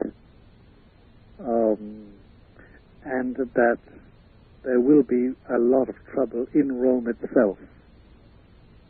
Now, as regards the health of the present Holy Father, it's very hard to know because he is a Polak, a stubborn man. Oh, he is. And he keeps on saying, no, despite all these prophecies, because he hears them, all these doomsayers, I'm going to see the year 2000, and I'm going to go to Mount Sinai in the year 2000, and I'm going to go to Ur of the Chaldees, where Abraham started in the year 2000. I'm going to go to Jerusalem and Bethlehem and Calvary. Well, if he's determined, then he may well make it. may well make it. Always take into account the will of God. I do not know. Frankly, in spite of my name, which is biblical, for a prophet, Malachi, I have no gift of prophecy art, so I don't know. I have a great confidence that God, who so loved the world that He sent His only begotten Son to give us light and life, will take care of us. But I don't think it's going to be easy. I think miseries are going to start. Father, you predicted that there would be an event in the spring, that there would be an event. There could be an event if a certain sign took place, but there was no sign between the end of spring and the end of winter and the end of spring. There are nevertheless many, many people, and I'm one of them, who feel something big is imminent. Oh yes, there's no doubt about that. There's no doubt about that. People of all disciplines, people I interview of all disciplines, and they're all essentially saying the same thing. It's a general feeling. Yes, no it doubt is. About that. It absolutely is. And remember what Freud told us about what the psychiatric associations in Austria were saying just prior in 1938? He said that the multiplicity of patients coming, telling about dreadful dreams about barbed wire and blood. Yes. He said it baffled us all why they were talking like that. There is a general feeling, and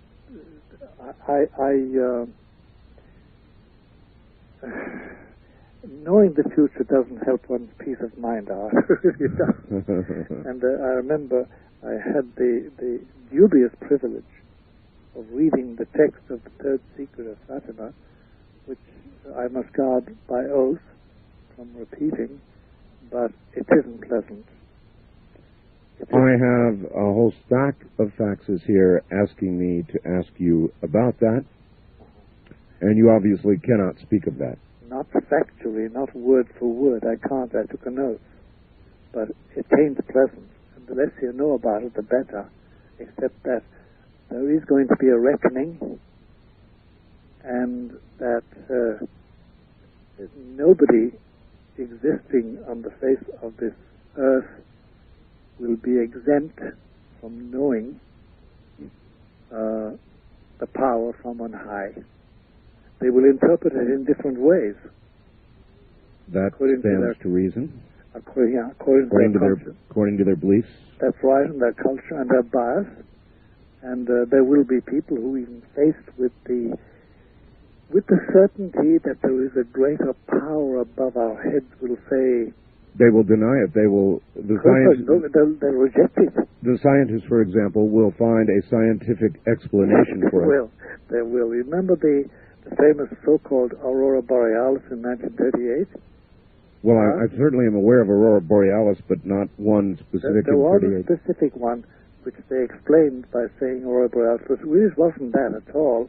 They all agreed it wasn't Aurora Borealis. The only one who put his finger on it was Adolf Hitler. And he said what? Well, he was in Berchtesgaden at the Wolf's Lair. That was his famous place when he for weekends with his cabinet. And Albert Speer, who was a member of his cabinet, his architect, tells us in his second book that night they all stood on the esplanade of his villa in the Bavarian mountains, looking out to the east and seeing these extraordinary sights of light. And Hitler said, nun, now we have to shed blood. We didn't shed blood in taking the Tsar, we didn't shed blood in taking Czechoslovakia, but now we're going to shed blood. So he took that as a sign. Oh, he took it, and it was a sign. Because the Virgin who told the children in Fatima in 1917 about this sign, she told them it would take place just before the Great World War. She said it will be just before they start killing millions. Can you tell us in a way that we can read between the lines with regard to the third prophecy? Is there a timetable that you are aware of that cannot speak of that we can read between the lines on? Yes and no. there is it is not 200 years away. It is not 50 years away. It is not 20 years away. Number one. Well, that's... And number two, it involves the entire world system. It's not merely one area. It's not merely one religion. It's not merely one race. Will be apparent to all. All, without exception. Without exception. And it will be frightening. Okay, well, I think I've asked as much as I want to ask about that. Let us ask some questions of the audience. First-time caller line, you're on the air with Father Malachi Martin in Manhattan. Hello. Good morning, and greetings to you, Art, from British Columbia up in Canada, and to Father Martin. Good morning. Kanastu Malachi. Kanastu. We do try to keep the faith a little. Yeah. But listen, what I'd like to do is ask several questions, and I'll just hang up and listen to your various responses, one for Art and two for Father Martin. All right. Several weeks ago, you had a living, breathing astronaut, Art, on the program. Yes, Edgar Mitchell. Yes, I rather wish you'd asked him what his take was on your question, did we really fly to the moon? Okay. Look, yes, the answer is yes. I've asked him that many times, and it is always absolutely, he walked on the moon, sir. But did you sort of challenge him with some of the questions that the debate raised? Yes, I did. Yes. I'm sorry I missed it. Father Martin, my Irish grandmother, God bless her soul, when she had me... What did she come from? She was from County Cork. Oh, God bless her. Yes, I know.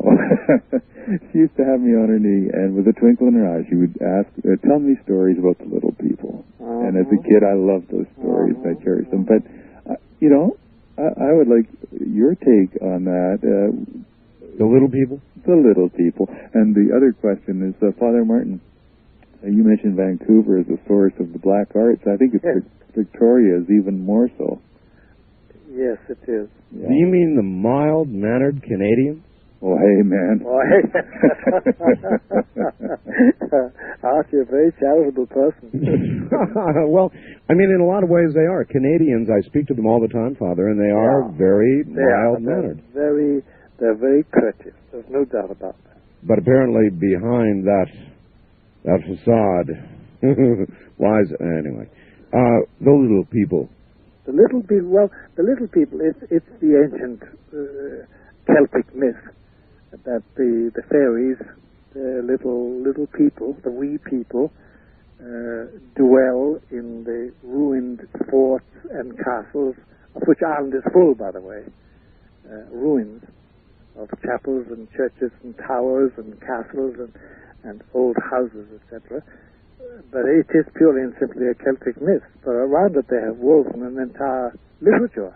I wonder, Father, if today's little people in America and the world that are called greys, aliens, are the same sort of mythological creatures that were in Ireland. I've always wondered the same thing, Art, and I have no answer to it at all. There is a greater myth, or not myth, but mystery in Ireland, the Banshee.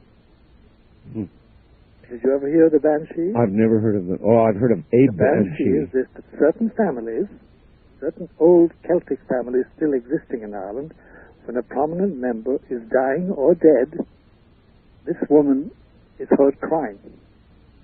And it's too frequent a happening to deny it. We don't know what it is. I had a very, very irate uncle on my mother's side who who became an atheist, by the way. And when I brought this up to him, he said, "No, that's the female hair in heat." But it wasn't. It's too established, the fact that there are families and there is this peculiar wailing and oligoning, as they say in Gaelic, at the death of a member. Tell you a pretty strange story, Father, in Miami. It broke the day before yesterday. A woman dressed entirely in black with no identification whatsoever fell from the sky. The authorities have checked with airlines, with flight plans that have been filed, blah, blah, blah. No identification on the woman. They have no idea who she is. She literally fell from the sky, hit a picket fence, was cut in two, Good God. and they still have no idea whatsoever what that could be all about. Signs, strange signs from the sky.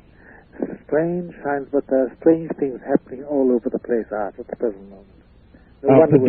Paducah, Kentucky, a 14-year-old walks in and kills 3 classmates, wounds 6 others, and gives only as an explanation, those who know him, that he was angry at us, at society. Oh, boy. Oh, boy. Oh, boy. Yeah. You know, you see statistics today indicating that crime, violent crime, is down.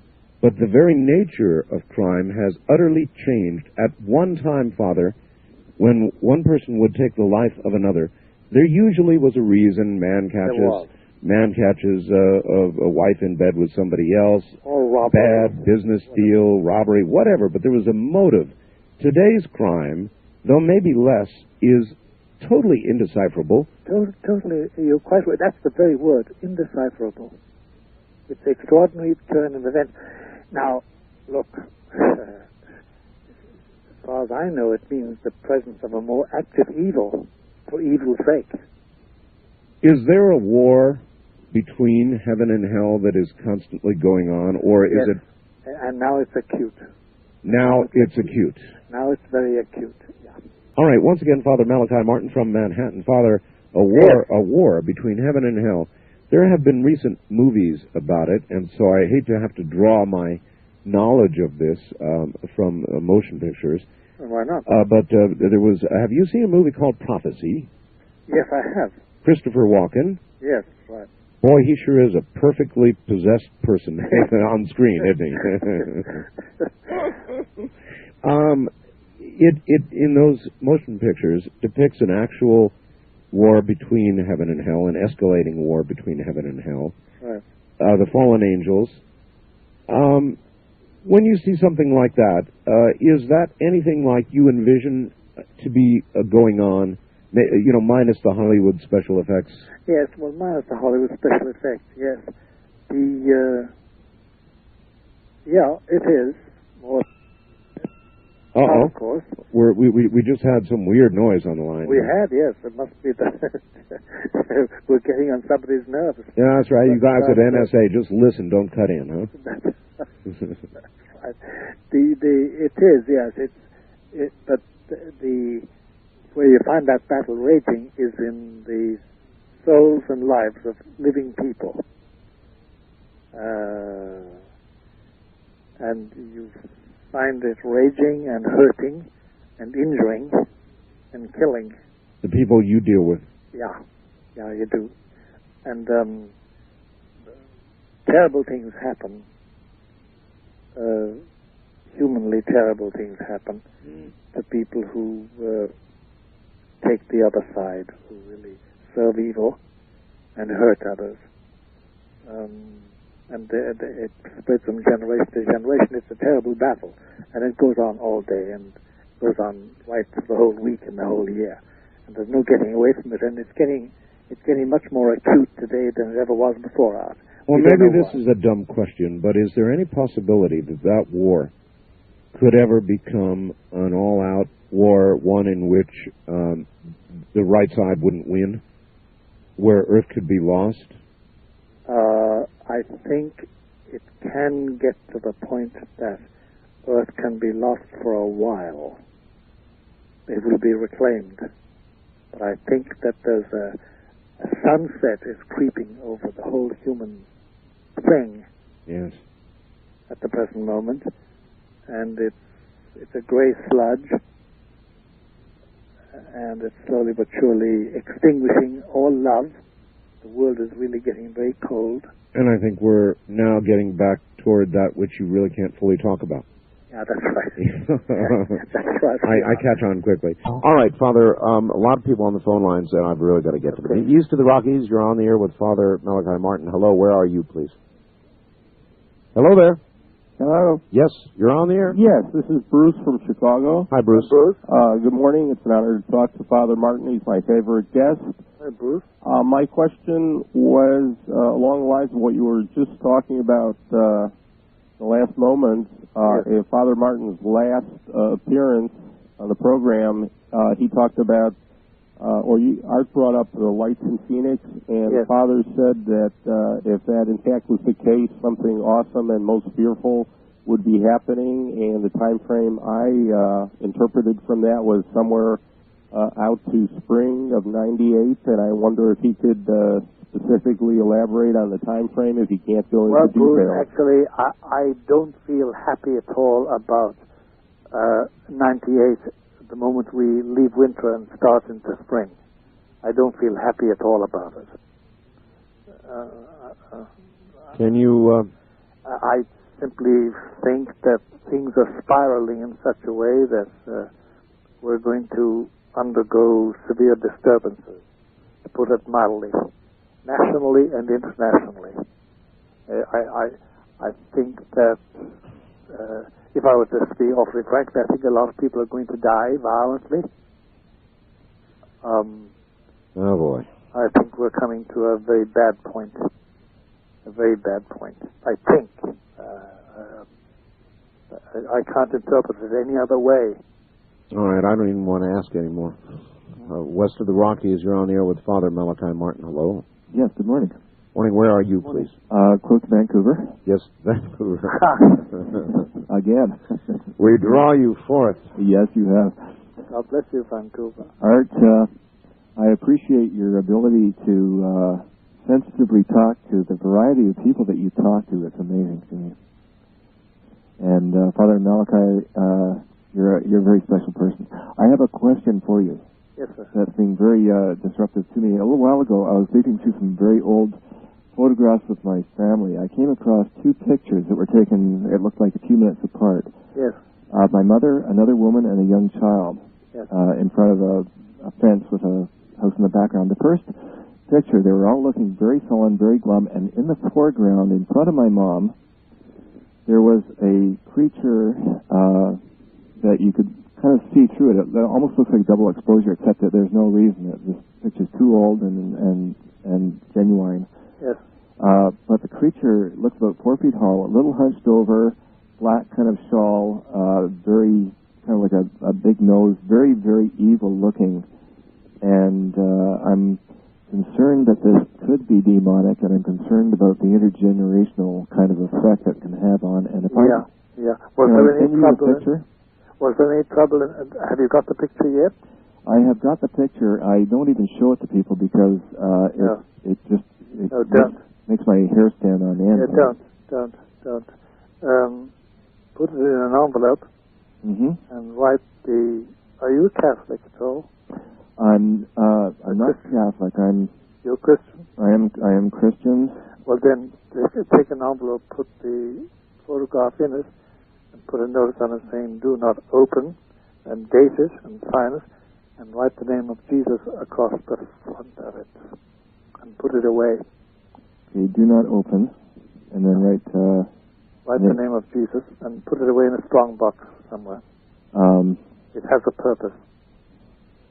It has a purpose. I don't know what the purpose is. Is that a clear enough instruction? It is.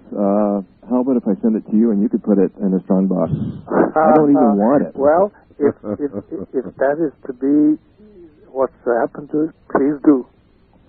Okay. That is to be the way it's done. Okay.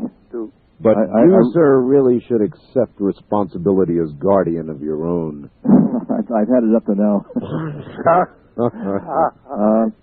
Is there an address that I can get? All right. Yes. Thank you. Father.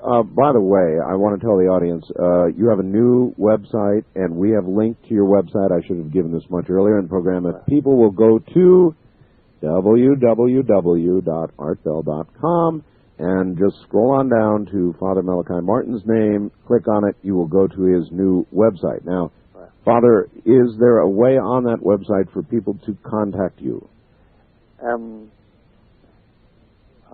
Maybe not, Not so far, although I must tell you, Art, that I've given out an address, a postal address in Manhattan. Yes.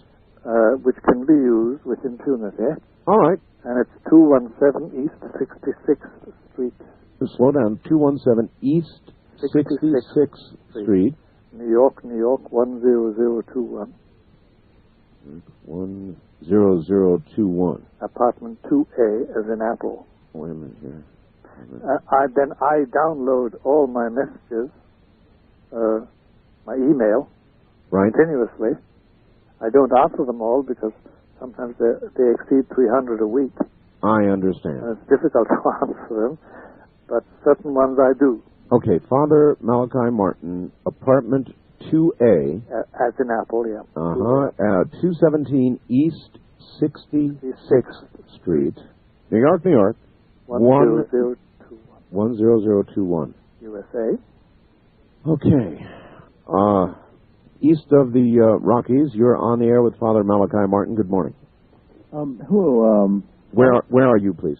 My name is Alex, and I'm calling from El Paso, Texas. Yes, Alex. Okay. Yes, Father Martin, I have a feeling that a good friend of mine, his son, I think, may be possessed. And what he does is he draws very, very strange drawings on his wall, and he talks to them. He draws very, very ugly pictures of certain strange things. And I have now, I may sound like kind of crazy by saying this. No, you don't sound crazy at all. What age is the boy? He's about 10. And, when kids are about 10, you know how they have, like, invisible play friends and stuff like that. But, I have a strange feeling that God is telling me to, like, kind of help this boy. Yes, and I don't really, like, know whether to, like, get, like, some sort of help on exorcism or anything like that. Yeah. I do not know the bishop down there, if there's an official exorcist in that diocese of El Paso, in which El Paso is. Tell me, do you know anything else about the boy? Does he He bends himself like kind of strange. Does he speak about a companion? Well, he tells me that he's talking to the person on the wall. Yeah. And he draws these figures. In other words, he could have a familiar, as they call it. I'm not too sure about those familiars, but yeah. Well, they call it a familiar. Mm-hmm. But I, at this distance, it's impossible to say. But the peculiar drawing is funny. Does his father ever bring him to a psychologist? No, the father just kind of like blows it off and says, "Hey, it's just my son doing strange things, but." Oh, gee whiz, that's a bit. I kind of have a feeling that maybe I should get someone, or if not myself, get someone to exorcise him. So where would I Well, you'd have to apply to the local diocese. Mm-hmm. Because at this distance, it's the jurisdiction of the bishop in which El Paso is. I don't know what diocese El Paso is in. It's in a Texan diocese, diocese. I don't know which one, but then you go to the chancery and ask who is the exorcist in that diocese. Would it be possible? If the father agrees, because the father must agree. So there you are. Father, what chance in this modern day and age in America does somebody have of going to a diocese and getting an affirmative answer that there is an exorcist? Very well, put in percentiles, about 33%. 33%. About a third. It's very low. And if they don't get satisfaction, then what? Wow. If they don't get satisfaction... Yeah, if they're laughed off or shrugged off or whatever. The reason I groan is that I know so many cases of that. I know so many cases where they're laughed off or brushed off or told to go away or simply told us, no, go to a psychiatrist, and that's what has happened within the church organization of my Roman Catholic Church. If our friend who's speaking to us from El Paso, he should pray about it, because prayer can obtain what this boy needs. But I have no solution. At this distance, Art, I have no solution. I see the poignancy of it all and the danger, and that father is very feckless. Father, could you become a bishop? Of course I could. If you were to become a bishop with the power ascendant, yes, what would you try to change? What would you try to do with that increased responsibility? I would try and organize the clerical reaction to possession and obsession, because these are factors that are growing in every diocese I know in the United States. So we should not be offering less to people like that man who called, but more. No, on the contrary. He should be aided immediately. There should be a mechanism in each diocese that aids such a thing, takes it in, studies it, gets to the boy, gets to the father. But there isn't. And that's the triumph of Luciferianism. The clergy themselves. As the grayness descends. Yeah. And the terrible thing is that you won't find a belief in it all amongst many bishops and many priests. Mm-hmm. Does the fact that you just said that make it less likely that you would become a bishop? No, it doesn't. It depends on the will of those who make bishops. But anyway, it is pathetic art. It really is pathetic. Even in this archdiocese of New York, there are people who need attention, but they don't get it. Because there's just too much to be done. I understand. First time caller line, you're on the air with Father Malachi Martin in Manhattan. Hello. I can barely hear you. Yes, my name is Keith. I can barely hear them too. Yeah, you're going to have to yell at us, sir. Okay, my name is Keith. Yes, Keith. Yes, Keith. I'm calling from Carbondale, Illinois. Okay. Yes. I was just calling in concern with something that you talked about earlier in the show, the lady named Harlot. Oh, yes. And I was just thinking about it. I do a paper route at night, and I just got off of it to try to get a hold of you. And you seemed kind of concerned, and it hit me that most likely the daughter would be in heaven. And the reason I say this is because if the woman desired her to be in hell with her, and hell is supposed to be a damnation, then she wouldn't be able to have that with her. I mean, but sir, she said, if you listened carefully to that program, she didn't say that she willed her to be in hell with her. She said she took steps before her daughter was killed to ensure that she would be in hell with her. It's as if she desired that to be. Of course. It was beyond desire. She said she took steps. Right, and what I'm saying is that she would be getting one of her desires fulfilled if God were to enact the child to damnation. Yes, but you really are missing something, though. She actually took steps, and what I asked Father Martin a while ago was whether, and I have no idea what those steps are, but whether it would be possible that in fact she could have done that, and the answer was yes. It's feasible. It's feasible. The case, it's an extraordinary thing. The genuine Luciferians and Satanists you meet, they look forward to hell. She did. She absolutely did. It was one of the most unnerving interviews I've ever done my whole life. They really do. Father, we're at the top of the hour. Are you good for one last hour? Certainly. Well, there's lots of people awaiting, so we will do it. All right, back now to Manhattan and Father Malachi Martin, and Father will try and lay heavily into the phones. Yeah, sure. But I do have a couple of quick questions by fax. Yeah. One, have you, Father, ever had an exorcised demon come back to haunt you? Yes. Oh, really? Yeah. Now, I'm glad they asked, because I never would have thought to ask, and I never would have expected that answer. Can you tell us at all? Yes.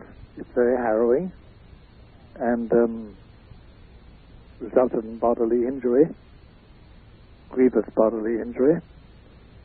But we were able to deal with it, but it took a lot of work, and it involved a lot of physical pain.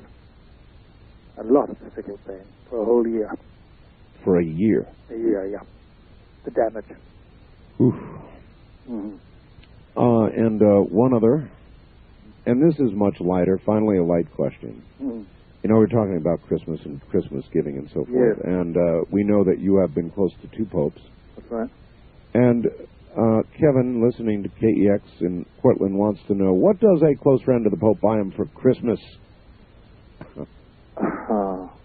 Well, if he really knows him, and he knows he shaves, does he use an electric razor? It's as simple as that. Or slippers, bedroom slippers. Or if he uses T-shirts, one Pope did, whom I knew, used T-shirts and valued cotton, Egyptian cotton T-shirts, things like that. I see. Simple things. Simple things, sure. All right, first-time caller line. You're on the air with Father Malachi Martin. Good morning.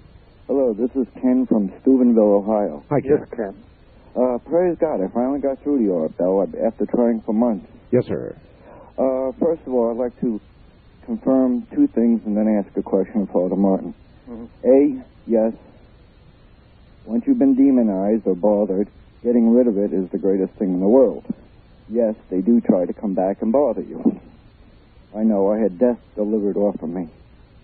Second of all, I have a question for Father Martin about, is it possible that a person could be born and have a curse put on them for the rest of their life, whereas like a cloud of doom is always over them? Interesting question. Yes, the only way I can translate it into reality is that in certain families, possession is intergenerational. Right. All right, the reason why I asked that question is last year my mother died of cancer, and we had to bring her home to die. And I knew of well, she said she made a deal with God, and I knew what it was. It was a pact. And she didn't die in peace until I prayed over her, anointed her, and broke the pact with the devil. Yep, that can be done. I know. I've done your type of work, and I understand the seriousness of it. So as far as this curse goes, I've had many people pray over me, but nobody could really put the finger on why. Are you one of the people who has the black cloud over his head all the time? Yes. All right, Father, that really is an interesting question. Your answer was affirmative, that there can be such a, I don't know if curse is the right word. Be. No, curse is not, it's a way of saying it, but it's an intergenerational obsession, really. In his case, because he's not possessed. It doesn't sound like it anyway. It seems so cosmically unfair. If there is no such, I listen to and I interview people who believe fervently in reincarnation. Yes, yes. And they will forward the theory of karmic work-off, that from one lifetime to another. But if there is not that, and that we all begin roughly equally, it just doesn't seem fair. Well, sometimes we don't all begin equally. That's the difficulty. And see, there's one peculiarity God has, and it's this, that as the prophet Hosea said, the fathers eat sour grapes and the children's teeth are blunt. Take, for instance, Adam and Eve. I wasn't in the garden. True. I didn't eat the apple. True, but you nevertheless suffer. I suffer from that. That's God. If I am a child born of a mother who's a lush and a father who's a crack addict, yes, most probably I'm going to be an alcoholic, and I'm going to be crack addicted from the moment I see the light. Why? This way God has arranged humanity. And if I have a parent who rears me to be the servant of Lucifer, and I know families that do that. Oh, yes. God doesn't step in and send an angel and tell me to stop. I've got to deal with it. And if there's anything like an intergenerational obsession in man's family, then he has to deal with it. All right. Wow. East of the Rockies, you're on the air with Father Malachi Martin. Hi. Hello. Going once. Going twice. I'm not from the Rockies. I said east of the Rockies. Oh, east of the... I'm sorry. That's you then. You're east. Where are you? I live in Oak Lawn. Oak Lawn. Oak Lawn, Illinois. I'm sorry. Definitely east of that great chain there. Definitely east. Good morning, Father. Good morning to you, ma'am. First, before I ask you anything, I want to thank God that we have priests like you to give us information. Sorry to hear that. For the information that we're starving for. Because you speak the truth, and this is what we very seldom hear nowadays. Okay, my question, and I have even written this to Cardinal O'Connor in New York. Could the tampering of the Latin traditional Mass of the saints and the martyrs let all hell break loose? Now, the reason I'm saying, that's my first question. Yeah. And the reason I'm putting that together with, I read the Leo the 13th when he had he heard the devil come from the tabernacle. Yes. And now, I don't know, I'm not trying to figure out God's time, but that was in 1887. It was. Right, Father? It was. Okay. So it was in now the first thing they did at Vatican II when they tampered with the Mass is take away the prayer of St. Michael. That's right. And I mean, I don't look at it as coincidence because it was not coincidence. Pardon me, Father? It's not, because they took Father, away. Father, you've got to stay good and close to the phone. I have to. My phone is in bad shape. Oh, okay. I'm going to get a new instrument. And when he heard this, when he heard the devil make the pact with God. Now, if I'm saying it wrong, I'm not real well educated, so bear with me. You're doing fine. Okay. Well, when he made that pact with God, and God said, I will give Satan 100 years to destroy the church. Yes.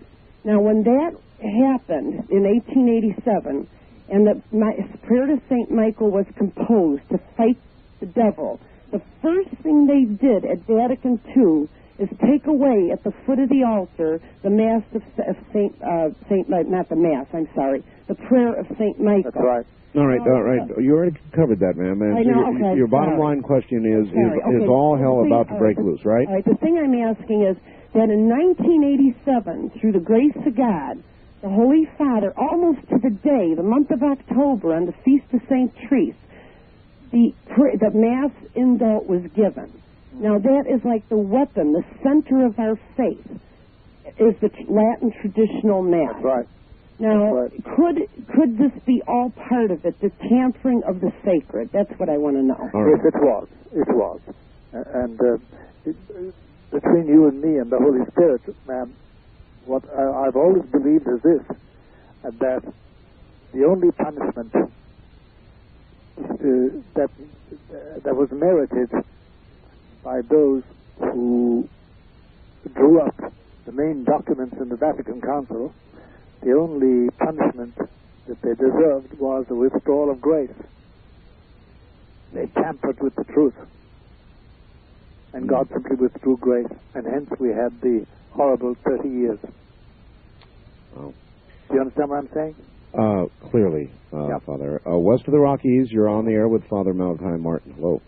Yes. Hello, Art. Hi, where are you? In California. This is Daphne. Yes. Thank you for bringing Father Malachi on. Hi, Father Malachi. Hi there, ma'am. How are you? Fine, thank you. What's on your mind? Pardon me? What's on your mind? I have two questions, if I can. Sure.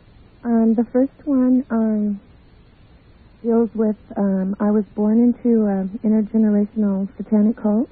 And my father was the high priest. Yeah. I was, at my birth, my soul was given to Satan by my parents. Yes. And so my first question is, how can I be released from that? Very simple, ma'am. Mm-hmm. Provided you are baptized. Yes. And that you go to confession, Holy Communion, and Mass. You should, on the Feast of the Immaculate Conception, which is just in a couple of days' time, mm-hmm. you should consecrate yourself to Our Lady. Okay. I did denounce Satan. Is it as simple as that? It's as simple as that. Okay. if you need anything further, you could write to me about it. Okay. But that's all that's necessary, really. Okay, and thank you. My second question is, as a result of the experiences that I had with this cult, I developed multiple personalities, so this whole evening's program is very interesting to me. Yes. I was highly programmed by the cult, and I've been in therapy for many years. Along with all the personalities are 9 demons. They're not part of my personalities, but they're separate. Yes. My pastors are preparing to do a deliverance. I'm not Catholic. We did go to a Catholic church and asked the priest, and he really did not believe in that. And he didn't take it seriously.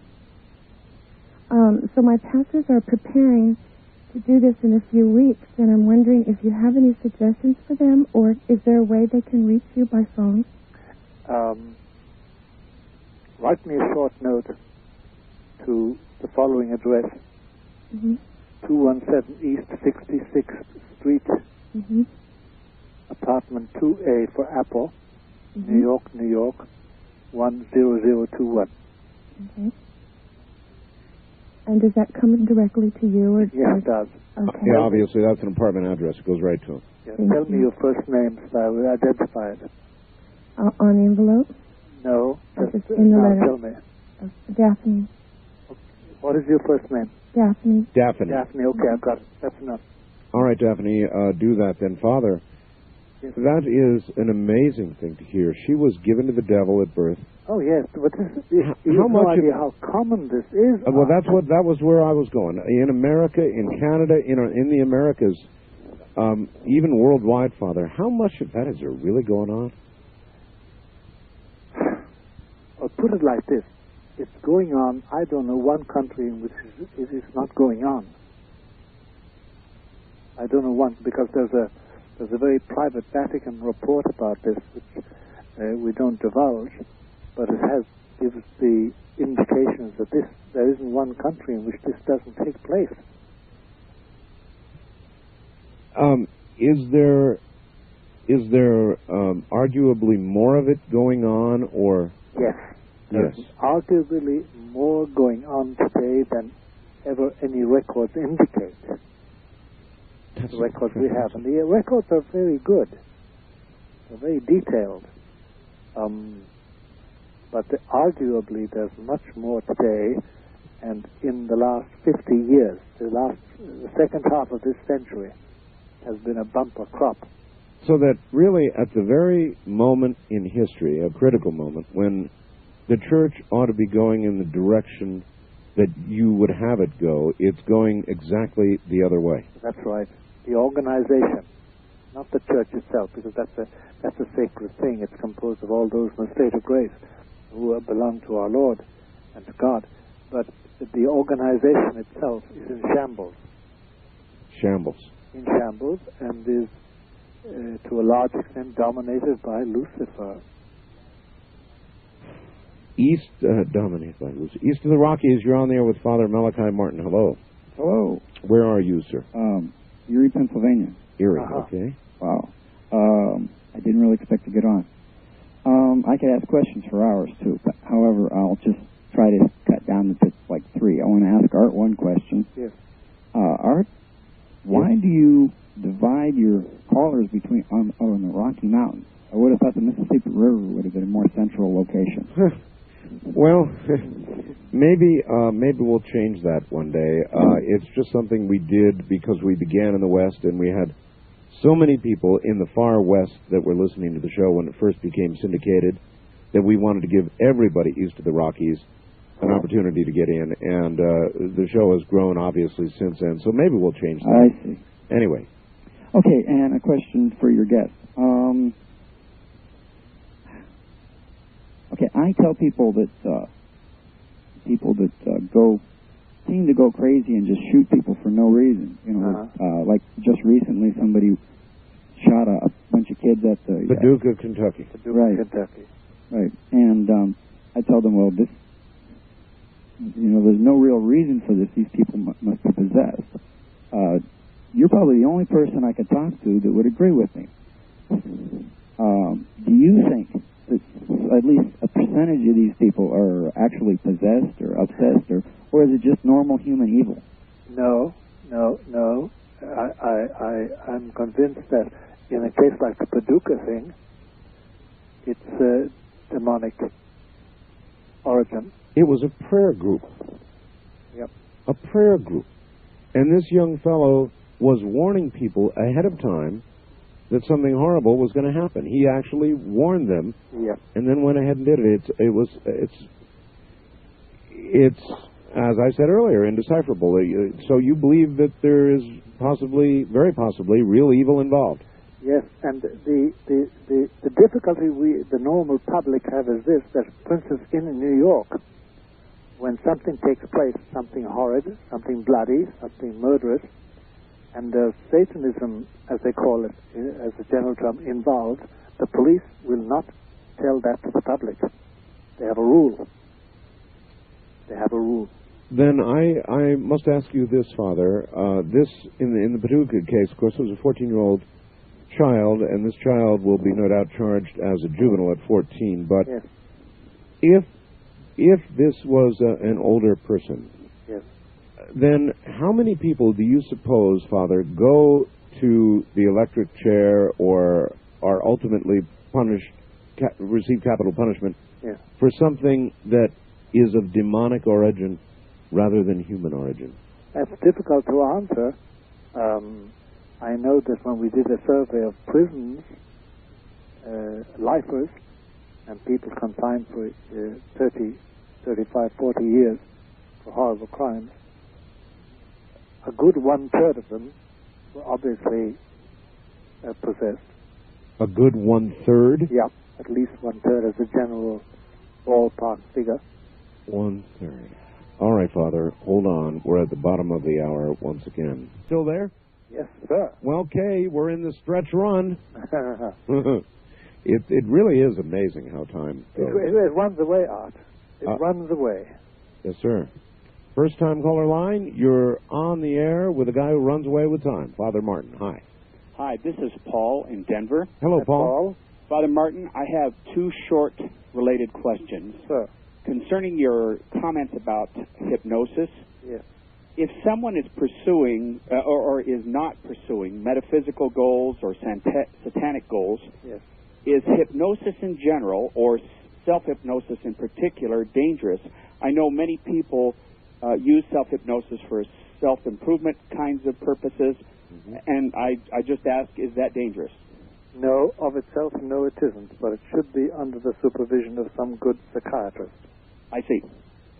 And then the last kind of related question is, how is a self-hypnosis different, or maybe it's the same, as an affirmative prayer?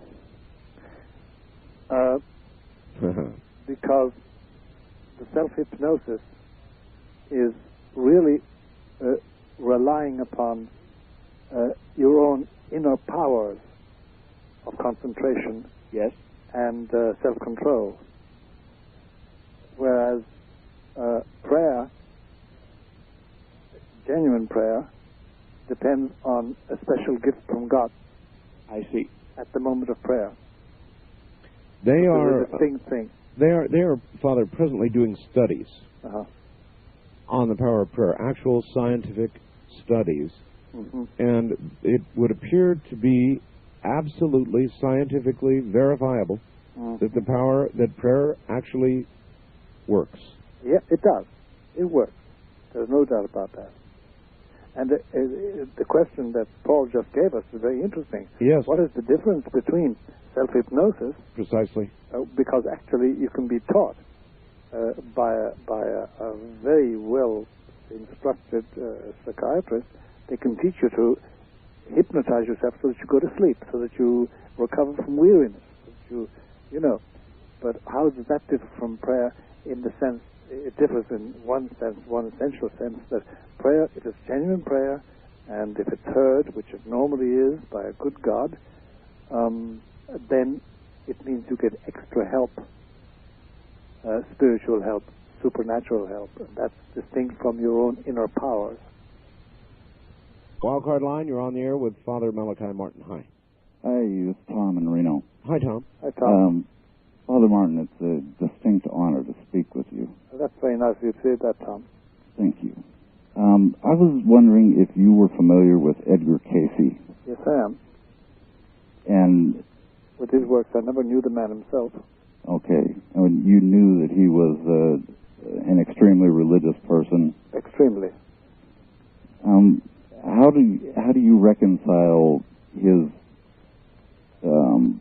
writings about past lives and that sort of thing? I'll tell you, Tom, there's no doubt about it. Two things are clear about Edmund Casey.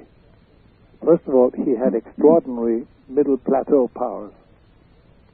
That is, psychic gifts. Extraordinary. Yes. Quite extraordinary.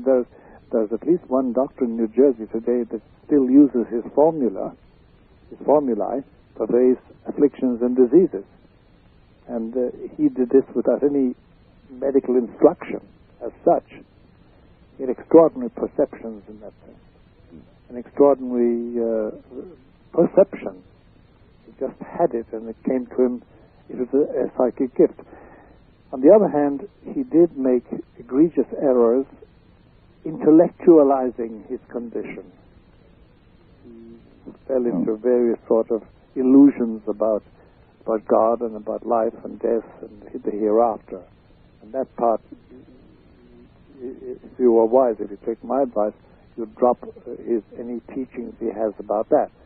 But there's no doubt about it. I know a person, a lady, a woman whose sight was saved because she went to a doctor in New Jersey who used Casey's formula.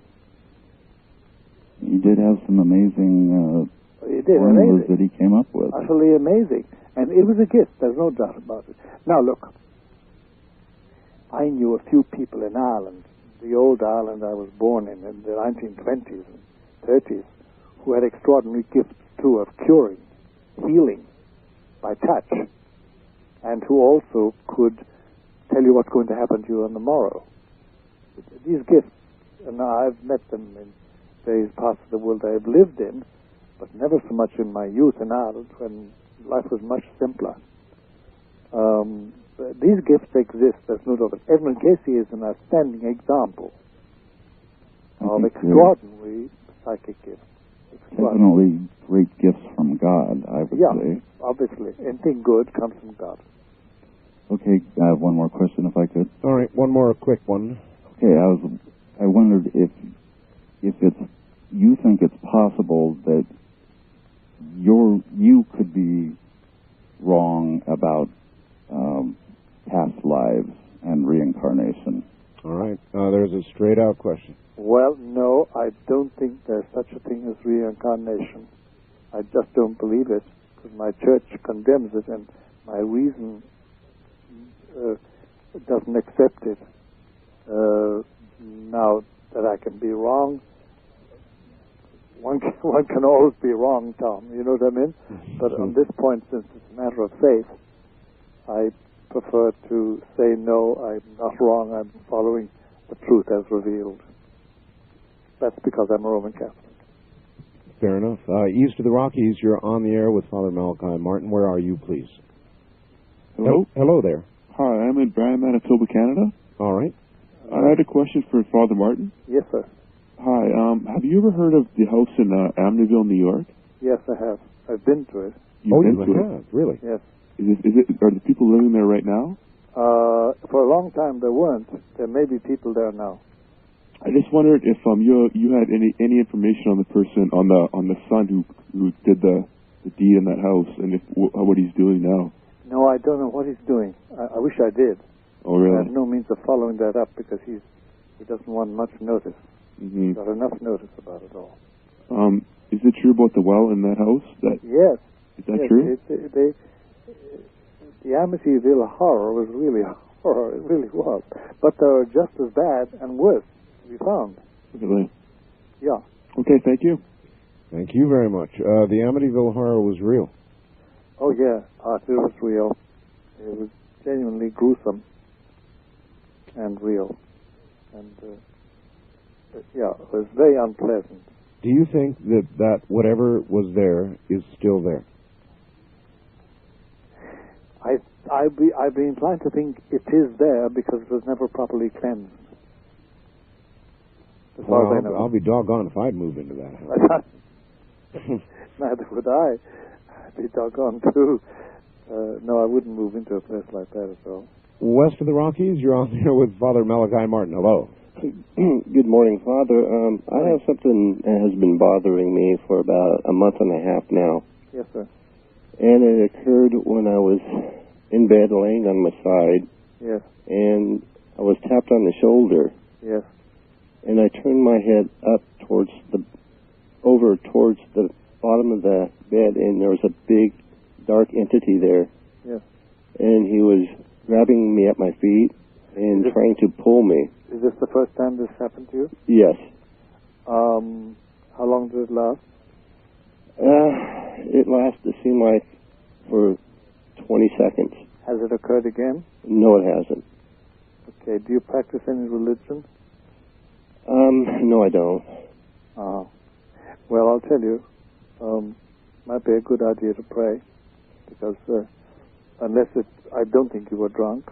No, I was not. No, I'm sure you weren't. I say that. I don't think you were.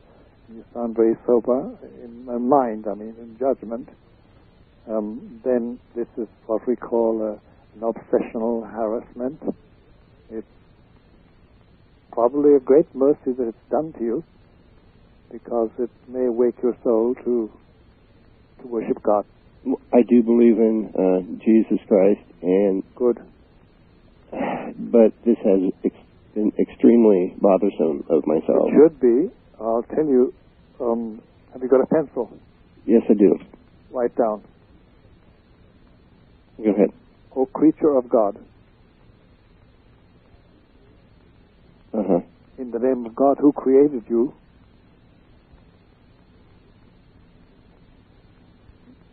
okay, and in the name of Jesus who saved me, I exorcise you.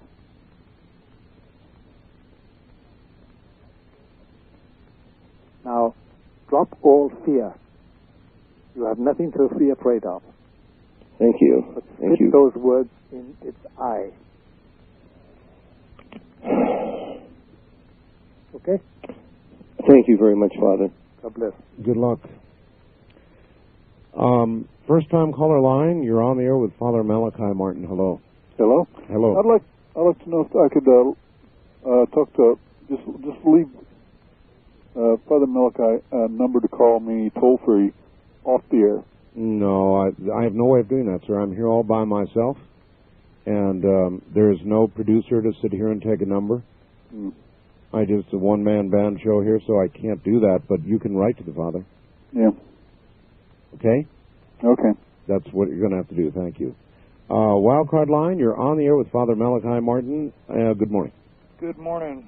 Morning show, Art. Nice to see you, Father Malachi. Thank you. Where are you, sir? I'm in Gulfport, Mississippi, WVMI territory. Very good. The question, Father Malachi, I have. Yes. In reference to the war, the eternal war. Yes.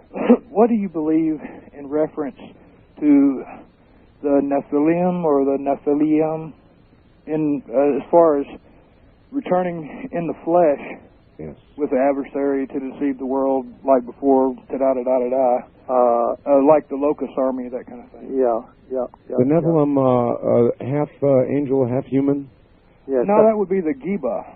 I thought it was Nephilim. Well, it depends on where you look, I guess. If you read Stitching... It does. It depends on where you look, and it depends how you interpret where you look. I only know one thing, that the Nephilim and the Geba and all that motley horde are under the domination of our Lord and Savior Jesus. And we've nothing to fear, provided we remain faithful. Was the earth not once cleansed with flood to correct all that?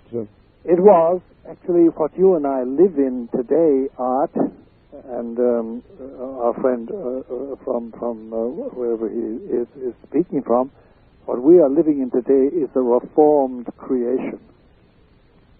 It's something God made over again after the fall.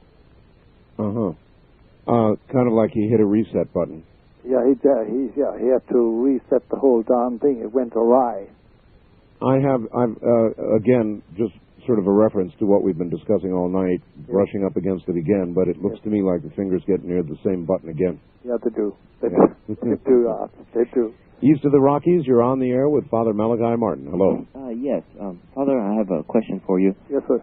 In college, a friend of mine and I befriended a third guy in one of our classes, and we became friends, and he revealed to us at a later time that he was dealing in the black arts. And because of this, the friendship broke off. Did you deal in it? No, I didn't. Good. But we had some carryover, if you will. We were visited by things that weren't very pretty, and that's right. There was we called that infection. Okay. Well, that we had, and we dealt with it, and we confronted him about it, and he didn't believe that it was possible. He thought he was in control of these demons and such. That's the usual persuasion. Right. We tried to convince him to get out of it, and he believes that he can't. And he believes that there's a hell waiting for him, and that there's sort of at this point nothing he can do about it. Now, we don't have... That's not true. Excuse me? That's not true. Well, I don't believe so either. Yeah. But we don't have communication with him anymore. Oh, Lord. But... pray for him. Yes. Is there... I do that. Is there anything specific I can do? Beyond reaching him and getting him to go and see somebody in authority who can influence, help him, deliver him, heal him, no, except prayer. Okay. But you can pray for him. Okay. And it can move mountains. It really can. Okay. But throw in a little fasting and penance. Fasting and penance, okay. Yeah. Throw in a little of that on your own back. Okay. For his sake. Try and get to him, though. All right. All right? All right, thank you. You take care. He is your brother.